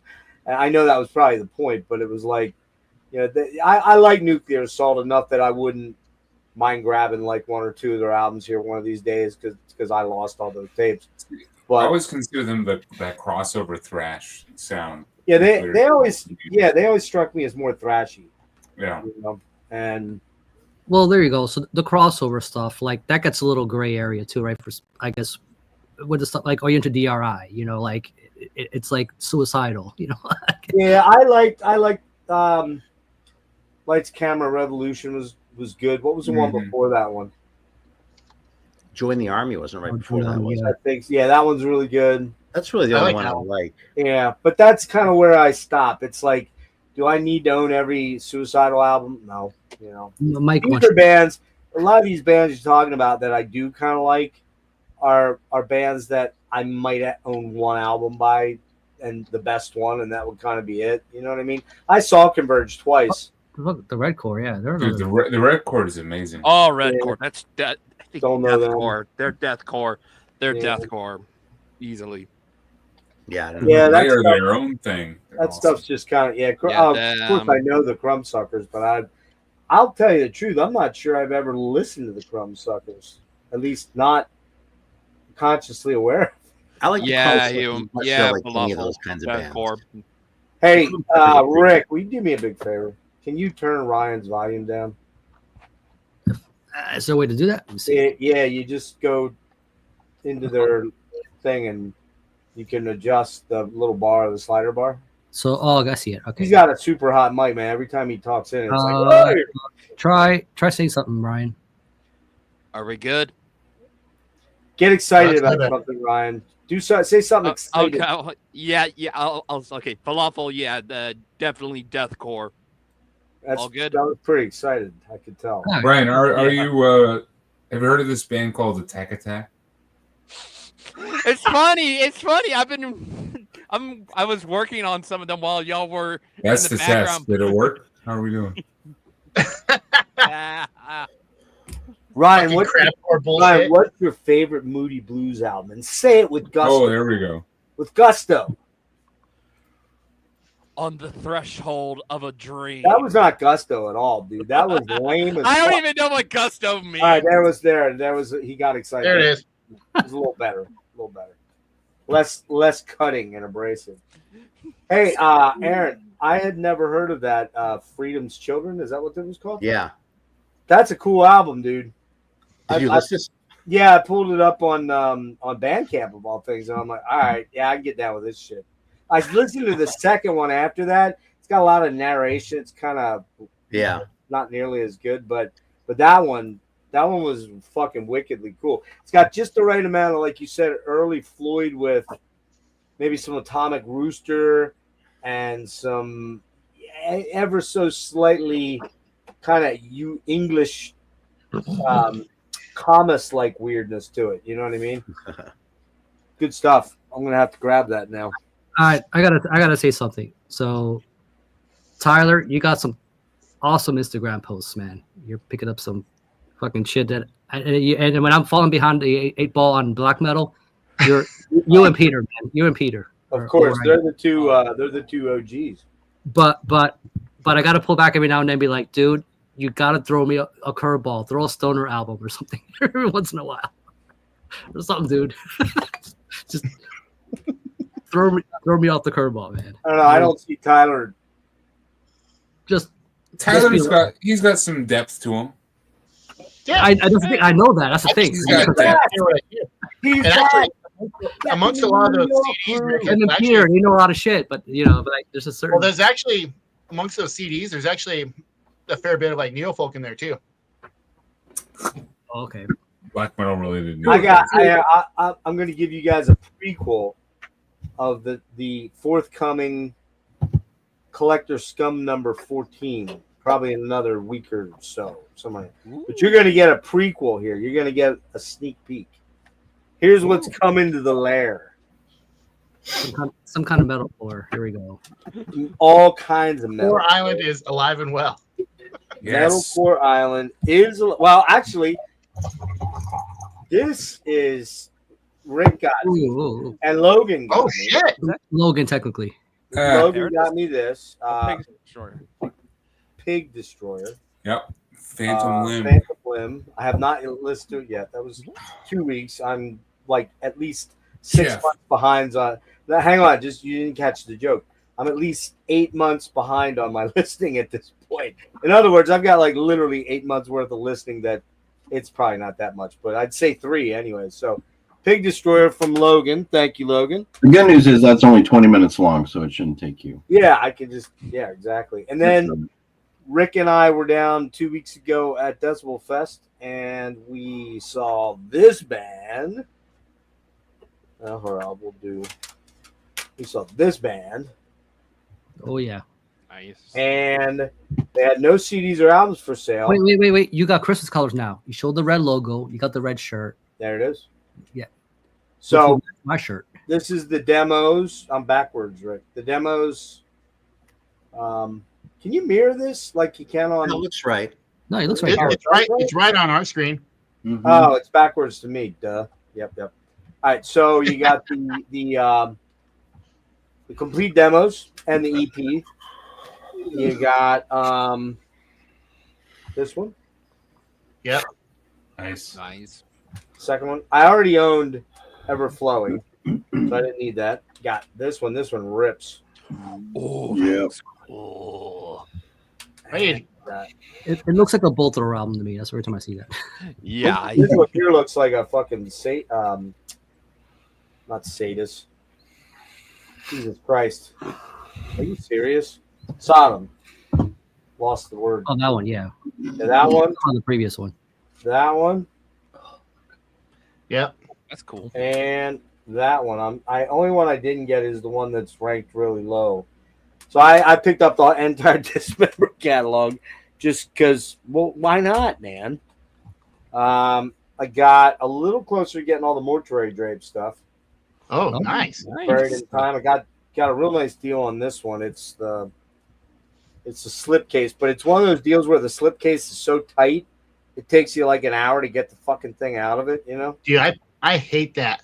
I do too, but but it seems like every slipcase I've gotten lately, they've cut the envelope, the case too small.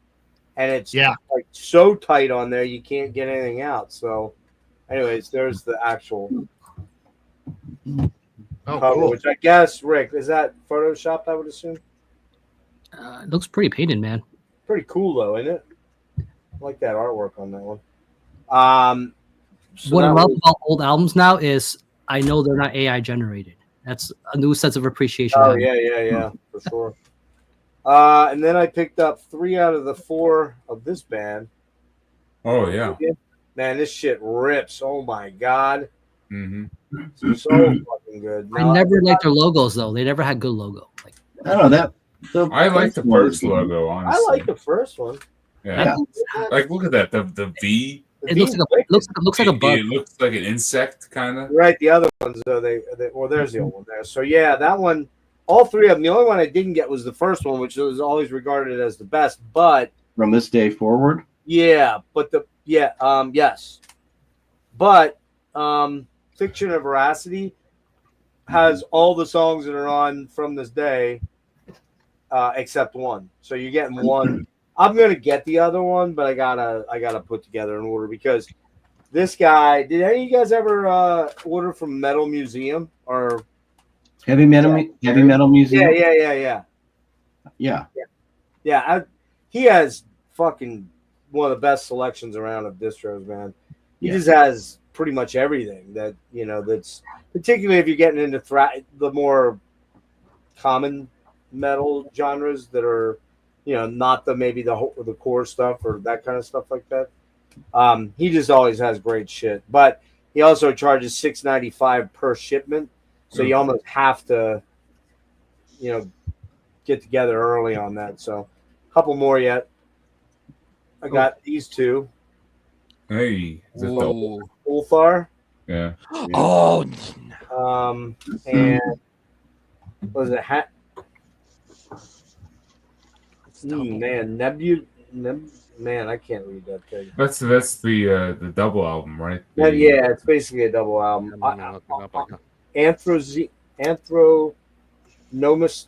Anthronomicon and Helionomicon, I think is what it is. It's hard to read it. And then let me see. yeah, I have them on my wish list. It's Helionomicon and Anthronomicon. Then this I got at the show. And Rick, we were sitting there talking to those guys. I didn't even ask them to sign it. I don't know why I didn't do that. Oh yeah. But, yeah, it's just weird that we were sitting there talking to. I bought a shirt. I had the albums. Yeah, I need to get those CDs still. That shit is awesome. It's great. They were fucking fantastic. Second best band for me at the fest, but I didn't go both days. Only Rick did. So Perry Metal that's not non-black metal that I like. Uh-huh. All right. One more. I have one more Dismember. So yeah, I got all but the shitty one, whatever it's called. This band, none of you guys are gonna know that. Maybe Aaron. Aaron, do you know this band? I I recognize don't that think cover. so. No. World Trade. Yeah, World Trade. No.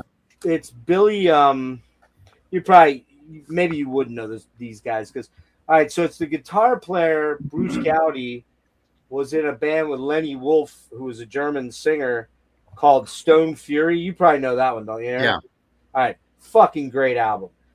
I don't care what Aaron says. It's a fucking great album. Okay, fantastic metal album. They did 2 albums. The second one got real synthy and kind of super AOR. I still like the album, but it's not anywhere near as good as Burns Like a Star. And then Bruce goes into a band with Marcy Free. Does anybody know who Mark Free was? From the band King Cobra, singer.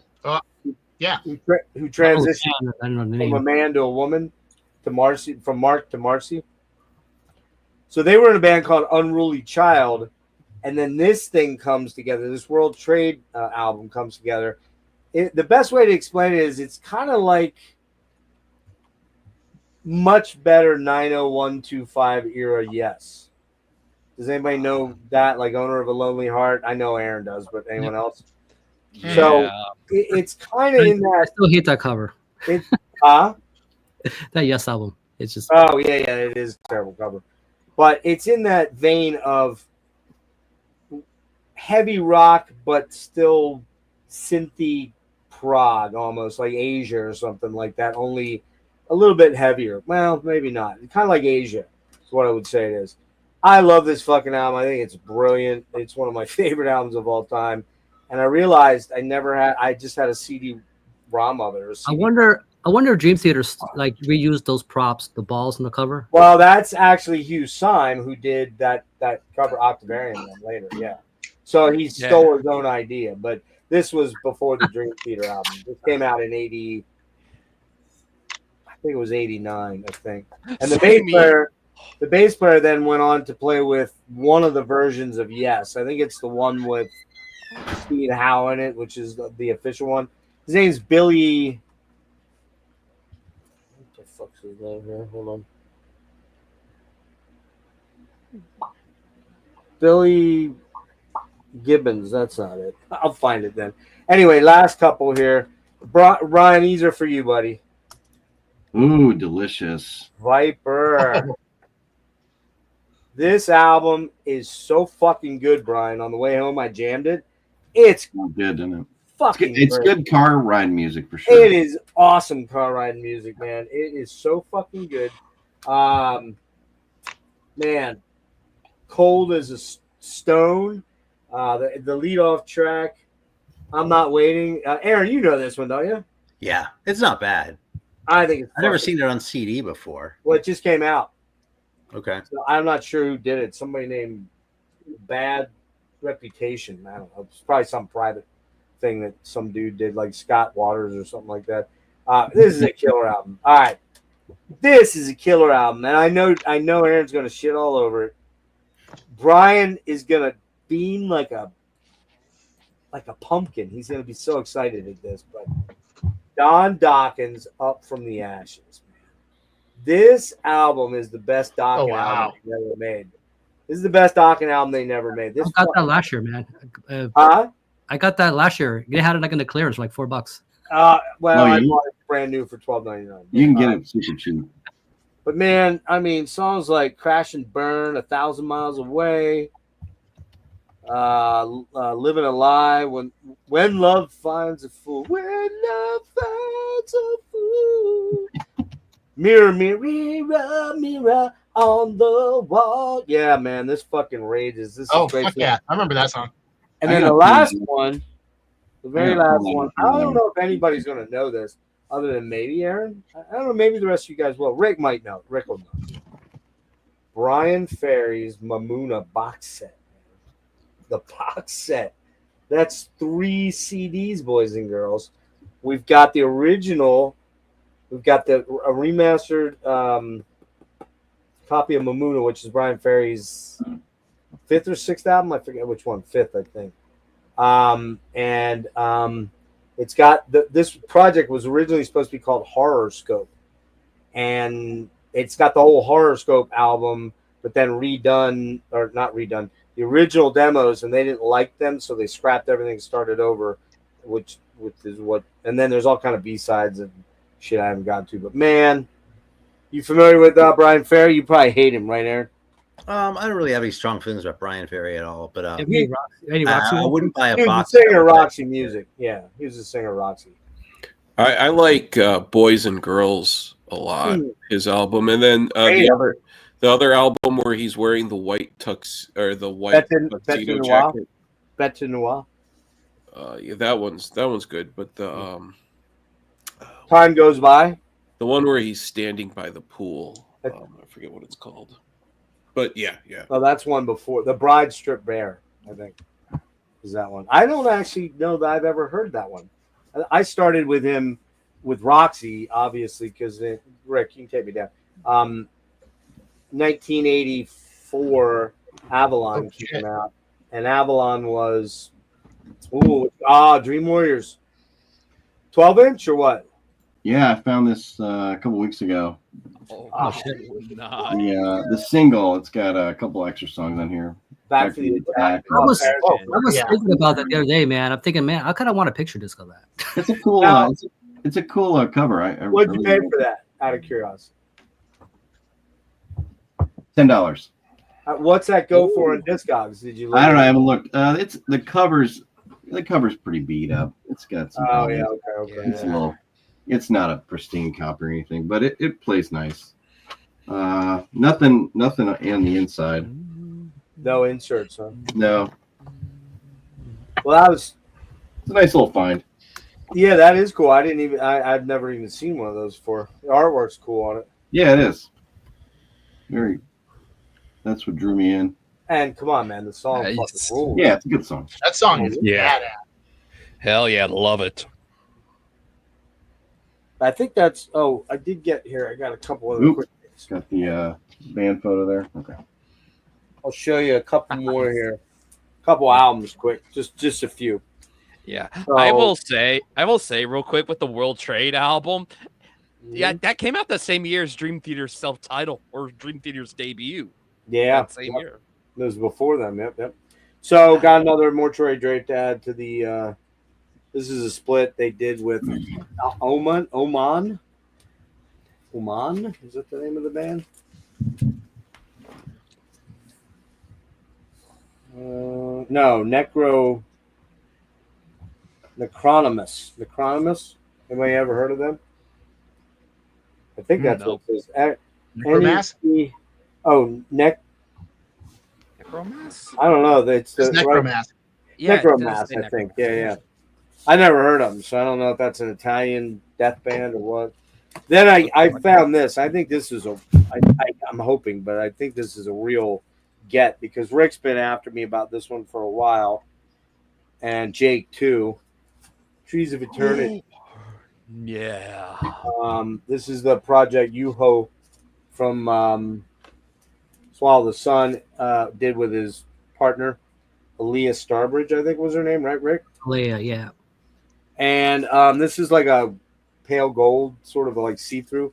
Nice. And I didn't find any in Discogs that were under $65-$70, and I got this for $30, and it's in mint shape. Yeah, when the repress came out on Smart, I snagged her because the first time around they were going for like $80-$90, man, for a period for their first pressing. So here's another steal off Bill Gates, empire, or not Bill Gates, Jeff Bezos. The Over demo, Vargnot. Yeah. Was that how it's pronounced? Vargnot, yeah. Blood Ox Red or something. This is all the demos, and this is a weird listen, man. Like musically, it's so advanced for teenagers, basically, just like the number guys. Dude, all those Norwegian bands were But- advanced. Yeah, they were. But what's weird about this is the vocals on it go from amazing to whoa, really? And that's the only thing I don't like about it. Is there's a couple tracks on here where there's like troll, like just weird ass shit. I don't know. It's very strange. But I was glad to have that because That's a demo for you, though. Figuring their shit out. Sure. And then Rick gave me 2 albums. I think Rick, did you give me these? Right. Rick, What was it? did you give Oh me yeah, these? Grebo Omit.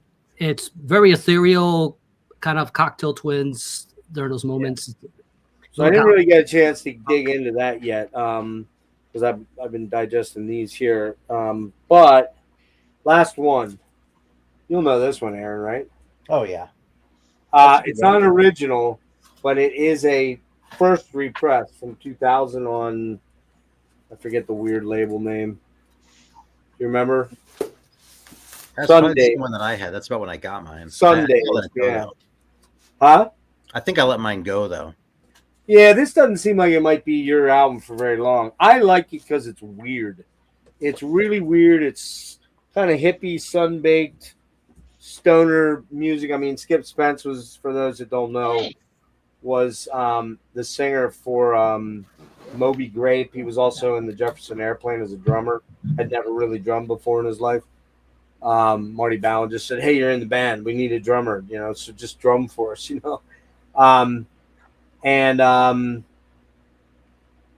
yeah, it's a weird album. It varies from psych folk to kind of just this hippie SoCal Topanga Valley sort of, I guess folk, I guess you could call it, kind of the late 60s. I think that's that's a 2000, but the original was 69. So, and actually, Skip had done acid so much and done so many drugs for so long that he just was fucking fried, and he ended up in like mental facilities. The last 7-8 years of his life was in and out of those places, and then I'm not sure how he died. I think he had a pulmonary embolism or something like that, but kind of sad.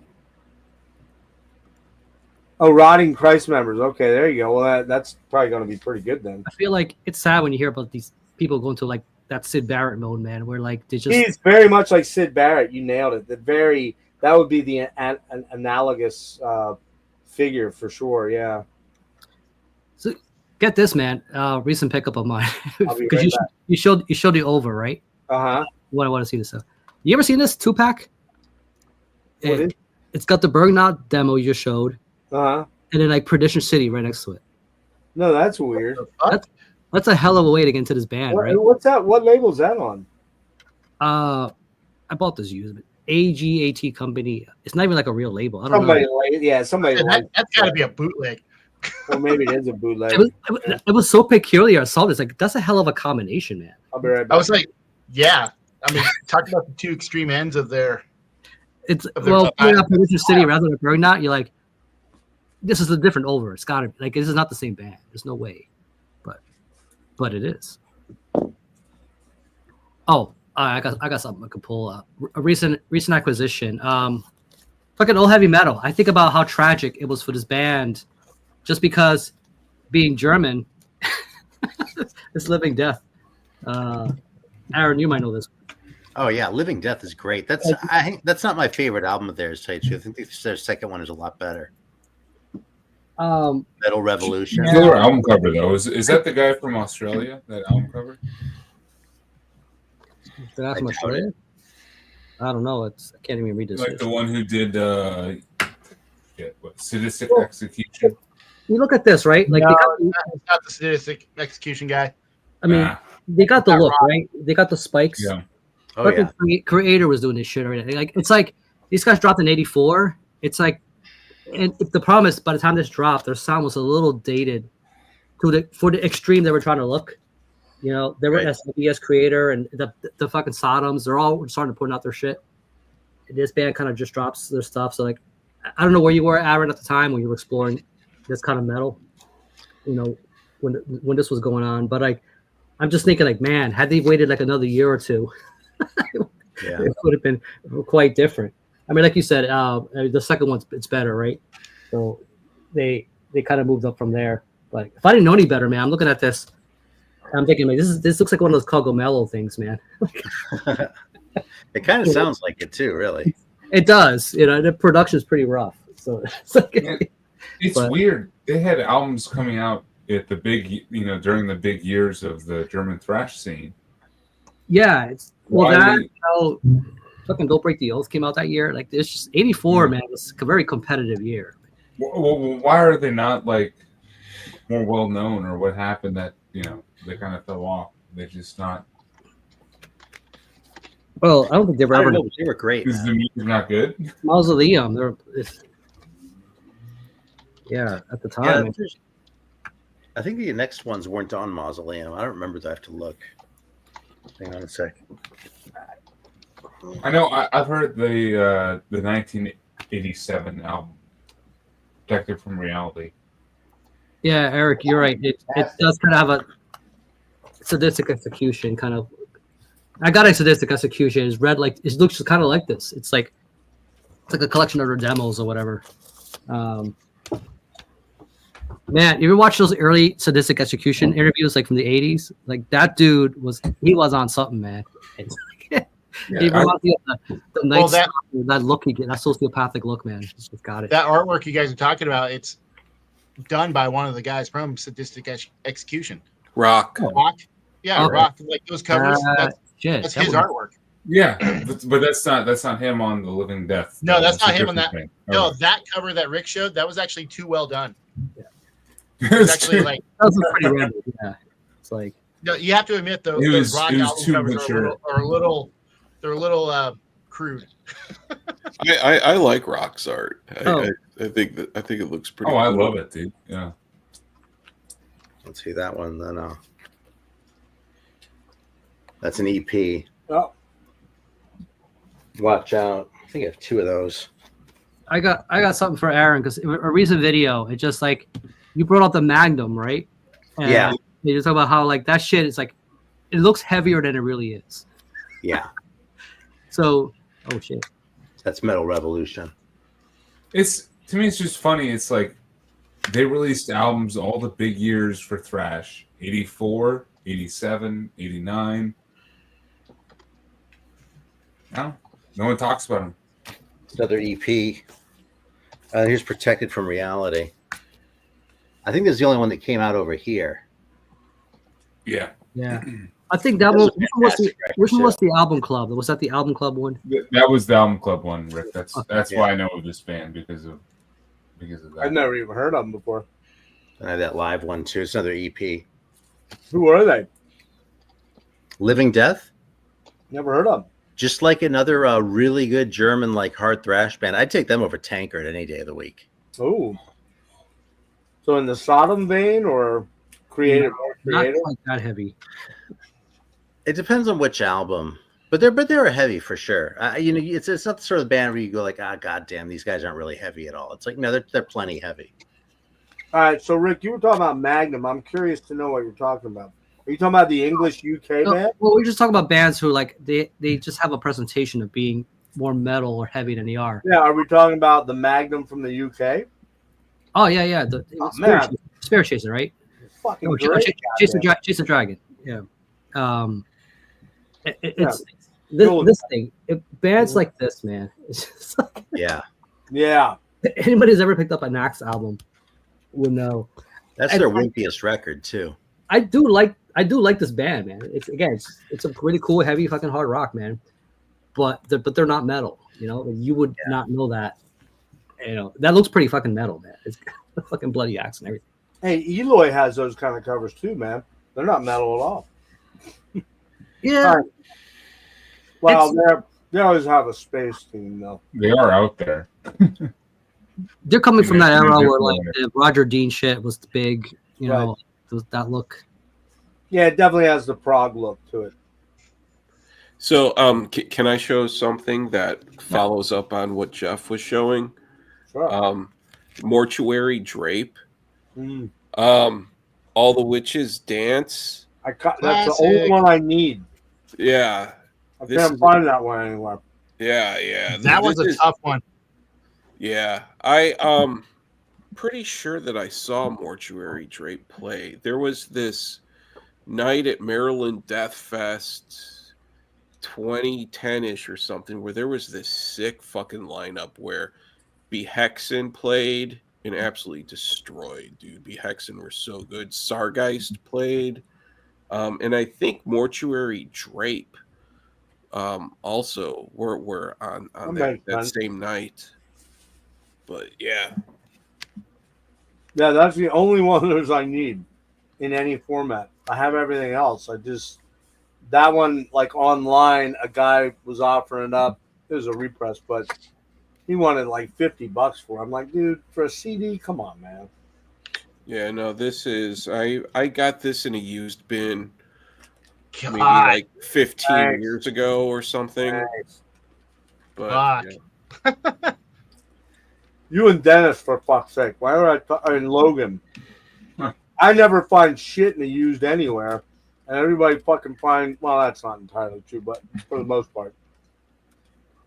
Well, I remember guys the first got time I fucking- saw that album cover, like in a magazine. I saw an ad for it, and I was like, "What the Yeah. fuck?" I know. You know what? I really like that type of shitty album artwork where it just looks like a snap and shoot photo for the whole Yeah. cover. It was a And- disposable camera shot. The first time I ever saw that, remember when Black Sabbath had like that volume 4 or no, the Children of the Grave thing where it was just that photograph of like a doll on a bale of hay. You know what I'm talking about? Yeah. The Creation Records reissues that were super cheap. I don't remember that one. Yeah, like but yeah, and then the first Megadeth album, the original, Yeah, that had the skull with it, like that style of just still life point and shoot photography for album artwork is shitty but awesome. Oh, let me blow you up here. So yeah, but yeah, that's what it is. Is like, okay, let's arrange some, or they probably just found that somewhere. I was gonna ask, is that like an actual corpse on the cover? What are we? The rumor was that it was something looked they like a dug up and they posed for that photo. That was the rumor. But this is like the 1990s, so Anything goes. Yeah. So like whatever you say. Yeah. So now that it's officially Easter Sunday, our time, I pulled something special for you guys. So it's another trailer. Because it's commemorating the event. Really short, so just enjoy.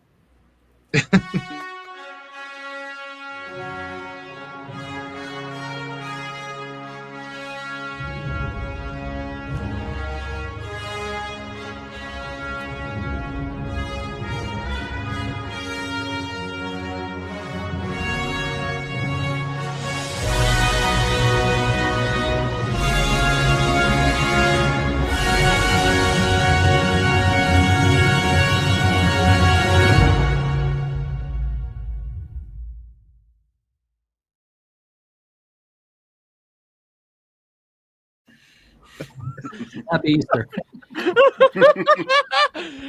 Right off of a Def Leppard album. You crafty bastard, you.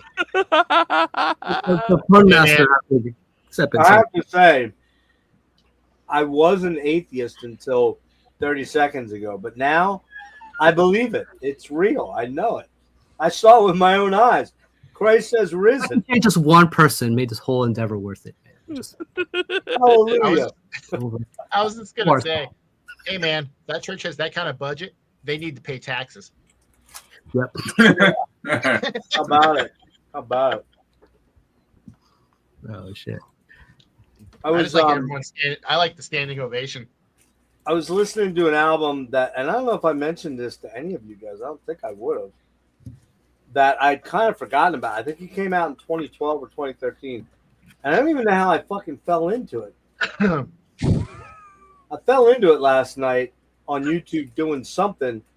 John Hallman and I were talking about something, and he's going to San Francisco with Agalloch opening for Emperor next month. I'm hoping to be there. I think it's a good shot I'm going to be there. But he's doing a What's in My Bag episode. Oh, nice. Yeah. So him and Don, they're all writing their list down. And I have no idea how I fell into this album, but somehow I did. And has any of you guys ever heard the album 2 a.m. Wake Up Call by Tweaker? Fucking, you got to fix that now. That shit is badass. It's Chris Brenna from 9 Inch Nails. Rick, do you have that? Do you know Tweaker? No, it's familiar, but no. Okay. It's Chris Brenna, who was the original drummer with 9 Inch Nails up through the first two albums. Oh, okay. And he did this side project that basically he wrote the music with certain vocalists in mind, and he brought all these weird vocalists in. So, for example, the leadoff track, Ruby, is so kick-ass, man. It is fucking banging hard. And it's Bonnie Prince William on vocals, or Prince Billy or whatever his name is. You know what I'm talking about? Bonnie Prince Billy. I think that's. You guys don't know who that is? Nope. I don't know much. I know the name, but that's about it. I know you're not making it up. No, I'm not making it up. I can't think of the. I think it's Bonnie Prince Billy. He's a kind of mainly a folky, almost like a country sort of singer, and he just fucking knocks it out of the park on this album, on this song. And then he's got all kinds of other. Hey, what's up, Nick? He's got other bands. Now this one Nick might know. Nick, You know Tweaker, 2 a.m. wake up call. Tweaker, 2 a.m. wake up call. Chris Renna from 9 Inch Nails. I've heard of it, but I know Chris Renna. I can't believe you guys don't know who. I mean, I've met tweakers. Does that count? No, it doesn't count. I feel like it should count. Just because you met Aaron doesn't mean you can say you met Aaron. Okay? No, guys, you gotta fucking check that album out. Nick, that's one you'll love. Who left now? Tyler's still here with audio. Oh, yeah. We know Brian left. Dude, that's the longest number 2, man. You coming back? He popped back to show us the Dream Warriors thing, then left again. Oh yeah, so Dokken. That was his final boss. Maybe he's got the shits. Maybe it's a serious loaf he's pinching off, man. A multi-player. See, Chris is out. See, at least we got an answer on someone. Yeah, synchronized. Thanks for hanging, man. Somebody's working on pinching a loaf. Dude, I mean, sometimes you don't want to be disturbed. I wouldn't want to chat with any of you guys while I was taking a shit. That's it. You know. William Prince Bonnie, or they call him Bonnie Prince Billy. That's his name, William Prince Bonnie. It's fucking great. Some pictures, my new Sludge band. Dude, give me a signed copy of that. I'm already interested, Nick. Actually, you know what? I'm gonna get a copy for Jeff too. That sounds like it's gonna be his thing. Oh yeah. Do you have a shit related grindcore band too? It's right on my proverbial. It's right on my proverbial dirt road, so to speak.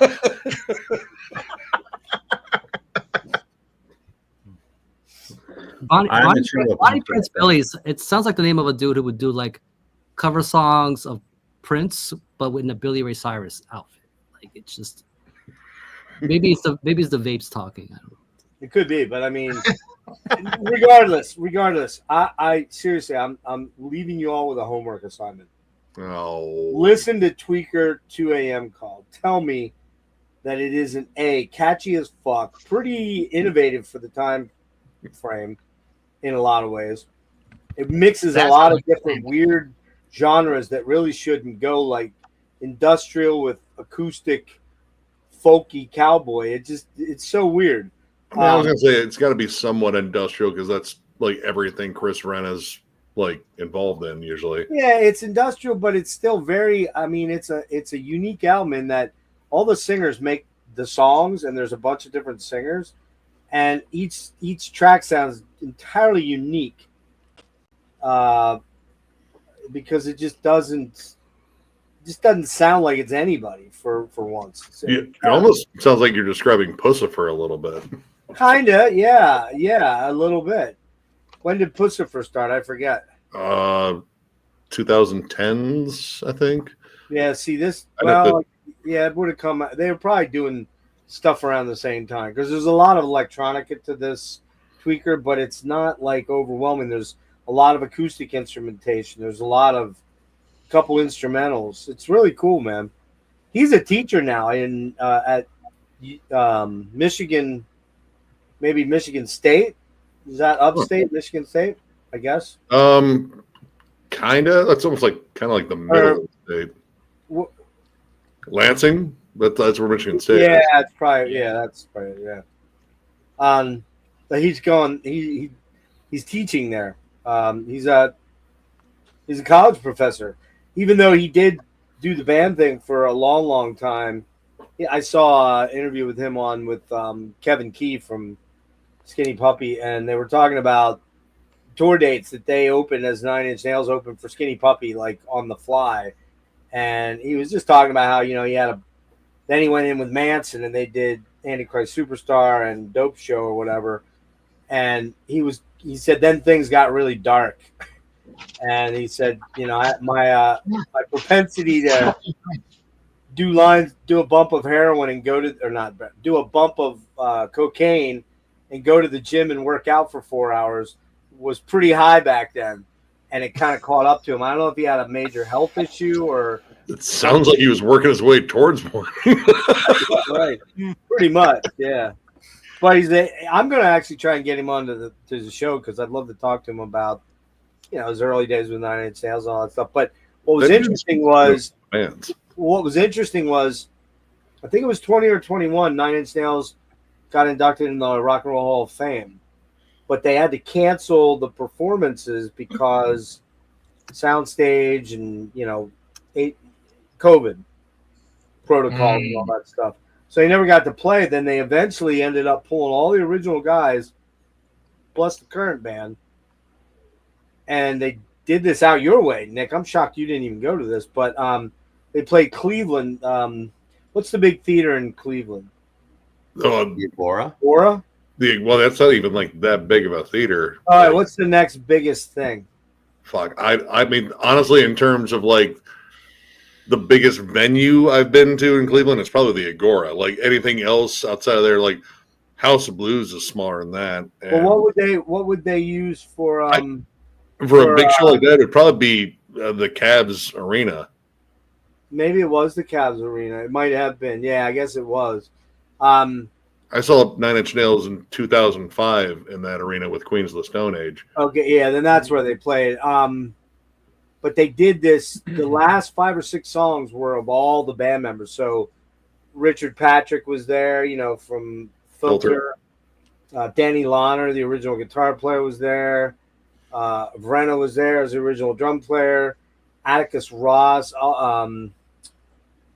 Alan, I forget his name, but all the people that contributed early on all got up there. If you haven't seen that, man, you should watch that because holy fucking shit, it's savage, man. And then they do Hey Man, Nice Shot.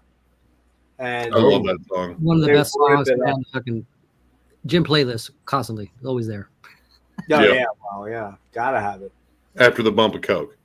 After, preferably 3 bumps. I usually do 3. I do one first of all, and then I clear my sinuses. I do another on the other side. Do you look up pictures of Bud Dwyer before you do the workout too? That kind of gets me in the zone. Listen, let me just explain. It clears my head. I do it before, during, and after. Oh wow! Yeah, so that's commitment. I was wondering how you work out as an adult. It's quite a motivation video. Well, none of us are actually really adults. And none of us are actually working out actively either. So just to clear the air. Well, if we're just watching Bud Dwyer shit, I guess it doesn't work then. How's that work then? I'm not doing the gym as good as Eric Bauer is, like nowadays. But nobody's doing the gym as good as Eric Bauer. He's on a level, man. That man is a fucking living legend of Seattle. The Seattle death metal gym scene. He's the guy. Also of the Seattle hardcore punk scene. He's that guy. Yeah, I'm going to turn to a pumpkin. I'll see y'all later. Thanks for having me. I'm going to bail. All right, later, dude. Appreciate it. Later, man. Thanks for hanging, man. Right on. Thanks for having me. Later, dude. Yeah, before I jumped on, John's going to probably hop on too. We were going over the new Morbific. Oh, yeah? Dude, it's so fucking gross. I fucking love it. Where would you say death metal's looking like? You just did Ancient Death, right? Was that today? Jesus Christ. Dude, this weekend was pretty loaded with death metal. Like, the new Lick, or Leak, however the fuck you say it. That's just solid HM2. Like, bordering on just the perfect HM2 kind of album. It does everything just unbelievably well.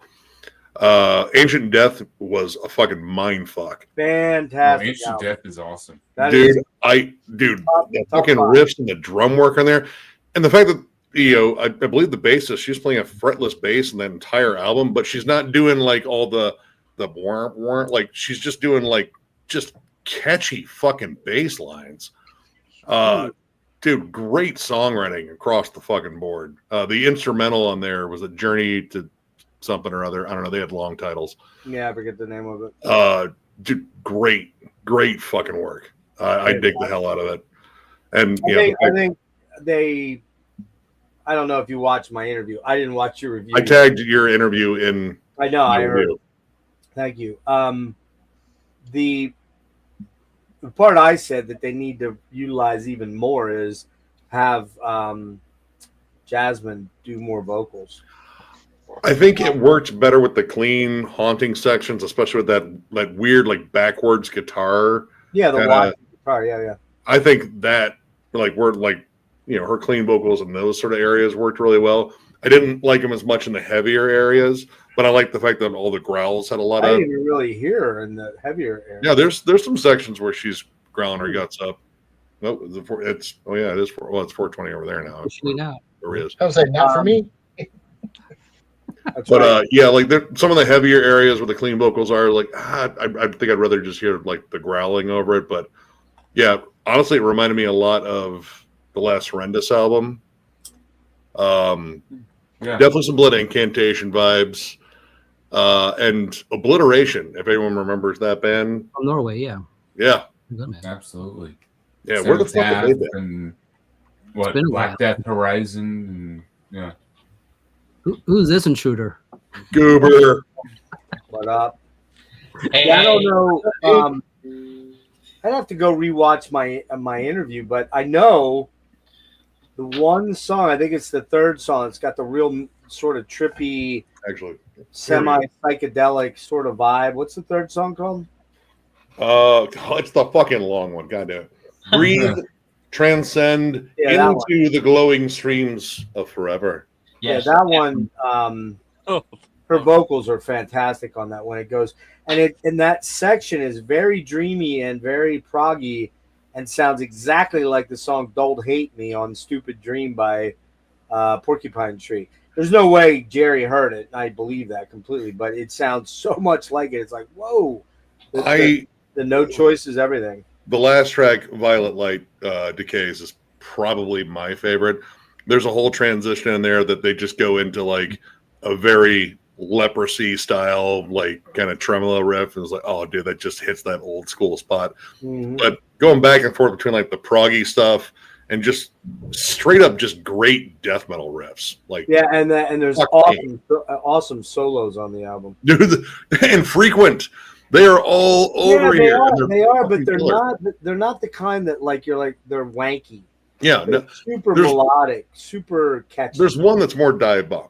I think it's on Breaking the Barriers of Hope. Yeah, But honestly, it fits. Like all the solos fit the mode of the songs.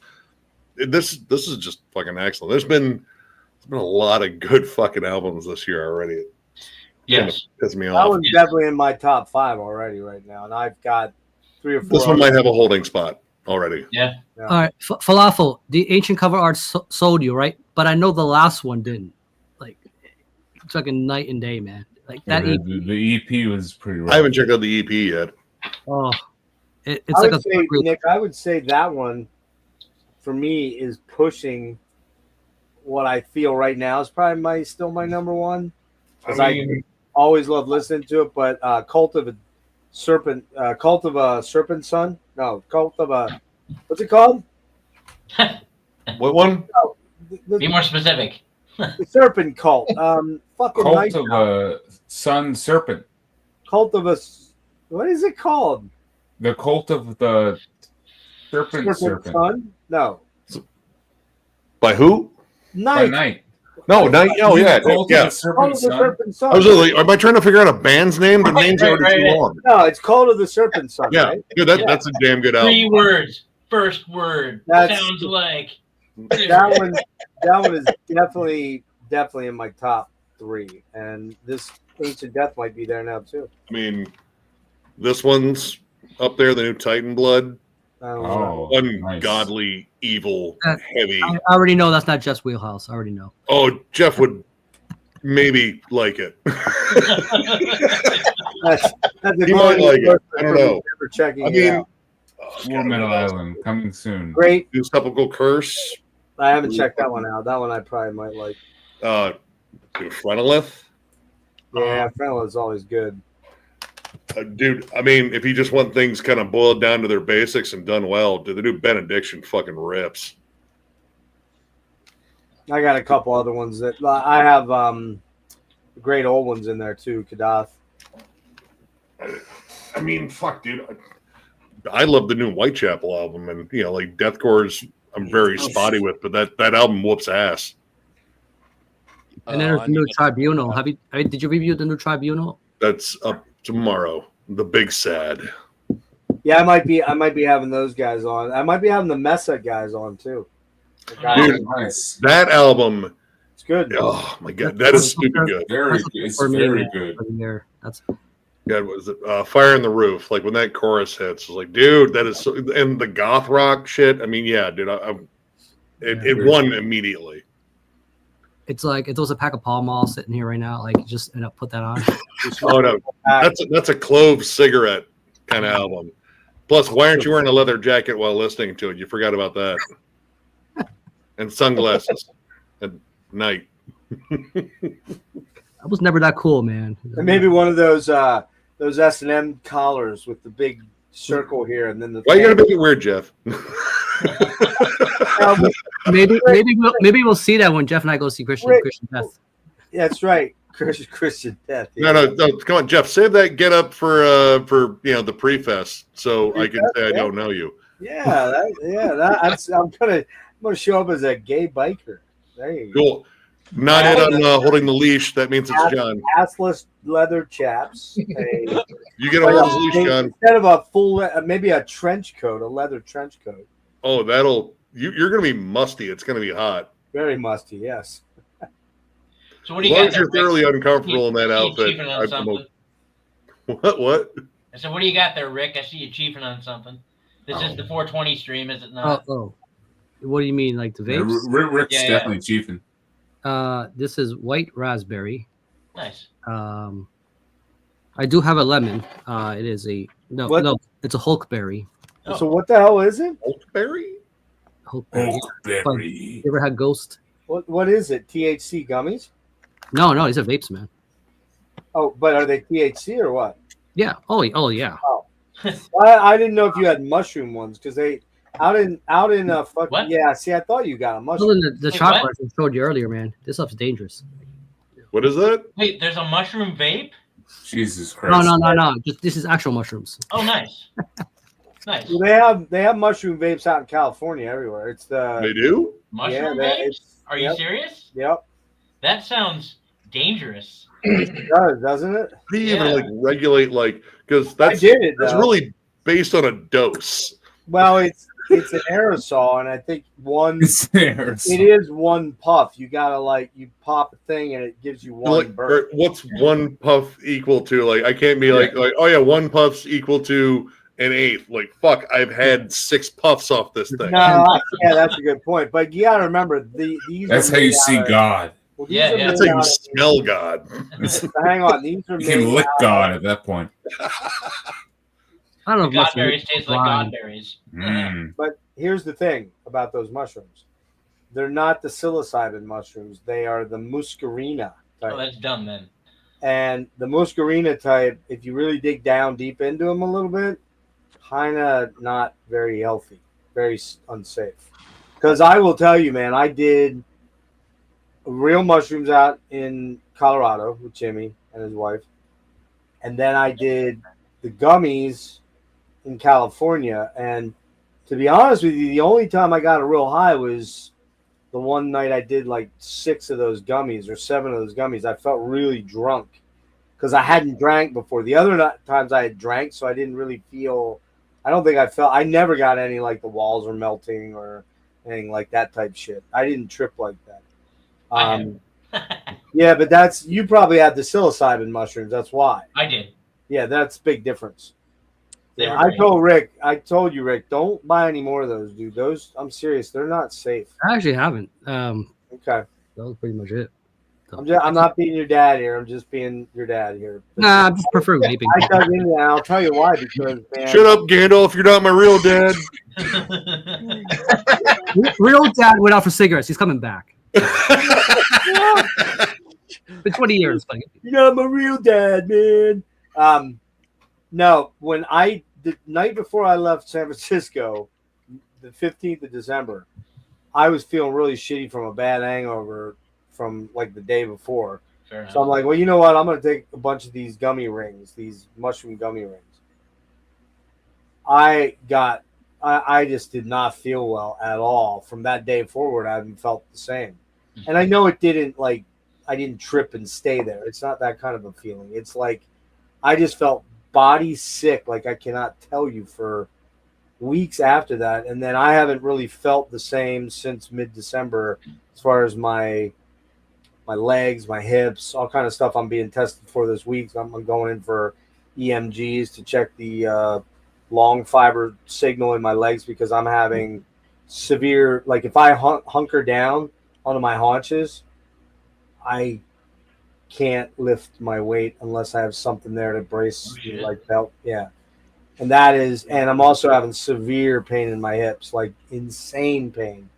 And I didn't have that 6-7 months ago or 8 months ago when MDF was. Okay, that's 10 months. But, you know, I didn't have that at all then. I didn't have it until I got COVID the second time in September. And I really haven't felt right since then. But I felt much more fatigue, much more pain, a lot more like that shit going on. So just, yeah, if you see the gummies out in the store, man, somewhere, read the side, and if it says muscarina mushrooms, I'd steer clear. If you go read about it, you'll see what I mean. They're so yummy though, man. Oh yeah, So yeah, there's sugar. I mean, you know, but just be careful of those. The devil was whispering in my ear. I don't Looks know. a lot like Rick. I'm not a big fan of mushrooms normally, unless they're the psilocybin ones. And if they're not the psilocybin ones, I'm good. Yeah, and that's the thing. Like, I took those in Colorado, and I just didn't.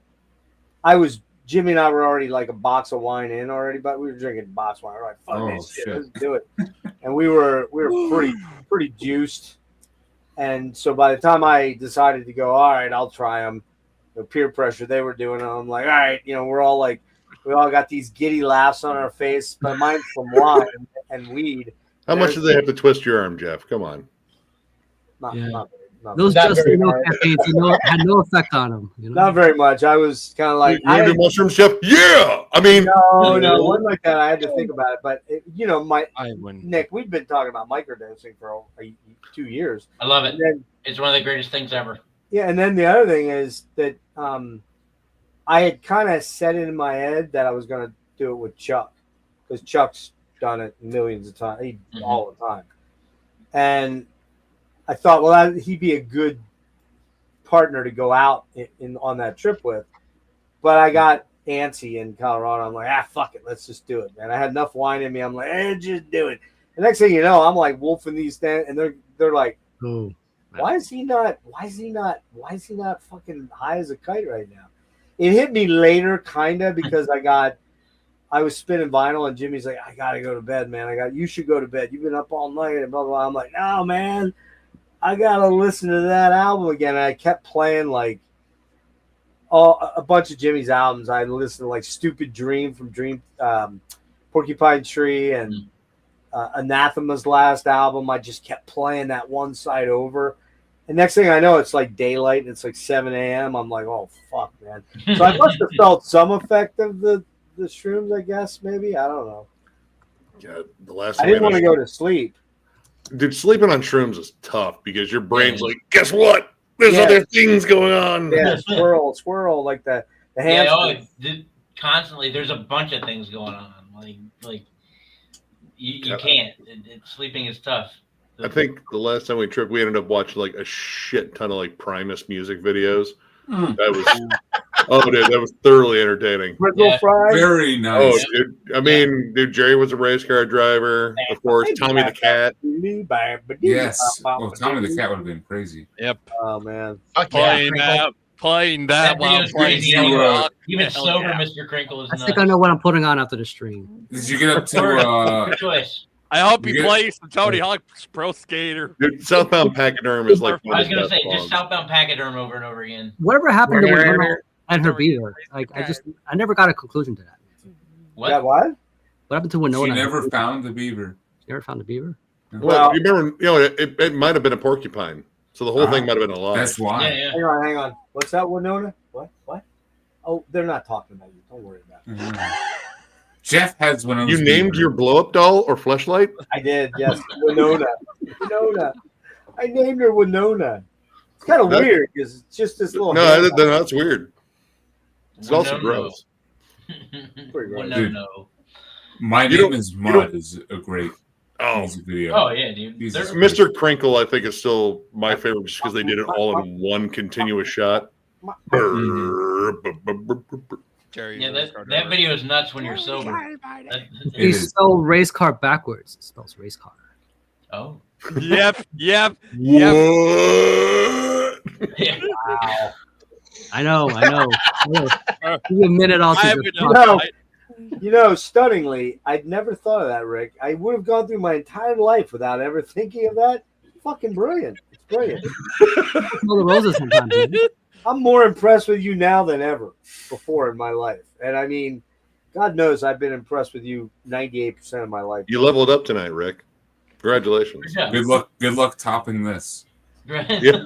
Yeah, dude. You peaked on the stream. Holy shit. Hey, Logan, don't be talking This is about your high school moment. This is your peak. Listen, Logan, don't be talking about topping with Ryan next to you there, okay? Are we gonna have to do We're gonna have to pull you two apart. Are we gonna have to pull you two little mushroom buds apart?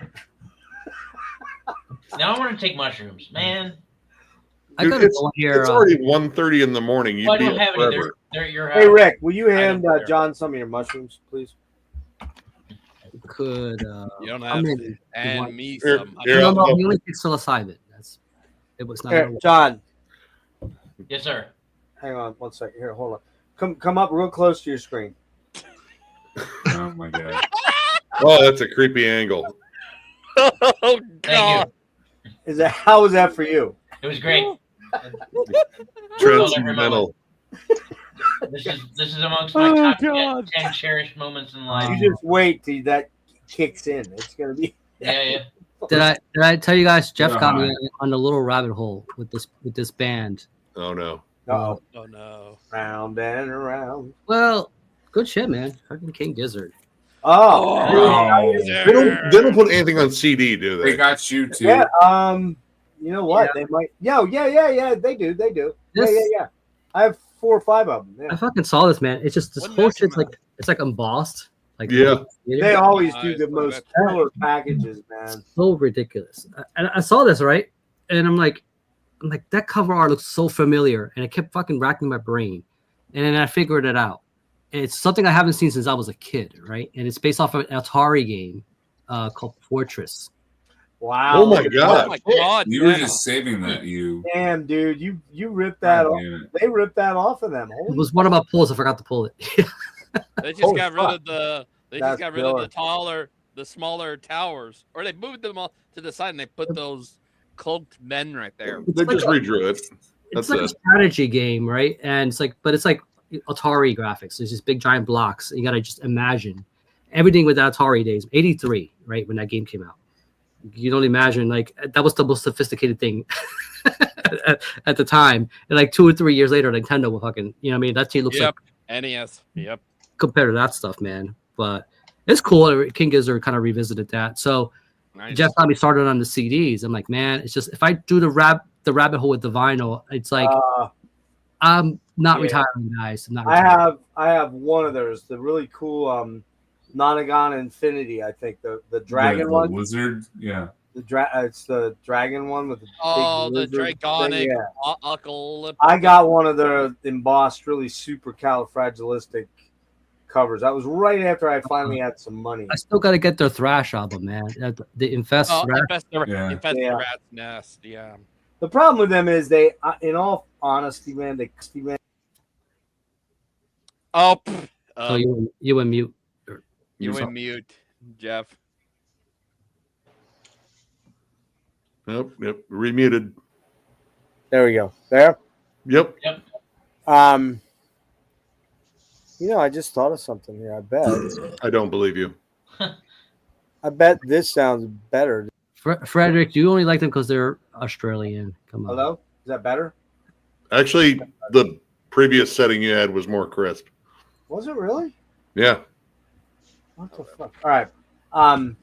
But yeah, I got that one, and then I ordered a bunch of CDs. So Nick, they do have CD stuff. Okay. All right, 'cause the one with the fucking lizard, the one that was the thrash metal album that everyone was talking about, for a while when I looked for it, I could not find any CD copies of it because I've been wanting to get some of their stuff.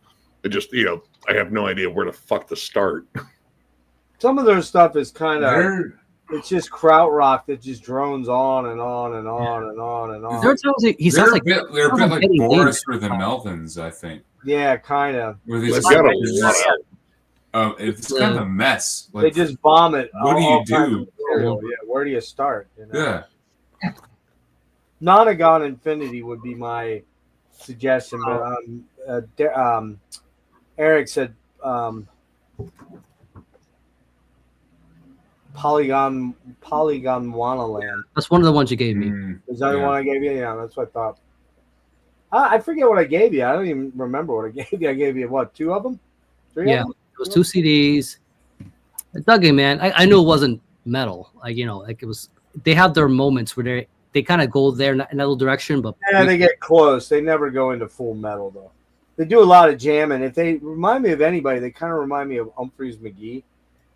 if you look at their Omnium, they have a record called Omnium Gatherum. That looks metal as fuck, man. You look at that cover. It's like, but it's not the band Omnium Gatherum. They just happen to name their album that. Oh, okay. Different. There's a difference. Infestarat, yeah, Pedragonic, Apocalypse, yeah, 2 more metal. Yep. Yeah, they're good. Both of those are good albums. They're fun. I know I saw it was a live, like an Audio Tree live thing with Gaia. Oh yeah. Do you know that song Gaia from them? I probably do, but I don't know that I know it by name. Okay. They're one of those kind of bands, weirdly, that I listen to them. And I just listen to them as like stuff going on around me. I don't really feel like I gotta pay super close attention. In the video, the dude's rocking the sickest blood incantation long sleeve. Is One of he? the guitarists, yeah. Is he? That's I was cool. like, Oh yeah, they're definitely metalheads. There's no doubt. There's the metal in there, yep. Particularly probably the guitar guys. I think they have 3 guitar players, right? I think. Like one of the singer plays a lot, and Microtonal Banana. That's the other one you gave me. yeah, Microtonal. That's it. Yeah. Oh wait, so Eric is a full-fledged. Eric seems like he's the full-fledged. He's the King Gizzard. He's the Gizzard. fan. The Gizzard Guru. So this is the new this is the new Deadhead shit, right? So what's the name for Gizzard fans? Gizzards. Oh yeah, the flying lizard gizzards. The gizzard lizards. Well, Eric, you're a gizzard lizard, dude. Wizard. Well, one of the words is wizards. The gizzard wizard. Lizard heads. Gizzard wizard. He's a lizard heads. Yeah, lizard heads. I don't know, man. A lot of ideas there. Look who it is. Hey, oh my God! It's Australia. Frederick, what's up, dude? Hey, guys. Rick, you'll let anybody on this fucking podcast. I'll tell you. Holy shit. That's how I got on. Yep, me too. My stream link went on some public directory now. Any Joe Schmo can just hop on. Right. From Hop on in. any country, Gizzard any lizard. continent. Uh-huh. It'll be Lars Ulrich or somebody. And like, Is there a tariff war against you? Nice. You know, you guys were speaking about King Gizzard. Have you heard this album by King Gizzard? What in the fuck That's is the on cool cover? sound cover right there. That's the coolest. Jesus, what is that? That's a King Gizzard album? King Gizzard. That's a Murder in the Universe. Holy fuck. Yeah. That looks metal as shit. Yeah, right? That But looks it's not. intense. It's a concept album. Kind of like Voivod. Frederick, how metal is it though? Well, it's a mix of everything. It's got metal. It's got psych. It's just everything. What King Gizzard do. I just put it into an album. So this is my 4th King Gizzard album. They make a shirt with that design on it. Without their name. Well, they probably could be, but Right, they I found the genre for that specific album: progressive rock, psychedelic rock, garage rock, and progressive metal. Also, you guys need to check out this album as well. Steeler. Steeler, yeah. Oh, I have the one Steeler album. This is pre Malmsteen. This is their early demos before Malmsteen joined the band. Is it still the same singer? I can't get it. Yeah, it's Ron Keel. Yeah. And it's got this album kicks ass. It's all their demos. It really rocks. You know, if you like US metal. I've never seen Nick show one Ron Keel on his channel. I have that. I have the Steeler album, the one with the Ron Keel. Oh, band. Keel. Yeah, no, I wouldn't. I don't like his vocal. He sleeps with it You under don't like his pillow. Keel? Don't let him fool you. And you need to get this album as well. Oh my god! Nice. Yeah, where's the big booty bitches on that No, cover? They always have Greatest hits. Oh yeah, that's right. You were talking about those when me. I didn't see any tits on there. Where? Oh god. No.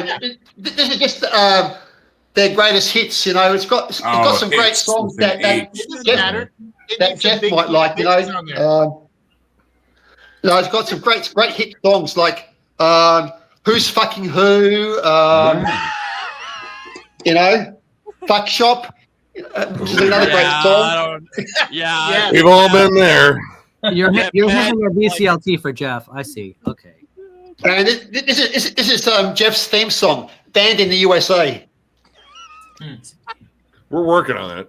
So wait, Yeah, are we surpassing Grindcore Island? We're going right to Hip Hop Island. Well, no. We can't surpass Grindcore As fast Island. as they want to be. Jeff is too big of a fan of Grindcore for us to skip Grindcore I know. Island. Okay. No, that's what I was thinking. I know But we got. we're going to Wow. Ice Tea Island right after, though, right? Oh, what? Ice Tea.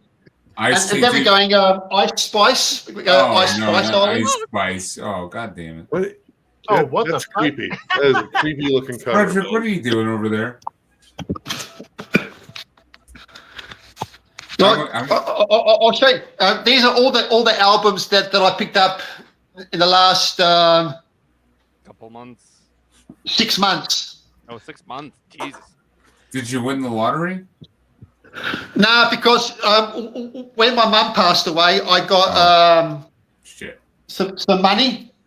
Damn. Oh, man. Sorry. So so I've been buying records, but I haven't been listening to them.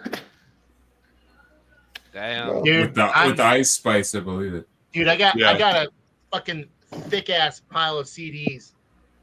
Because you know how I Tyler, you know this band? I do. Oh, Ozagram. Osgrom, yeah. Yeah. Those ladies are very talented and also very hot. Yes. This is their third album, which came out in 2013. But this is a been reissued. That one's good. The one before it's even better. The one with the big orange red cover and the castle on it. Yeah. Did that album Yeah. whoops ass. Yep. Oh, I also picked up another great album. oh, we'll wait till Frederick. This one's for Jeff, Don Dokken. There you go. Is it rock? Yeah. Now you That's get a great album. Back at the attack. Yes. So I've been getting it, and this is a great album too. I think You got that and Brian Nick Short liked this album. Warriors picture this. I still got to get my copy of that. That album whoops ass. Yep. Real good. This album, Nick, you know, it's thrash, but it has like a death metal vibe to it because the vocals are very sort of death metal-y. Yeah, no, it's solid. I dug it. I just got to get my copy. Well, that's what I pick up. I love this band, Acid Witch. Oh yeah, dude, they're from Yeah, Detroit. man. Which one is that one? Stoned? Yep. This is That's quite the stunning. second one. What I like first about one's this the best album, it came with some extras, which I think was pretty cool. It came with a Halloween sort of. Oh fuck, Oh, that's dude. fucking cool. What the Ooh, fuck? That's nice. awesome. That's super cool. Oh, It that's came with that, which is really cool. And pretty cool. but it came on. I think. Oh shit! There goes my shit. phone. What's the singer's name of that band? Slasher Dave on that one. That's the day. Shrek. I thought Slasher Dave took over on vocals on the second one because the first one is the old vocalist of Hooded Menace. Yeah. Slashy Dave and I didn't realize that. Shag Rat are the two members. So cool. It's a cool album. I really dig this band. So Yeah, they do. what else to pick? They do What else to pick Halloween up? shows in Detroit. Which Tannic Hallucinations is the hood the guitars. Yeah, that one's fucking awesome. I picked up this album. Yeah, nice, dude. Oh, nice. Picked I up like that that album. man. She's a little pitchy when it comes on her vocals. It kind of drives me nuts. Oh, Yeah. pitchy. You need to check out this band as well, Medieval Steel. This is their new album. Yeah. Wait, what? You joking? It's Yeah, it's Blood Moon. Ryan, of course he's joking. Come on. So whatever. I picked up Jeff's favorite album by All right, here we Megadeth. go. This is my third copy of this album Oh yeah, that I have. That's my favorite Megadeth album. that is my favorite Same. album. Which isn't Same saying here. much because I really don't like it. Dang. I tried some keys. It didn't work, man. Just saying. Nick, have you done this album review yet? Lady Beast. Have you No, checked but out I've seen them live. I saw them live in Indianapolis at the Heavy Hell show we went to a couple of years ago. Oh, did you? They were good. Well, how are they live? Are they good? They were really good. And this is Jeff's favorite thing too. He likes his where is it? Ooh. Something wild. Wow. pussy. He's a wild pussy. What the Well, Frederick. How much? How often does he get that? Vinyl for that, these man. days? Does that mean like she's never shaved? No, it's, Like we talk about. actually, this is a band that maybe if Aaron would like. You know, Aaron, Metal Theologian. So basically, It's like a her UK pussy looks band. like every season of like Duck Dynasty. Oh boy. And I also picked up a OG copy of this album. Ooh. Nice. Not familiar with that band. Medieval Steel. You should know Medieval. They're a US power metal band. Yeah, U.S. power metal. I think the title track and band track is very, very popular. Yeah, it's a good album too. The new Pentagram. Oh yeah, can't wait to see him. Bobby is a fucking meme. Well, actually, Amazing. this band is coming down to Australia, which is good. So I'm happy to see them. And also, Jeff, guess who's coming to Australia as well? Leo Sayer. No, Atheist. I know. They're coming to Perth. I know. Oh, wow. Yeah. You gonna go? Depending on how my mind is at the moment, because it's a bit fucked up at the moment. Mm-hmm. With my mum gone. Yeah. Well, I would love to see them because I would love to see Testament. They're coming to Perth as well, but at the moment my headspace is not. I'm not ready yet to go to see live shows at the moment. sorry to hear Yeah. that, man. Well, listen. Understandable, man. Listen, if you do go though, and you see Kelly, under no circumstances are you to tell him that you know me, okay? Make sure that's the first thing you tell him. Yep. Will that Hey, get him Kelly, freaked out I'm ready. immediately? Yeah. Actually, open up the conversation. So, is sexting your buddy Jeff? Nick, you know this band, Scum Ripper? Have you heard their new album yet? Not, I haven't heard their new album, but I know Scum Ripper. I have, I think, one Scum Ripper album. Yeah, this is they're on the Dying Victims now, a German label. Oh, yeah, they were on Hell's Headbangers originally. I have All Veins Blazing. Okay, yeah, this is a good All band. veins blazing. No, I love that band as well. So yeah, I got the last 6 months I bought over 50 plus records, and I just ordered some more stuff. Rick, you know Unholy Night? Holy night. I know of them, right? Unholy Night is at the The Russian band. They're all on that comp that you showed last time on your vinyl. No, From Unholy Altar. I think that was the name of that band. no, Blood Night. The Russian female singer. They're on that comp with Wraith and the Four Way Split album. Oh, Fast and the Fucking Devil. Yeah. Just a few. We say female singer. Yeah. They're from Russia. I'm drawing a blank. I'm not sure why. Wait a second. Keep talking and I'll get the album. Wait a second. Hey, everybody, Frederick gave us permission to keep talking. Oh, okay. Yeah. Just in case you So, weren't like, what's your favorite color? Exit him off. just in case you I weren't like- here. What are those like blinds that he has? It's like a. I have an idea while he's doing this. Let's play the scene out from the Holy Hand Grenade scene, okay? Let's just. I wouldn't know. Thou shalt riding- count to 3 and only 3.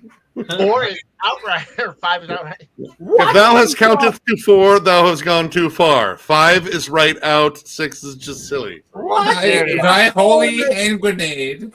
What's Thank your you. favorite But they color? were on that compilation. Faster Than the Devil, number 1. Oh, Remember that? It's good, man.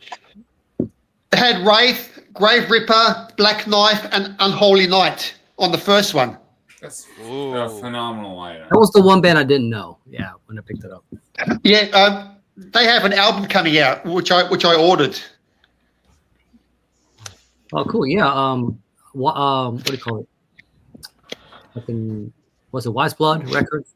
Put that out. Wise Blood. Yeah. Wise Blood, yeah.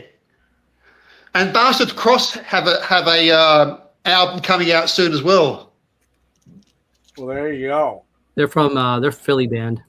We just Yeah, got Philly band, yeah. We just got to witness $10,000 worth of buying in about 8 or 10 minutes right there. You just saw it all right there.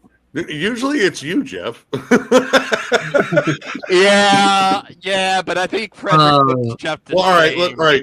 We're going with box sets too. So Yeah, that goes 3 figures easily. I only have one box set this in the last 2 weeks. Oh wait, I got, and you're gonna appreciate this, man. You, of all people, will love this.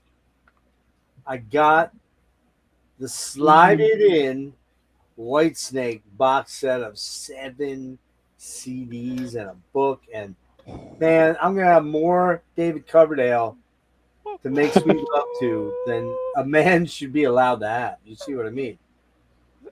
wait, You know where I'm coming from. you're gonna make love to David Coverdale? You're definitely. Does he have any say in this? You're definitely covered in Coverdale. Listen, he could have. The problem with him is he gives you the sense of false confidence, and you try to play it out in real life. I mean, just report it doesn't work, man. Unless you're David Coverdale. Listen, I'm telling you, if David Coverdale came up to me and said, Jeffrey, darling, shall we? It's the still of the night, Jeffrey. Slide it in. I just want to make sweet love to you. I might have a hard time saying. Listen, I might have a hard time saying no. And I do not like the dick. So I mean, Unless it's Coverdale, all right. I'm a big fan. Unless it's Coverdale, and he woos me, darling. He's got to work it. Got to work that. I don't know voice. how much he can work it, man. Like he's in his 70s. Did he get a new hip? Yeah, he's like 77, I think. I would say you guys are right, but when look at Mick Jagger's new girlfriend, it's all out the window, man. I don't know. Yeah. All you mean his wife, his new wife? Well, now? he may be a 'Cause I heard couple he got married. $millions more too than Coverdale, but that's a different story. Well, how old is she? Like, what, 36?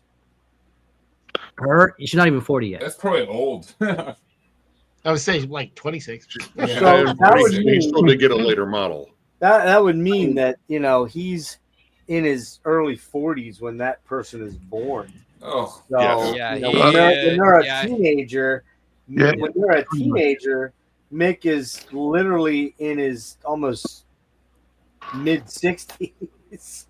Like Dude, 65.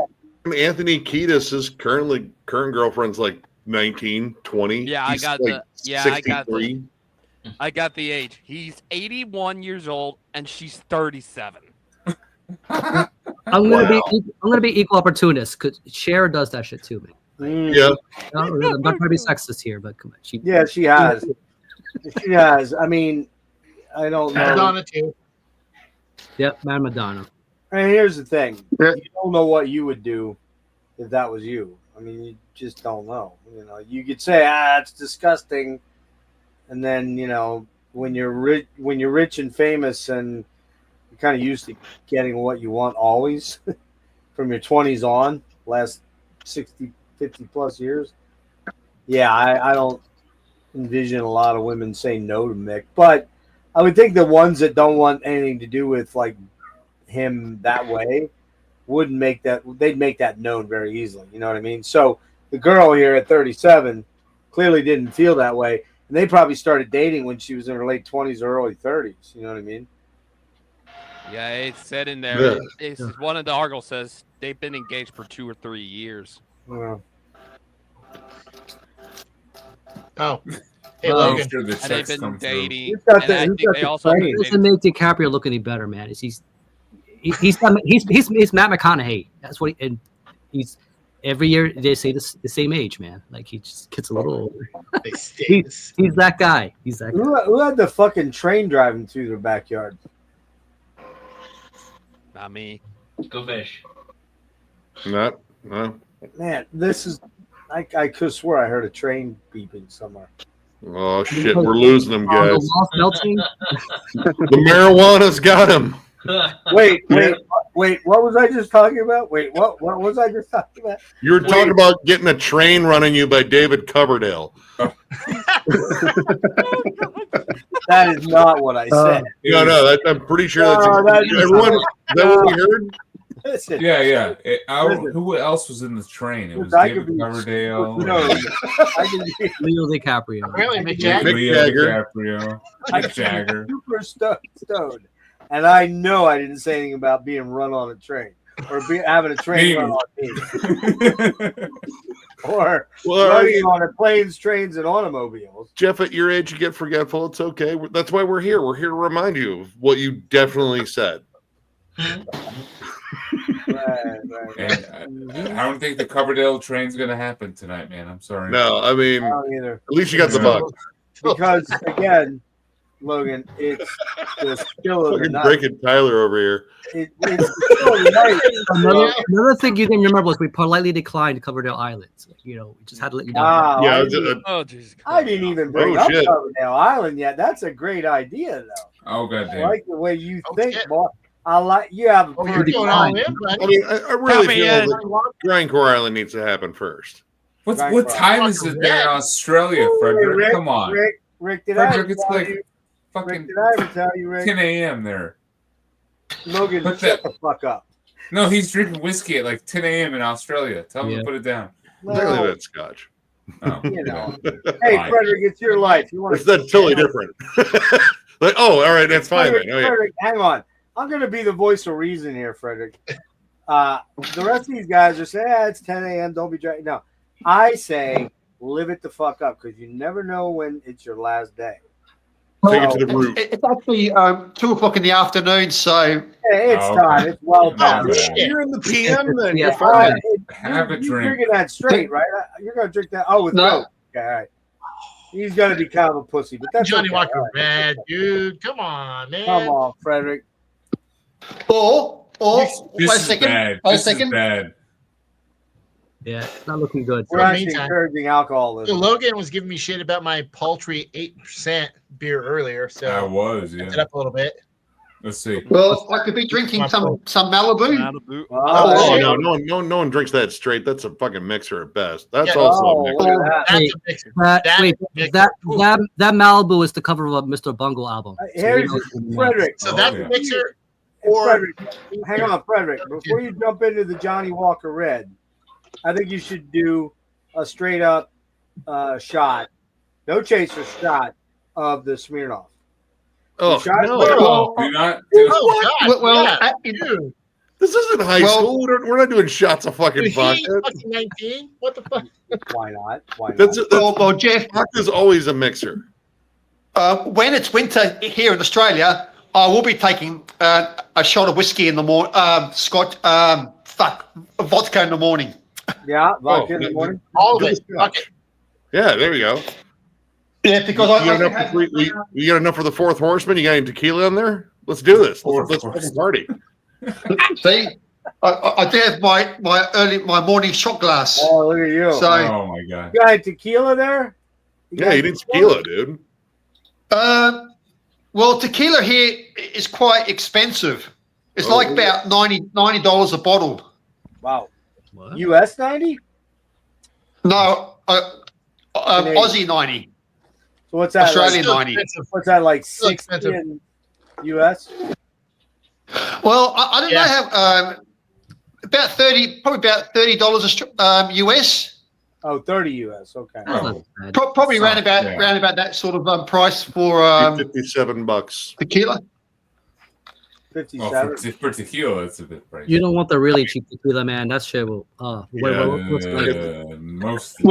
only thing here in Australia with the tequila, we don't have the worm in it. Where you get the worm? Oh no, mezcal. Like the That's legit the shit. really nice tequila. You get the worm. I mean, honestly, like a bottle of Patron. That's still nice. That's still good. You can get the añejo, the aged stuff. That's good. When I was in California back in December, we went to this place in called La Playa in Riverside, I think it is, or Riverdale. I forget which Riverside. And it was like a real authentic Mexican restaurant, and then they had a tequila bar. Yeah, they had like $600 bottles of tequila, and my buddy Chuck's buddy Al, I think. He was getting a load on. He's like, let's go get some more tequila shots. And I wasn't drinking the tequila. I just had one beer with my dinner. And they're like, come on, we're going to get more. We're going to get tequila shots. I'm like, whoa, dudes. I'm driving. If that's the case, then Chuck's like, all right, you can drive. And the next thing I know, I'm over at the bar. And I have not had tequila. This is not a lie. I have not had tequila as a shot since I turned 21. Because I drank like a bottle. My favorite shots. I drank like a bottle of fucking mezcal the night that I turned 21, and I had a hangover for like 3 months, I think, or something. So I never went back. The only time I ever had tequila was when it was in a margarita, and I'd always be like, "Hey, go light on the tequila." So flash forward to out in California, we go to and I'm just sitting there and they're like, "Yeah," and a shot shows up in front of me. And he goes, well, I thought you said you wanted one. I'm like, and he goes, nah, don't be a pussy, drink it. I'm like, oh boy, here we go. And that was like a $120 bottle of tequila. So whatever the shots were not cheap. I think they were like $30 a shot. But then we got up to the $600 bottle. And you know what I noticed? It's true. Like it was almost like drinking water. I mean, it almost had no alcohol taste at all. For me, like good tequila, like it's not like super burny, but it has like that citrusy sort of flavor at the end. Yeah. That's the thing that I look for, like kind of a buttery sort of texture and citrus. Yeah, that's the shit right there. Buttery, that's true. It's got that smooth, almost like gel, like glide in your mouth. Like it feels like you got gel in your mouth. That's why you can't cheap out on it. You'll know right away. Like it's fucking night and day. It's worth spending the money on like good tequila. There's a Mexican restaurant right down the street from us that has like a big tequila bar. We had one in the mall that had like, it was a Irish pub that actually had like stupid expensive fucking bottles of like aged fucking, Irish whiskey and shit. Like, God, I forget how old. I think it was over 20-year-old fucking Middleton's.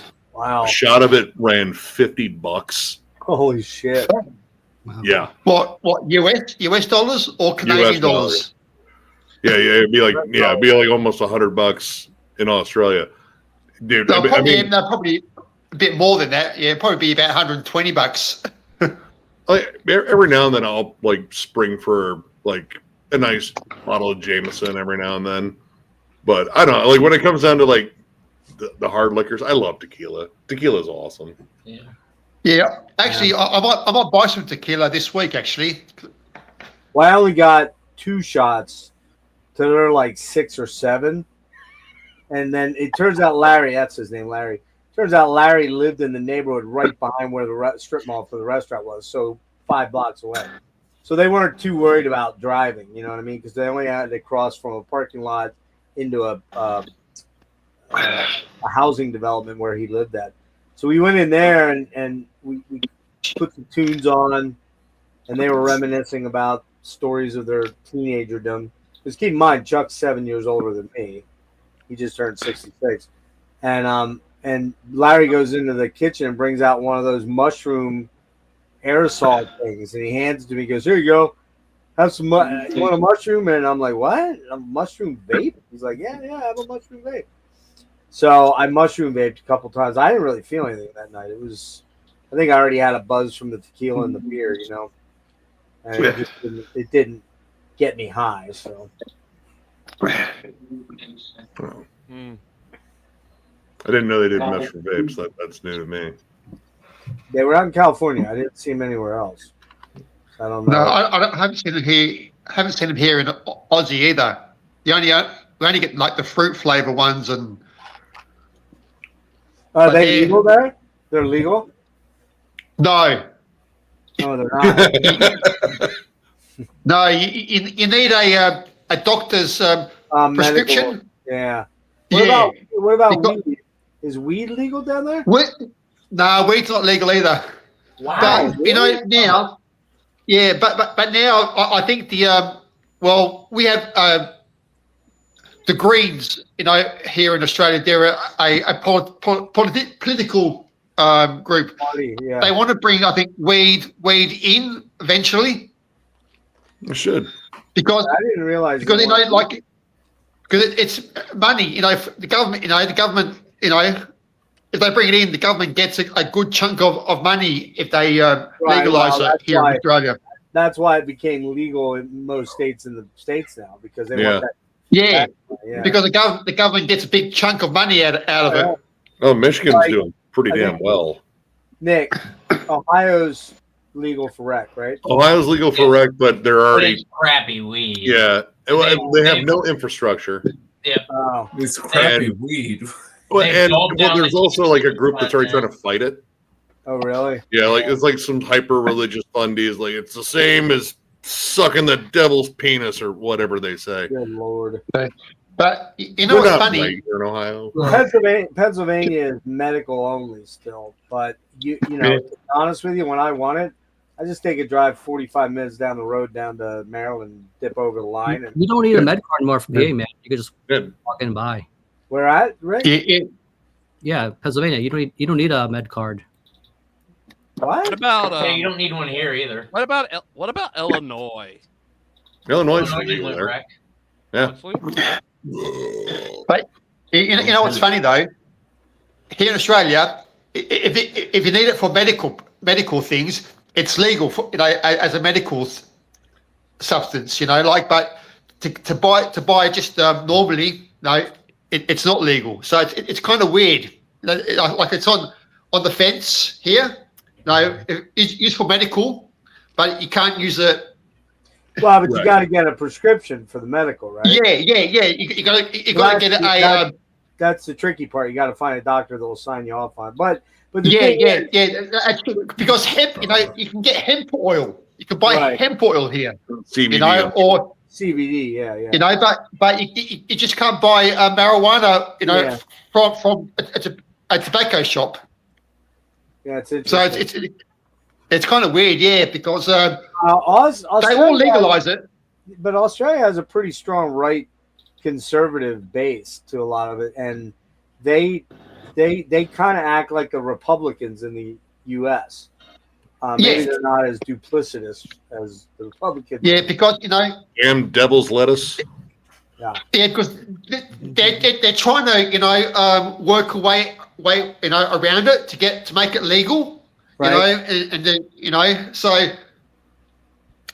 now it's kind of weird because Now you can buy it for medical reasons, but you need a couple of doctor's referrals to get it. Because you can't just go to one doctor. You need like a couple of doctors to analyze if you really need it. And you're not using it just for.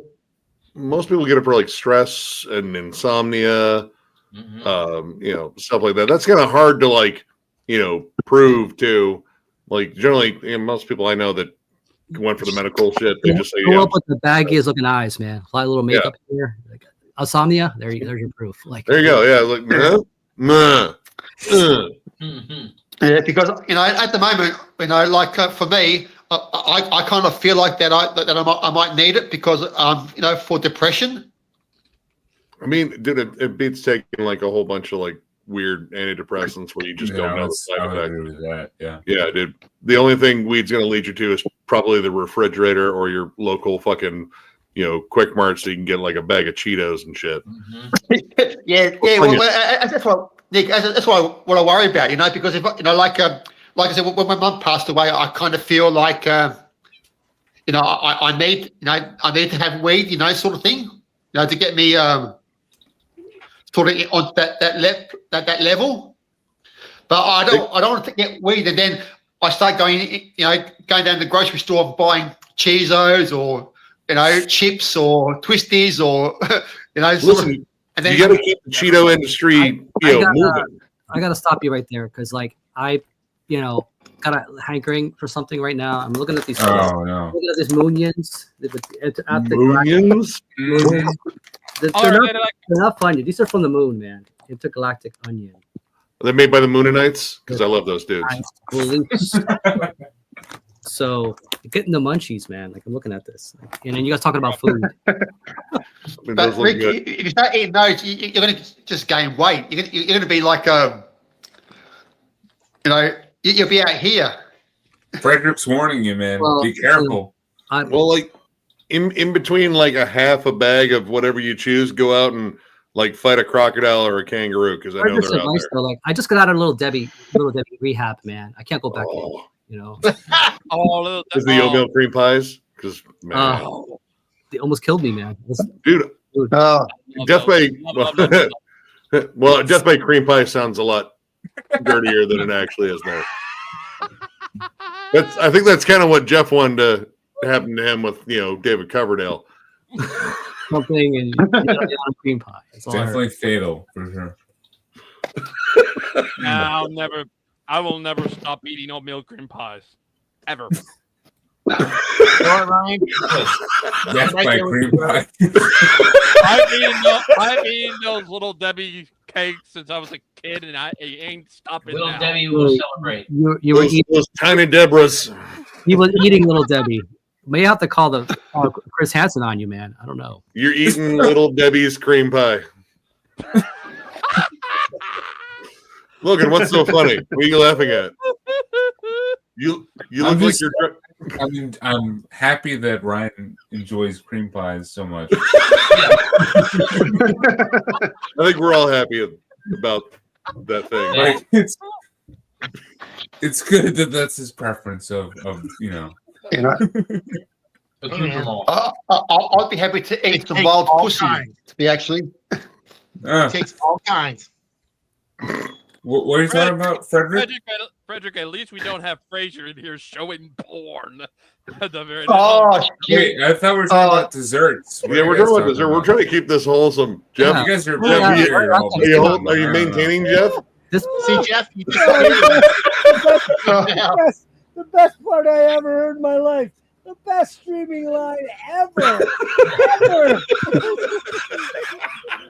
is Ryan saying, I don't care what people say, I'll never stop eating those.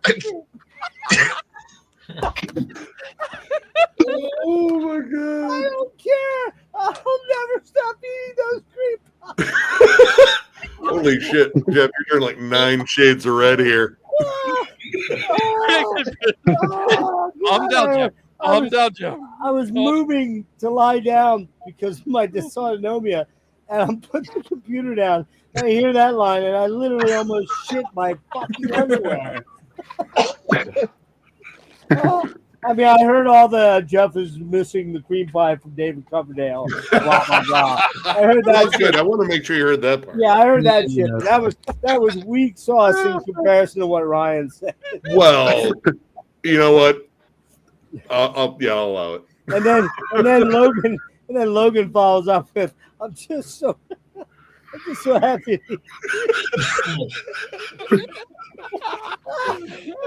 Oh my God! I'm so happy to hear, Ryan. The jokes tonight. You're like beat red right now. Oh my God! I'm crying. Oh, you cheering up, man? Oh shit! That was. Oh man. Woo! Oh God! All right, so back to cream pie. Good pastry's good pastry, you know. Like back Yeah, to I grow up with them. I mean, a lot of cream-filled pastries out there. Yeah. What's that? I grew up with them. What? What'd you say? A lot of cream-filled pastries out there. There seems to be. To be filled, yeah. Oh man. Well, the filling process, you know, that's the fun part, I think. Yeah. That's the messy part, I would assume. That's the part they don't show you in the factory tour. Jesus. And all the instructional videos have the black boxes in there. Oh shit. Oh, Or it's pixelated. Do you think? Here's the question though. Do you think it's understood what we're laughing at? No. Oh, I think I know what y'all are talking about. I know what y'all are talking about. Little Debbie. Before he explains it, I'm going to go outside and have a cigarette because I don't know if I want to hear this part. This is one I'm not going to touch. How much of a high school education did you have within the health? This one I'm not going to touch. I'm not going to touch it. Did they cover that in that video? The miracle of life and cream pies? I mean, which is also a miracle. Dude, that Miracle of Life video, that was like sparring as a fucking kid, dude. Dude, when it flopped out, I was like, I'm done. I'm out. I'm gonna fucking throw up.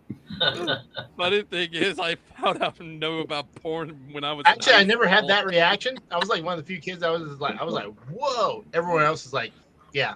I think but it was. Still, it there was like that moment. multiple years. Like they were like, hey, we're showing the Miracle of Life. I'm like, again? Fuck. Like, I just saw it last year. What the fuck? Did they make a sequel? I wasn't traumatized enough. Dude, it was so good. You got it was done that, twice. It was that fucking video that I pretty much was like, you know what? I think I'm gonna have kids. I'm thinking I'm cool with that right now. I don't recall them showing us that. That might be a newer. Dude, like that kid just seemed big, like split from the A to the V. Oh yeah. Like sure. it was a vaginus after well, that. a lot of women do split. They have to sew them back sew up. it up after. Oh man! I think it's called an episiotomy. Where they cut a little slit. So they kind of open it up. Appendectomy. Just the imagine. episiotomy is the split. The appendectomy is the But imagine this: like if men had to have children. No. Most like after the very first maybe 100 years of mankind, they'd all be like, "Yeah, no way, fuck that." Yeah, shit. no, we're a doomed species because I don't want to just ruin my dick. Yeah, I don't want to ruin my dick hole. Like maybe unless they came out like we wouldn't be here right now. Yeah, octopi would be the dominant species on the planet. There would be no metal, believe it or not. Dude, I'm pretty sure an octopus could figure that out. It'd just be like I think the metal would be ocean metal. Just be Gojira though. Ocean metal, Gojira. Oh yeah. Yep. Good stuff, man. I've been nerding out on some old movies. Last night. I watched a fucking 1985 classic, To Live and Die in L.A. Oh, dude. William Friedkin. That movie is fucking incredible. God, it's fucking badass, man. Great soundtrack from who? Frederick, who did the soundtrack? Jeff. They're from I Australia. don't know. They're from Australia. Oh, not Cold Chisel. No. Wang Chung, Oh. everybody, Wang Chung tonight. Oh, no. Everybody, Wang Wang Chung are a UK band. No, they're from Australia, dude. No, Wang Chung? UK. Jack Hughes is from Place Australia. bets. I'm 99% sure they're Australian. If you check. Well, somebody look it up. 'Cause I think Wang Chung were Man, I was Wang- sure. No, they're from the UK. They're London, from England. UK. Yeah. Holy fuck! I cannot believe that. I would have swore all my life they were Australian. How about that shit? Damn! Look at that. Wow. No, I just UK. got- Yeah. Formed in London 1980. I just got And there's owned. tickets for shows in 2025. Yep, I just got owned by Frederick. You realize that, right? He owned my ass right there. You're right. Well, no, I didn't, Jeff. I didn't own your ass. I just corrected you. Oh, you know you. I love just to own corrected my you ass. because All right, so Wang Chung did the soundtrack for that movie. Absolutely fucking fantastic. Now, I think it was a couple nights ago, I watched the Andromeda Strain. Does anybody know that movie? I know that movie. Yep. yeah, I know that movie. Yeah. 71, I haven't seen it. I haven't seen it since I was a kid. But yeah, great movie. Yeah. Yeah, what a fucking great movie, man. Just so, and those 70s, 60s and 70s movies, 50s too, they just blow away. For me, they blow away modern movies. But I'm an 80s kid, so I mean, the 80s movies are the ones that still fucking get me. and then Goonies. Yeah. Well, I'm a 70s. I like the 70s movies. You know, like the so do I. the old horror movies, like the Amicus and Hammer films Yeah, from the 60s and 70s. 70s, yeah. Christopher Lee was like the best Dracula. All right, so here's You're the a vampire Lee, not the Jedi or here's the alpha male though. whatever. It Okay, is. one last movie. 1972 or 3, I forget which one. 2, I think. Roy Scheider, right there. Roy Scheider's in it. It's a fucking banger. It's a mega banger. Don't even. It's not Jaws though.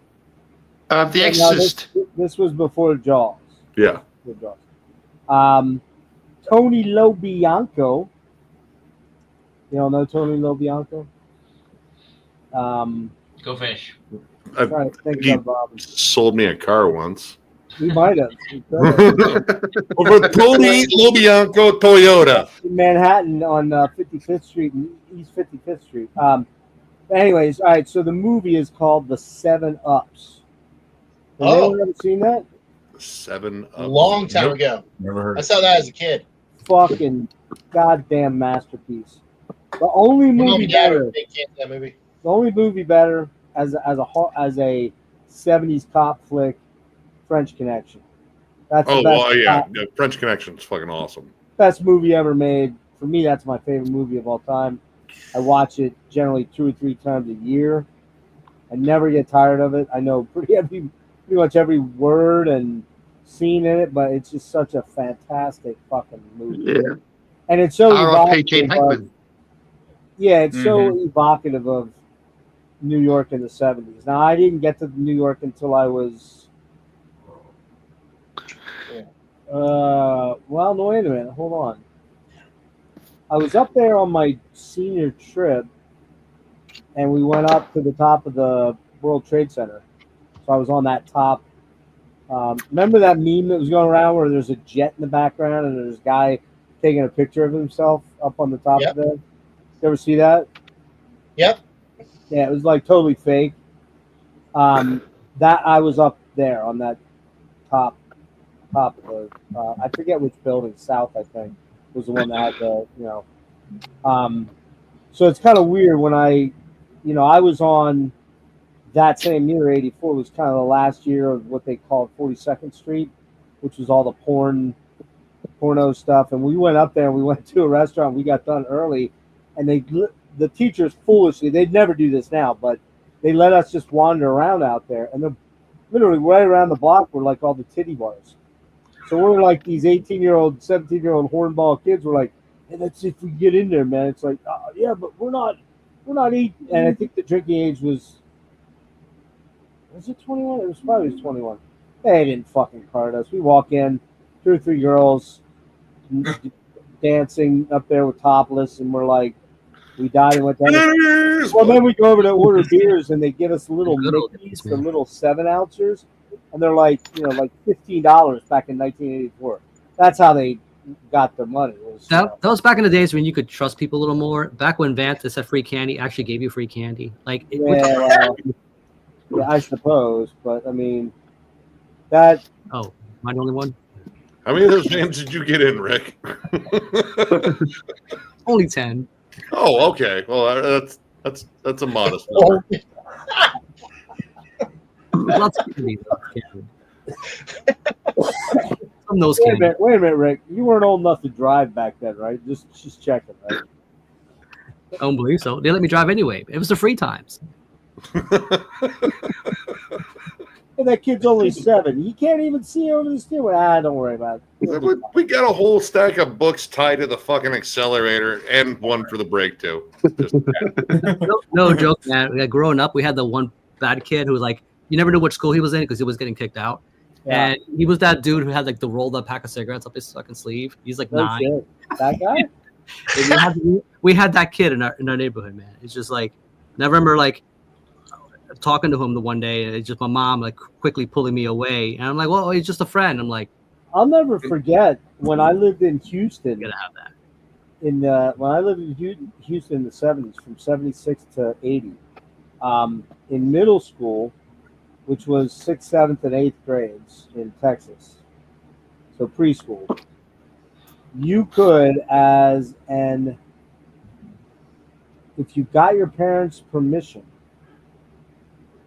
they had a smokers lounge for 6th, 7th, and 8th grade students. If your parents, There you go, Nick. okay, then. Well, first off, I didn't start smoking until I was 15, but that's like some 1950s shit. Though. Here you go. We got cigarettes for the kids now too. They're just a There you little go. bit shorter and Let's- Glasses of wine. Hey, let's- when those cigarettes, Marlboro Jr. you remember, you've seen those old ads. Oh yeah. They're doctor approved. They're totally healthy. yeah, the Right. Winston Lose ads. weight. Yeah, I remember that. Yeah. You'd see like pictures in an operating room, and the doctor'd have a button in his mouth, and he'd be, suturing somebody up. Very bizarre. Very bizarre. How, and I remember, I'm old enough. Play school and Marlboro getting together. But I'm old enough to remember. I'm old enough to remember traveling in 1977, I think it was. I flew back to Pennsylvania from Houston. My first time on a jet, and that was 1977. I was 11. My brother was 8, I think. In 1977, I was traveling in my dad's balls. Right, you were. Right. I was trip. flying on a big old jet airliner to Stayed warm. Philadelphia. But here's the thing about it: you could smoke back then on planes. They had a section in the front of or the rear of the plane, I think it was, where they would have like suction sort of fans, but you could still smell it throughout the cabin. I remember that, Jeff. When I was coming from the UK to Australia in 1978, people were smoking on planes back then. Yeah. And that was not deemed even unusual. I mean, every place publicly, at the pool, at the the library, at restaurants. I mean, I'm trying to remember when Pennsylvania went smokeless. It was a little later than like Maryland. I want to say the early 2000s. So has it been like 25 years or no? For planes, I just looked it up. That was earlier. Yeah, that was 1988. Because on my first flight, when I went to Disney World, they were still smoking on there. Like they had the little flip-up ashtrays. Yeah, on the the seat. flip-up ashtrays. Yep. Well, yeah, it was like when did they start doing that in Ohio? When they started no smoking in the venues. Oh shit! I'm thinking it's like That was like 2003. That's what I was thinking. 2 or 3. Yeah. Something like it had to, because I remember because they started it in the restaurants like Yep. Applebee's. Well, you could still in a bar, you could still have a smoking bar, where it was you could smoke at the bar, but of your profits, only 20% could be derived from food service. So like you could do fries or a grilled cheese or something. You couldn't you couldn't be a restaurant. And so like in PA, there were still some bars up until 10 years ago that you go in, you'd be like, what the fuck? And they didn't serve food, so you could still smoke in the bar. So I'd be like, let's get the hell out of here. I won't be here. Here they did a thing for a while when they first started the ban on places. They used to have bars that would charge you like $1 for. Remember, they used to make it like a private membership or something to the bar, or you joined like a club or some shit. You give them $1, they let you smoke in the bar, because then it became like a private institution, club, even though it was like a club. Yeah, like if you were a club, they could do that. Yeah, exactly. Yep. Well, I know there were a couple of bars that just resisted, like fucking Delaney's. Like, well, Delaney's it's a shithole anyway. Delaney's, I think, still to this day doesn't. Yeah, really they just like, you can go in here and smoke and fucking snort coke off the fucking bar. We don't give a fuck. Yeah. Yep. Yeah, like they've been busted for countless fucking violations of shit. But yeah, people just like, oh man, I love Delaney's. I miss it. Like, that's because it's a fucking piece of shit. It sucks. That's why you love it. Name of the bar? What was the name of the bar before it was the Polish Ostrich? Remember? Was it? It was oh fuck. Like the Long Time Saloon. The Longhorn Saloon. Longhorn Saloon. Yeah, I don't think they still give a fuck either. To be honest. No, dude, their fucking stage was propped up by fucking milk crates. Right. Oh man. Right. Like, yeah, there's a lot of killer bands there. Toledo aesthetic. I saw. Actually, yeah, I saw Joe play when he sold the Busted Leg. Oh yeah. And Iron Flame. And what's that Doom Blind Haven? Oh, I never saw Blind Haven there. I saw Blind Haven at Frankie's multiple times. A Life Once Lost played the Longhorn once. I saw A Life Once Lost at Frankie's with Vela Maya and Tony Danza Tap Dance Extravaganza and sadly Amir. Yep. Yeah. Yeah. No shit. Dude, the band fucking sucks. And I've seen them 3 times because they've been on bills with fucking bands I want to see. Like, I saw them open up for Unearthed, and I was like, dude, why are you here? The best thing they ever gave us was that footage of Frankie Palmieri getting electrocuted by his microphone. Yes. I watched that in a loop. It's almost as good as the Sleep Token fart. I don't know, man. I don't know if anything will ever beat that. It's such a wet, nasty fart too. And you, like I said, you can just hear the dude's buddy going, "Dude, really?" The crowd goes, "Oh!" Like it was the best thing ever. The best thing ever. Best thing on the fucking internet. I haven't heard that story before. Is that on YouTube? The Sleep Token fart? Yeah, it's during like a very intimate performance of one of their softer songs, like just the costume, whatever, and he's playing piano and like singing like he's got peanut butter stuck in the roof of his mouth. And in one of the most silent spots, like where there's like no music, you just hear this wet, nasty, just going, dude. It was great. It's the best. Oh my god. All right, Logan's out. I think later, Logan. Good hang. Actually, guys, I gotta cut out of here too. I gotta work in the morning. It's been a very long day. I wanted to swing through and say hey and join a 420 stream since I'm a raging pothead. So Oh, you came here for the 420, not for the Easter push. All right, I see how it is. Oh man. I'm sorry, and happy Bunny Day. This is the part where we drink the blood. I'm here for the Easter part. I'm not here for the 420. Oh, right. I don't even know what a 420 is because we don't have that in Australia. It's the weed holiday. So. Okay. Everybody that's a stoner really enjoys today. Okay, because 420. We don't have it here in Australia. So police code. It was a police code, and then weed heads took it as their own. Yep, and we love it. Okay, cool. That's cool. Well, yeah, I gotta cut out here, guys. Thank you for having me. All right, thank you, John. Yep. I'm gonna go grab that smoke. What? I'm gonna go grab that smoke that I was gonna grab earlier. And Frederick, my I'll be right condolences. back, though. All right. Sorry, John. My condolences to you. It's all good, mate. Yeah, it's going to take a while, but I'll get there, brother. Sure, I believe it. Take care of yourself. You too, mate. Yep. Later, guys.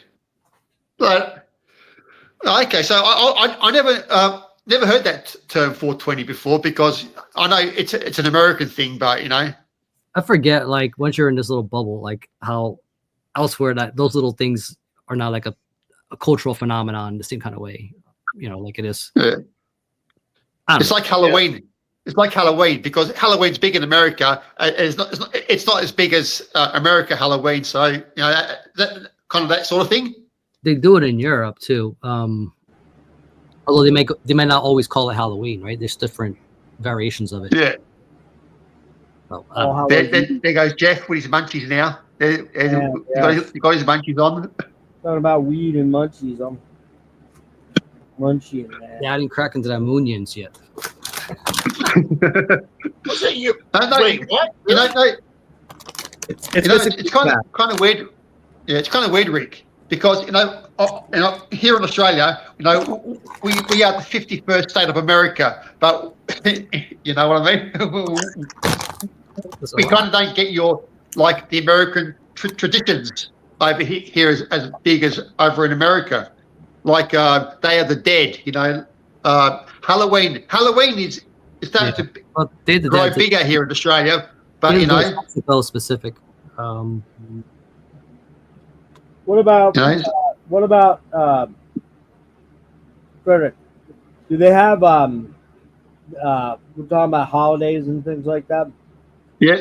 In Australia, do they have Save the Pussies Day like they do here in America? No, but they have Save the Beaver. Save the Beaver. Yeah. Well, okay. Okay, you got my attention now. Yeah,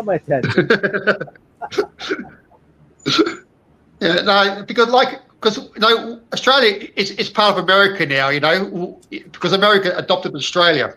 Wow. And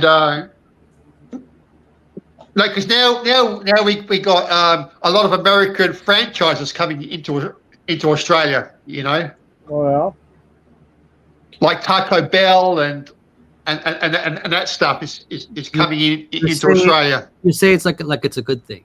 It's like no, I don't think it's hard to say, Rick, because I don't think it is a good thing. Bell. That's why I'm just saying it, because you brought up Taco Bell. Yeah. I don't think it is a good thing to be copying America. I think Australia needs to be its own identity. You know what I mean? But I know because a lot of Americans are buying up stuff here in Australia, like our casinos as well. And I think due to that, Australia's getting more Americanized. Yeah, agree. And I don't think it is a good idea. I think we need to get our own identity and keep it that way, but still have influences from other countries. Yeah. But I don't think we shouldn't adopt the American way. The problem is that there's the real conservative arm of Australians. They're modeling themselves off of Trump, kind of in this almost dictatorial thing, and that ain't gonna go over so good. No, because we have it's the liberals. Oh, no, not liberals. There's one party we have here who want to go the Trump way, mm-hmm. because they're following Trump's political stance, and I don't think Australia wants that in their government, and I don't want that in our government as well. I rather we stick with the old ways in government, and not copy other countries. Right. But like I said, Australia is getting Americanized, because all the takeaway companies are coming to here, but it's the way of the dollar. You see, it's where the always the money, because yep. Like when my mum died, I called a funeral company here in Australia, which is owned by American Dara O'Day. Okay. Never heard of And they're a US funeral company, but they've made their footstep in Australia. And I was asking for a quote for a cremation for my mum, and that they were going to charge like 6,000 Australian dollars. Wow. See, because it's an American company, an American government. Right. You know? Oh, we know. So I went for a cheaper one, which is an Australian company, and it only cost me like $3,000 Hard to believe to get it. mum cremated. So Yeah. Yeah, no, it's too much Americanized here in Australia, which is not a good thing, because it's coming too fast. Yeah, I hear you. So, but but don't get me wrong. I love the American people. There are some good people out there in America. You do. I can't fucking stand most American people. What are you talking about? Well, yeah, and there are some a-holes in America too. A lot of a lot of them motherfuckers. Especially in your government. They're all a-holes in your government. All assholes in there, including the other side that I root for, which I don't really root for. I just gotta root against. I root against what's in there right now. Yeah. Well, look, well, put it this way. You guys voted for him. I didn't. So the majority did, but yeah. The fact of the matter is, I think there's way more sketch about this thing than 2020, and the reason I say that is because Trump went in all of the blue line states that typically vote Democratic, Pennsylvania, Wisconsin, Michigan. That was sketchy to me because Leon, whatever his name is. He seemed to know. You mean douchebag? Douchebag Musk. Douchebag Musk. He seemed to know 4 hours ahead of time what the results were going to be. That's sketchy to me. And with of course, with big balls and all these incredible programmers, they're next level programmers.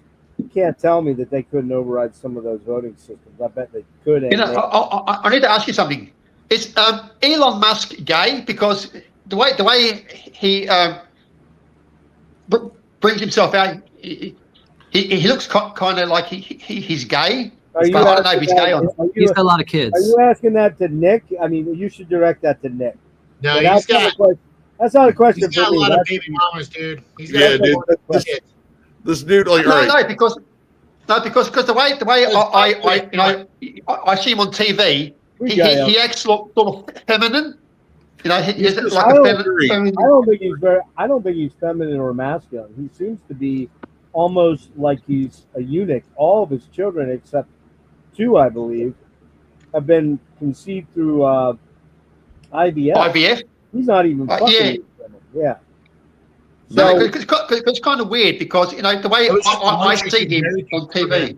Hold on, we're all talking at once here. What was that, Tyler? It was just that one chick that he was married to, the pop star chick. Yeah. Oh, the one that keeps threatening to send out like videos of him being pegged. Yeah. Dude, release the tapes. Do it. Dude. Yeah. Well, there you go. There you go. That might be your answer right there, Frederick. If there really is pegging videos of this guy taking up the ass, maybe he might like a little bit of the D. Yeah, man. Well, yeah, because like I said, because the way I see him on TV, he sort of acts very feminine. In the way he pronounces himself. I mean, well, maybe all the kids is a way to overcompensate for it. It's like, listen, I can't have them figuring out that I like dudes. I better have a fucking litter. Yeah, that's probably. But I don't want to fuck the women because icky. Yeah, that's no. So Jeff, know who I'm talking about. We're Rock Hudson. Rock Hudson. Oh yeah. He was married. He had kids, but he was flaming gay. But he had to put up a front. No, I don't think he ever was. I don't think he ever had kids. I think he did.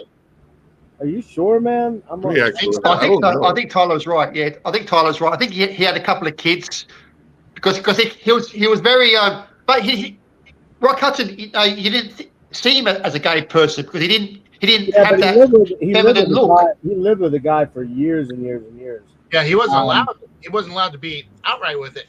No, well, that was a different time. You didn't. Very few people, especially as a leading man for those big roles, you know, if they knew he was gay, that would have probably typecast him into some other.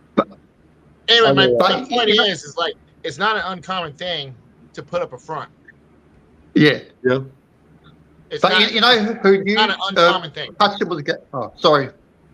I was going to say, you know who knew who was Hudson was gay? Doris Day knew that Rock Hudson was gay because he told her, and she knew before anybody else, you know, in the world knew that he was gay or not. Dude, he did not have kids.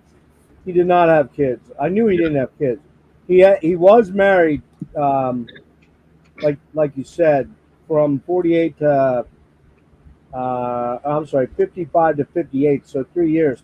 But a lot of the time that he was living in Hollywood, he had a kind of live-in friend that, you know, it was under the auspices of them being like buddies, right? Like bachelors that live in this giant house and they each have their own. It's the Bert and Ernie arrangement, you know. Yeah. Gee, Bert, could you wash my back in the shower?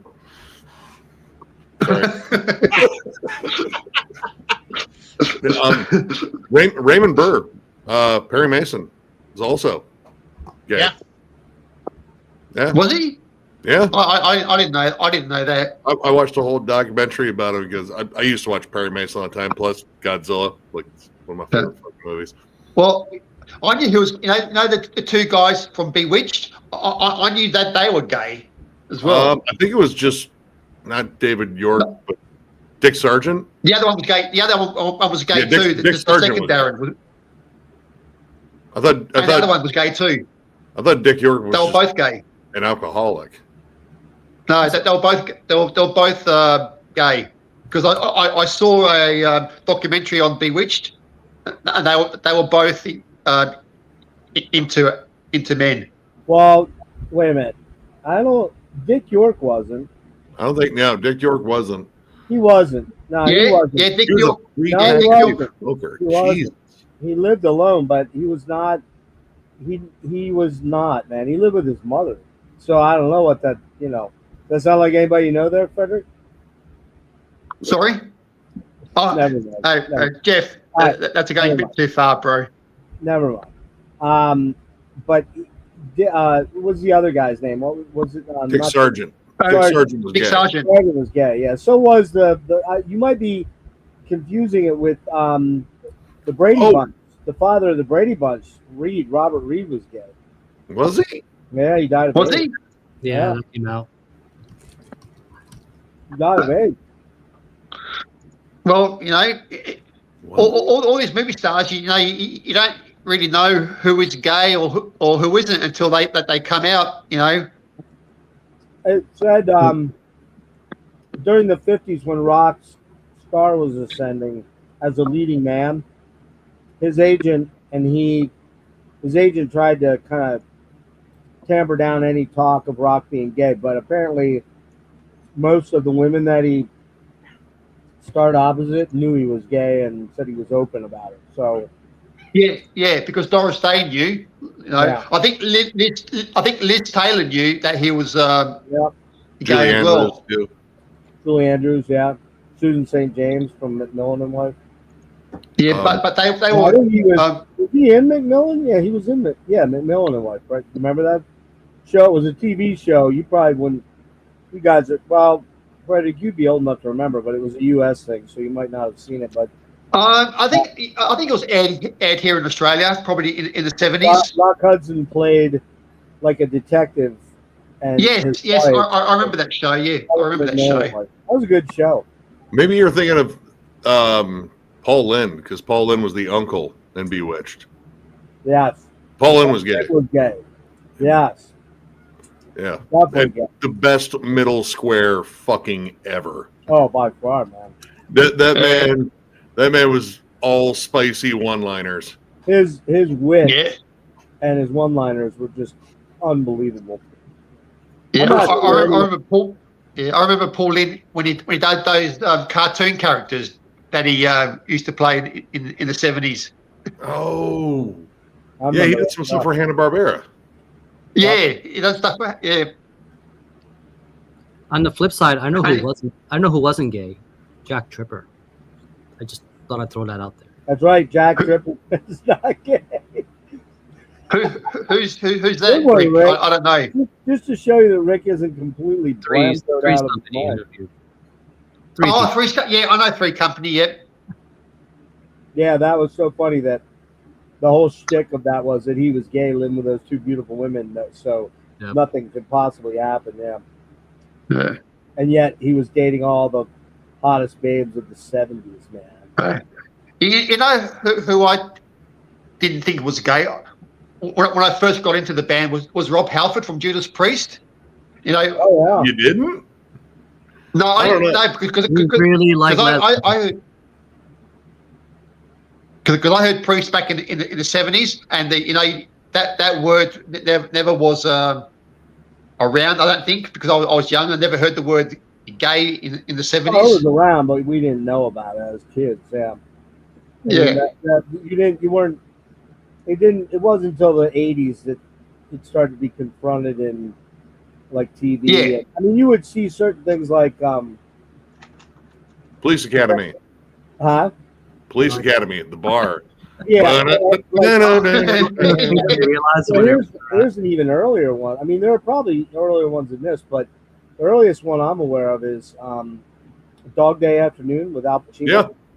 Chris Sarandon was his lover. The lover. And, that was very, that was 1972, I think. Right? 72. Yeah, it was a good movie. Ah, fun, great movie. Those are man. Yeah. After Brokeback Mountain, nobody wants to talk about any of that anymore. They don't make those movies. Oh. Can't be two of the Marlboro men humping. No, it doesn't make sense. Brokeback Mountain, or just never saw the movie. It's a good movie. No, I just didn't. But I've seen a lot of memes about it. Anything else? Hey Rick, you gotta turn. Yeah, you're a little loud. He's loud. Who's loud? Me? You are. Yeah. You're kind of okay. So I'm on my phone. I'm on my phone, so it's your phone. When you get up close, it gets really loud. Okay. Sorry. What were you saying, Tyler, about Brokeback Mountain? I was saying Brokeback Mountain. There's only like 2 scenes there in a fucking 3-hour movie that there's actually any kind of real gay shit happening. Way more hetero sex happening in that movie. Gay shit. Now, the old gay shit happens twice in that movie. No, dude. The scenes that everyone talks about in that movie takes up like literally 2 minutes of movie. No, I get you. It's just the way you said it. It's like, there's only 2 minutes of gay shit in it.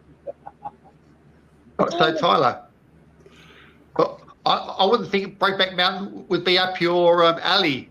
Did you get my meaning? Dude, Ang Lee's a fucking awesome filmmaker.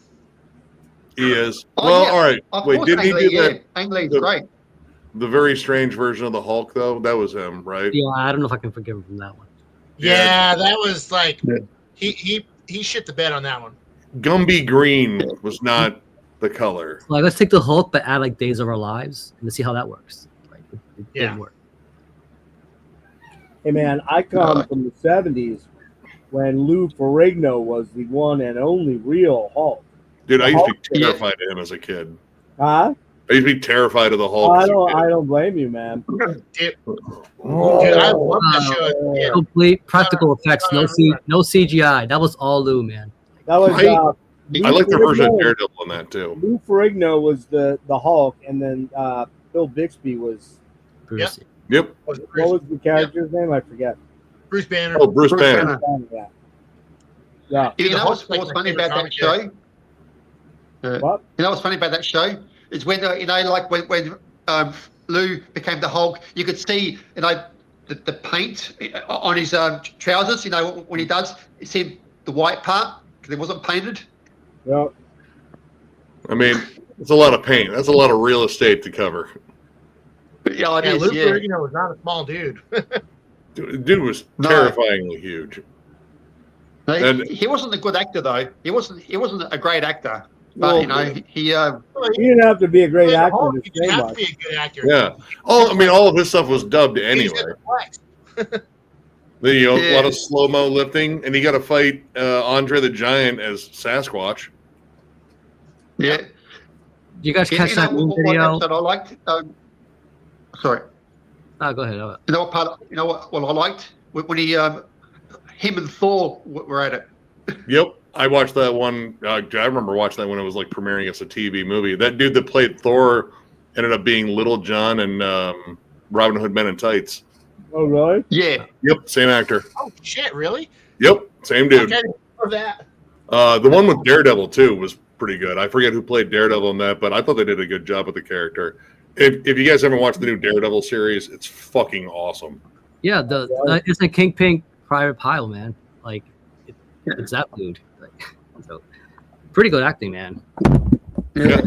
I haven't seen it. Vincent That was just metal jacket. I stayed away from jelly donuts. I just didn't touch them. Dude, Vincent D'Onofrio is a creepy Kingpin. Like, it seems like he's on the verge of like losing his shit and squeezing someone's head like a grape at like any instant.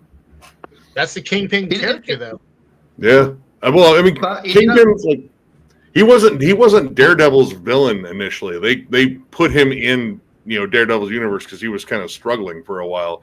Like his biggest villain was the Owl, which he's whatever. Yeah. I like Michael Clark Duncan, man, but he's just victim of bad script, man. Like, no, that script was terrible. That was fucking Ben Affleck sucks. That was awesome. Oh yeah, because Kingpin was a Spider-Man villain. Yep. And then they introduced him. Actually, I think it was around when Frank Miller took over. It was like, let's bring this guy in a Daredevil's universe, and I think that's going to help him out. Also, we're going to bring in Bullseye too, which Bullseye is a fan favorite. And yeah, it got a hell of a lot more interesting. I started collecting Daredevil in the '80s when it was John Romita doing the John Romita Jr. doing the artwork. It was like, dude, this is cool. This is like the whole one where he was like marching through hell with a torch and shit, getting like hassled by fucking Mephisto and fucking Blackheart. Yep. Wild stories. Nick, I've got a question for you. You know the new Daredevil series, Kingpin. Do you think they should have made him more bigger? Because in the comics, he's a huge beast. He's really stocked and. I mean, it's difficult without like trying to like add too much because Vincent D'Onofrio is a big dude. Like I think he stands about 6'3", 6'4". Yeah, he's actually a big guy. And I mean he looks the part. Comic book proportions. Yeah, like the comic book proportions, that'd be difficult because I mean Kingpin's like he's pretty fucking big. Like he's almost the same build as like the Thing. The Hulk.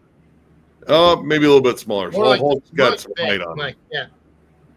But yeah, I think like in terms of like casting someone to just play the part without adding so much to him, like without like having to like, all right, we got to put the fucking ping pong ball fucking suit on you and digitally map a bigger body around you. 6'4". Well, yeah, that's what I was thinking about because him being huge like. Nick Cave, awesome. Yeah, I almost would. Nick Cave. Wait a minute. What's today's date? Today's 420.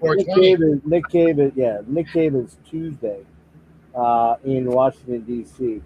Really thought hard about going, and then looked at what the tickets were and realized that, it's either go do that or go to California and see Agalot and Emperor. And you know which one won.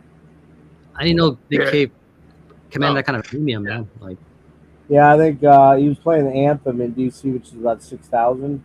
I think tickets were $120 with fees and everything. And I just didn't want to I didn't want to pay that much. The couple shows I passed. Buckethead was in town last night, literally 30 minutes away at XL, and I thought, you know what, I'm going to go see that. I've always wanted to see Buckethead. I have a couple albums. I'm not like a crazed Buckethead fan, but You don't have all 600 pikes? no, I don't. Yeah, exactly. But I've seen video of him live before, and it's basically him playing the backing tracks for the most part. And I just don't. I was like, well, let me see what it costs, and then I pulled up the cost, and it was $45 plus 15 fee. That's $60 to see a guy play to a fucking backing track. Nah. I mean, that dude can fucking play though. Oh, he can, but I don't. I'm not paying $60 for that. Had it been 30, I would have went, but at 60, it was just too much for me to want to go see it. Yeah, I only own Monsters and Robots, but that's a fun fucking album. I have that and Colma and Robot. What's it called? Robot Chicken Land or whatever that one with the robots and chicken on it. Welcome Back to the Hen House or something like that, I think, or whatever. So I have like 3 or 4 at least CDs, and I do enjoy playing. There was one he did with the actor Bill Moseley. Really? Yeah, he's on a Buckethead album doing vocals. That's weird. Oh yeah, fucking Tommy back when he was on the channel played me that. It's like, you won't believe this shit. And it's like, I already know. That's trippy, man. But yeah, he's another guy that has 50 CDs out or something crazy like that, 40 or 30 or whatever. It's a lot of CDs, and there's not enough variety to it all to make me want to listen to, be a devotee and collector. And again, had that been 30, 35, maybe even 40, I might have been like, all right, I'm going to drag my ass up there. But for 60, I think it was going to be 62.30 or something. I'm just like, I don't want to see him that bad. I've seen a lot better bands. Malia, you guys go to bed. Malia, you're up past your bedtime too, young lady. You're way past your bedtime, young lady. That sounded creepy. But yeah, I just decided not to do it. So, and actually, Rick brought up Christian Death. Oh yeah, which is playing Philly this Saturday or not? Is Roz Williams still involved in that, or no? Roz Williams is dead. He's been long gone. Oh, okay, all right. I was gonna say if he was still involved in it, that'd be interesting. I know that'd be fucking wild. I never really followed Christian Death because wishes he was still involved. They were like the most misleading fucking band ever, because I looked at the logo and then I heard the music, like this is a lie. Come on, don't go looking like a death metal logo and not be death metal. But those first 2 albums are fucking awesome. Best death rock ever. So, but now the version that's out there. Most death metal, though. What's that? Yeah. So that shit predates death metal.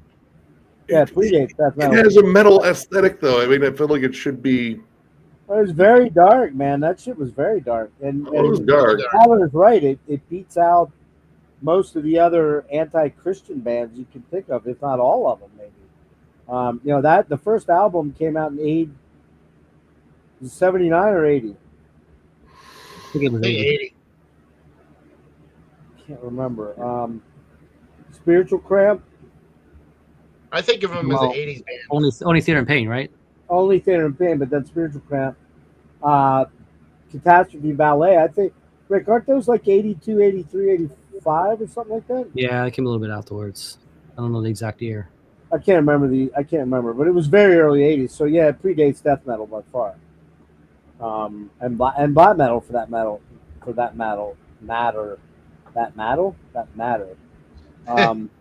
But yeah, I guess it is misleading in that respect, Nick. You probably expected it to be like all out creepy Misfits or something like that at least, and it's not even. Or what? By the time I had heard of them, I was already into like Frontline Assembly, Skinny Puppy, 9 Inch Nails, shit like that. Like when I saw that band, I was like, "Oh, this is gonna fit right in with that," and then like, "Nah, not really." No, they're goth death rock, man. They started it. They were there before all those bands. So, but the version that's playing now is the Valor version, which he came on board on the fourth album, Rick? Fourth or fifth album? Yeah, like you said, the first those first classic albums, and then that's where the cliff. The third album, Ashes, is pretty good. The fourth album, I just said the name of it, and then Atrocities is okay, and then man, they just fall off a cliff. Like everything is one or two songs on a whole album that are any good. A lot of just droney, filler, gothy, copy rock that's not inventive. It's the same shit over and over and over again. So we're gonna see whether we want to invest the money in it. It's cheap though. I think tickets are only $20 or $25. Yeah, it's a refurbished venue. They don't even have a sign up. It's at that old bar area. It's called Nicky Lopez. Yeah, I mean, I'm almost interested to go just for that reason alone, just to check out the South Street area. Maybe come down. It's a Saturday, so maybe come down early, hit some record shops, just dip around a little bit, and see what's up. We'll see what happens. But I did go watch some live video of the more recent version of the band. Wasn't too exciting. Do they at least have some good support acts? I mean, how old must that guy be now, man? It's just. Well, he's older than me. He's probably in his mid-60s, I think. So, and you kind of often think of goth as not a lifelong genre you're involved in. You know, it's more like a teenagery. I hate my parents. I want to die. That kind of. Some people never get out of that phase. Yeah, it's true. It's true. I know. I haven't yet grown up from my heavy metal phase in the. Although thankfully I did have a new wave phase where I could have ended up looking like Mike Score from A Flock of Seagulls with that hair. That would have been pretty. You know what? I still think you could have paired that hair up though with the leopard print pants. It totally would have been fine. It would have been okay. Yeah, for sure. But I think that could have happened.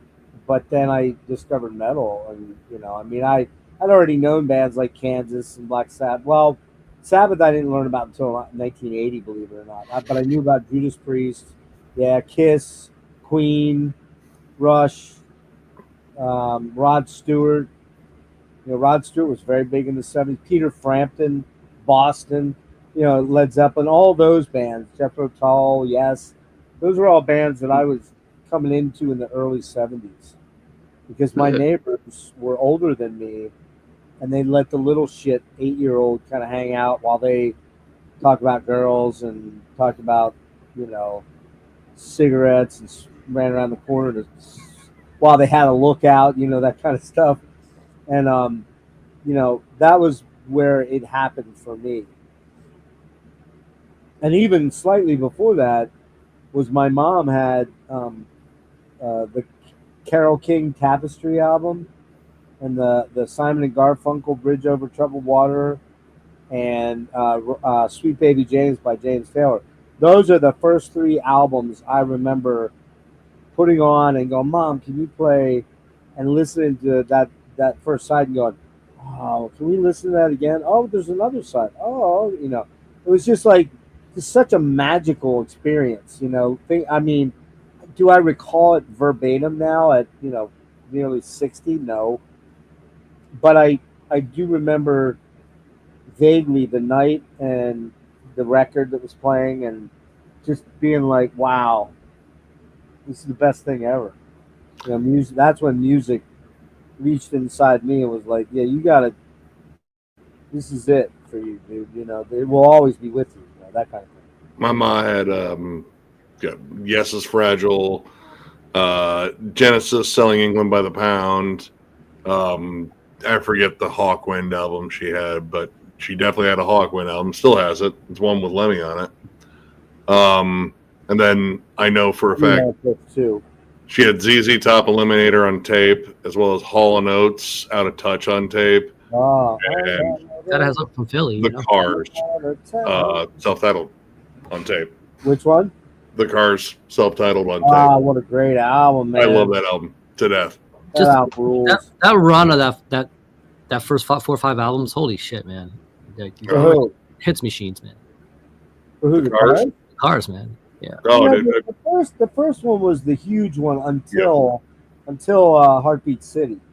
Heartbeat City had some big singles. That's on what it. I mean. Yeah. That's what I'm saying. But I mean, the first one was huge, but the second and third one, and the fourth one, until they got to what's the fourth one called? Let's Shake It Up. Shake It Up. That was a big hit. But like on the second album, you had Candio and you had I love Candio. Candio's awesome. Wasn't You're All I Got Tonight? No, that's on the first album. Yeah, that's on the first one. What's on the second one? What was the big Hold hit? on here. Candio, You're in Touch with My World. Is that it? No. No. It was a big hit on the second album. One. The second one. Let's Go. You had Let's Go. That was the big hit. Let's Go. Yeah, Candio was pretty well. There was another one too. What's that? Dangerous Type. Oh man, one of my favorite Cars songs. Yep. That was a big hit too. Yeah, Candio was probably the third biggest hit on there. Yep. And then you get to the third one that had Touch and Go. I remember that was on there. My Best Friend's Girlfriend, is that on there? No, that's the first one. Touch and Go. Hold on. It's on Panorama. Panorama. Yeah, Panorama's the one I don't own. I still gotta get that. Yeah, what's on that one? There's that has Touch and Go on it. Pretty sure that's the one that one's on. Hold on here. Let me look it up. Yeah, Touch and Go. Give Me Some Slack. Panorama. Don't Tell Me No. Getting Through. Misfit Kid. Down Boys. You Wear Those Eyes. Running to You, and Up and Down. What was the first song on the album? Panorama. On the album was Panorama? Yep. Okay, I think that only had the one. Touch and Go was the only hit song on there. They released 3 singles: Touch and Go, Don't Tell Me No, and Give Me Some Slack. Yeah, but I don't think either of those latter two went real high, did they? Touch and Go was probably top 10. Touch and Go was the big single off that one for sure. And how high was it? Did you say? Hold on here. Let's see. I'm looking for just the single, but in terms of the album itself, it looks like it did pretty well. Then Shake It Up had Shake It Up on it. Yeah, and Shake It Up had another. Was there one other song there? Since You're Gone. Yeah, Since You're Gone, the opening track. Okay, and that's a great fucking track there. Yep. But then you get to Heartbeat City, and that's when everything, Magic, Drive, right? Or no, Drive's like the best fucking song. Drive. God, my God, what a beautiful song! I love Rick Ocasek's voice, but when Benjamin Moore, he was the shit though, dude. Dude, he could croon the panties off any '80s chick. And then I think the best song on that album that no one ever talks about is the title track, "Heartbeat City," with Jackie. I like earlier Cars a little bit more, just because when Shake It Up hit, that's where the electronic canned drums came in. Yeah, that's true. And it lost luster because I got into them that first album. That first album is the first album is the classic. Yeah, dude. Moving in Stereo. Practically every song on that album is fucking. You talk about these odd guys, but who write good songs. Like it was Rick Ocasek and fucking keyboardist. David Byrne, man. Yeah, dude. Talking Heads rules. Yeah, Talking Heads. I never got into them, weirdly. I'm not sure why. They own every album. You really? Yeah. Wow, that's a surprise. I'm a huge Talking Heads fan. Like that's some of my earliest memories in terms of like music was watching them on MTV. I didn't peg you to be a Talking Heads guy. Oh, dude, I like weird new wave shit. Like between them and the Cars, that's like the birth of new wave right there. I mean, the early Cars album. I'm sorry, early Talking Heads albums are kind of like nerd disco. Yeah, but I still dig it. But the one that I really got into, oh god, I think it might have been their second to last one. was the name of that one? Hold on. Little Creatures. It's the one they started getting like a little bit more folky. I don't know, like And She Was. God, Lady Don't Mind. Love that fucking song. And of course, Road to Nowhere. Great. Yeah, I just never gravitated to them. I don't know exactly why. I find that kind of surprising because Yeah, you'd think I would. That would. yeah, like be amazing. Remain in Light. Yeah, that I one would be know my that favorite. album. It's just like I do remember very much when take me to the river, washing me, wash over me, wash over. Very weird, just a weird song, And I remember thinking, man, that shit's pretty bizarre. But I never really chased them down after that, oddly. Unlike other bands like Roxy Music, where I heard Avalon, I went backwards and grabbed everything and was like, oh, this band is like super weird and cool. I've listened to very little Roxy music, so yeah. Frederick, whenever you meet that special lady, and I know it's going to happen for you soon, okay? But when you meet that special lady and you need some serious in the pocket, dynamite love making music. You put on Drive. You must. Well, you could put on Drive. That's true. But Roxy Music. you got to put on Roxy Music Avalon, the sexiest goddamn album. Actually, I do love that song, Avalon. It's a really good song. Oh, the whole album.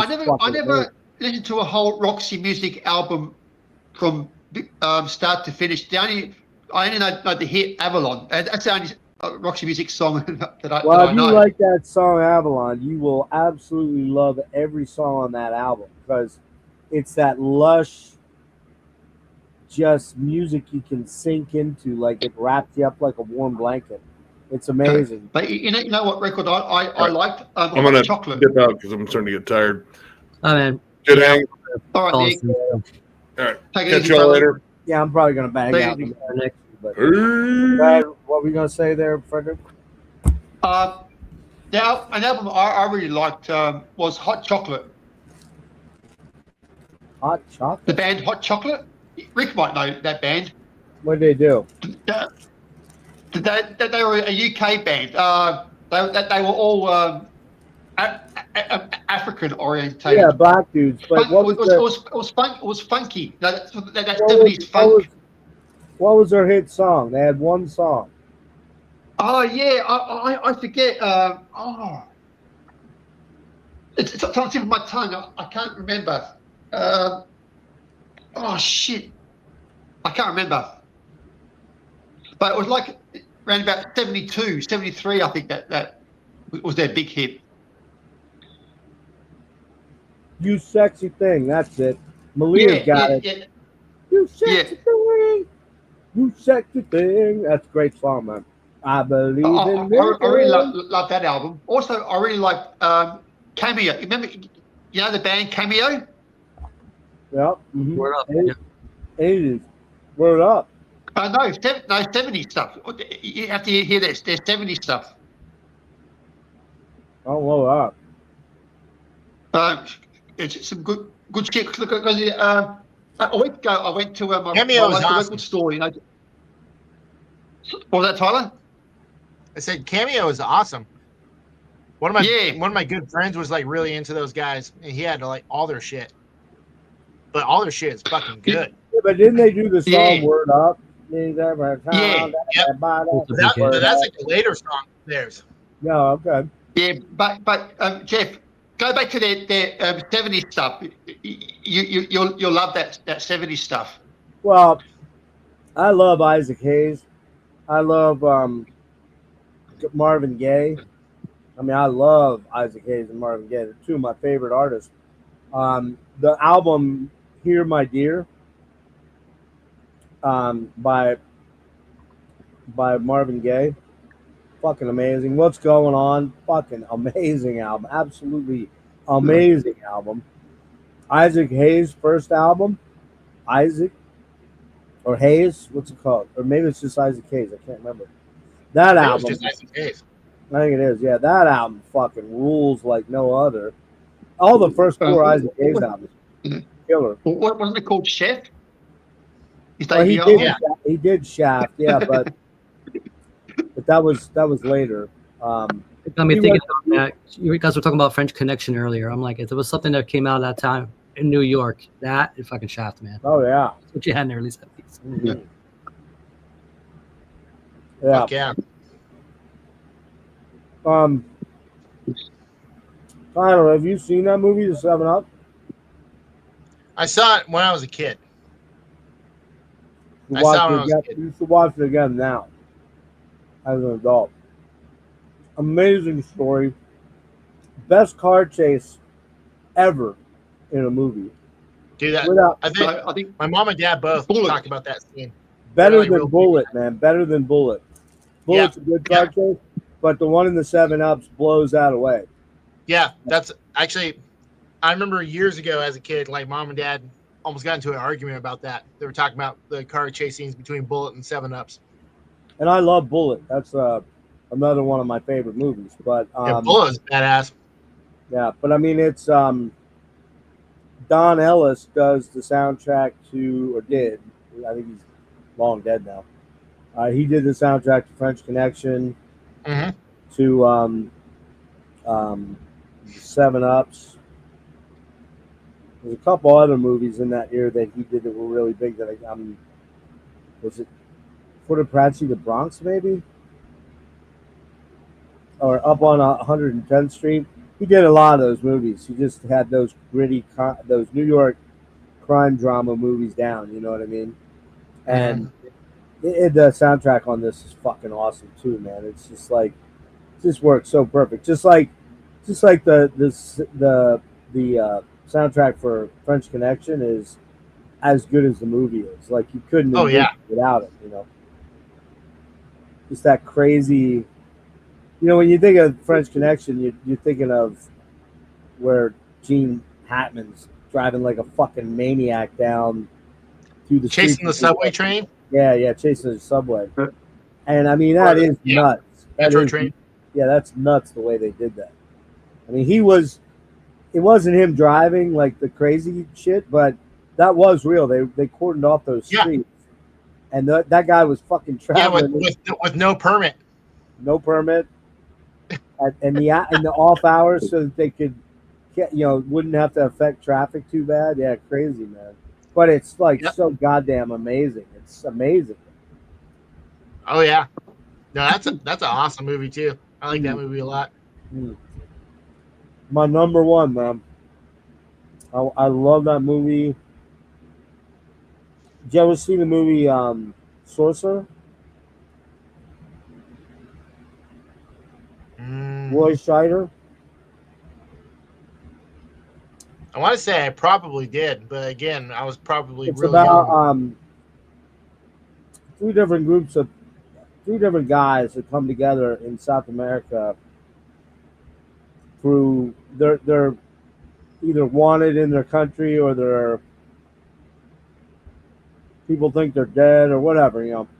Yeah. They're dubious. Their connections to normal everyday life are suspect. So they go down there and they're hired by this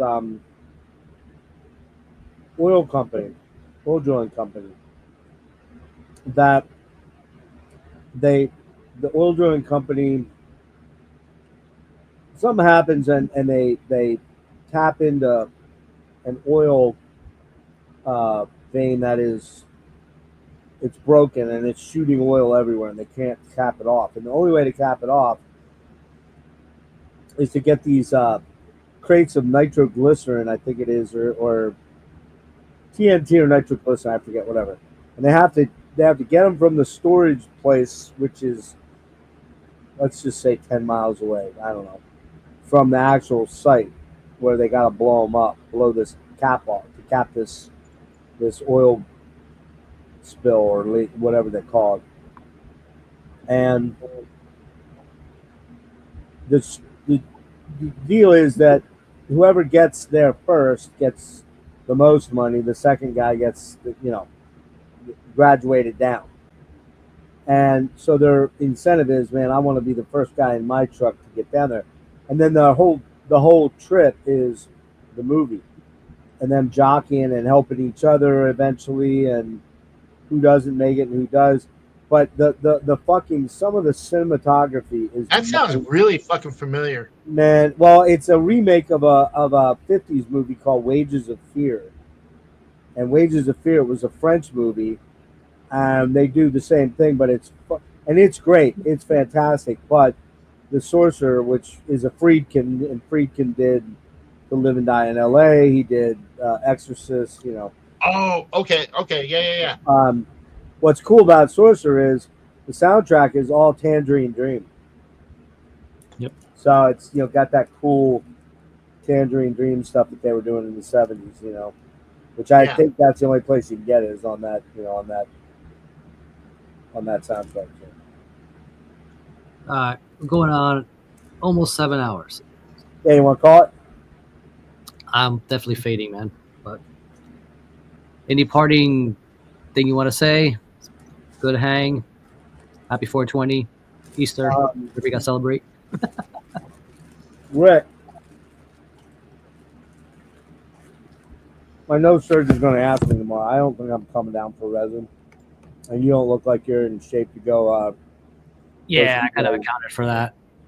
Plus, there's some things I still need to do, and I don't know. It's going to be kind of messy. Yeah. So. In there. But I will maybe see you next weekend. Then we'll see. I'll talk to you then. Yeah, just reach out. Let me know, and work something out. Yeah, I got to go. Next Thursday and Friday, I got to go do EMGs on my legs and my arms.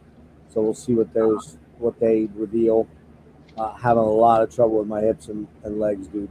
I was moving slow 2 weeks ago. Yeah. It's probably twice as bad now. So there's something just kind of snowballing. I can feel it, tell what's something. Keep that wheelchair in the car, man. That's all I'll say. Yeah, I know. All right, peace out, everybody. Good seeing y'all. Good talking to you, Frederick. Good talking to you guys. Thank you very much for inviting me. Tyler. Yeah. All right, peace out, boys. Bye, guys. All right, later, guys. Night, everybody. No. Later, Frederick. See ya. I am high, so anybody who wants to know. Just trying to stay focused. But thanks for joining, man. It's been fun. Another 420 in the bag. Went out 7 hours. Holy shit. All right. Catch you all later.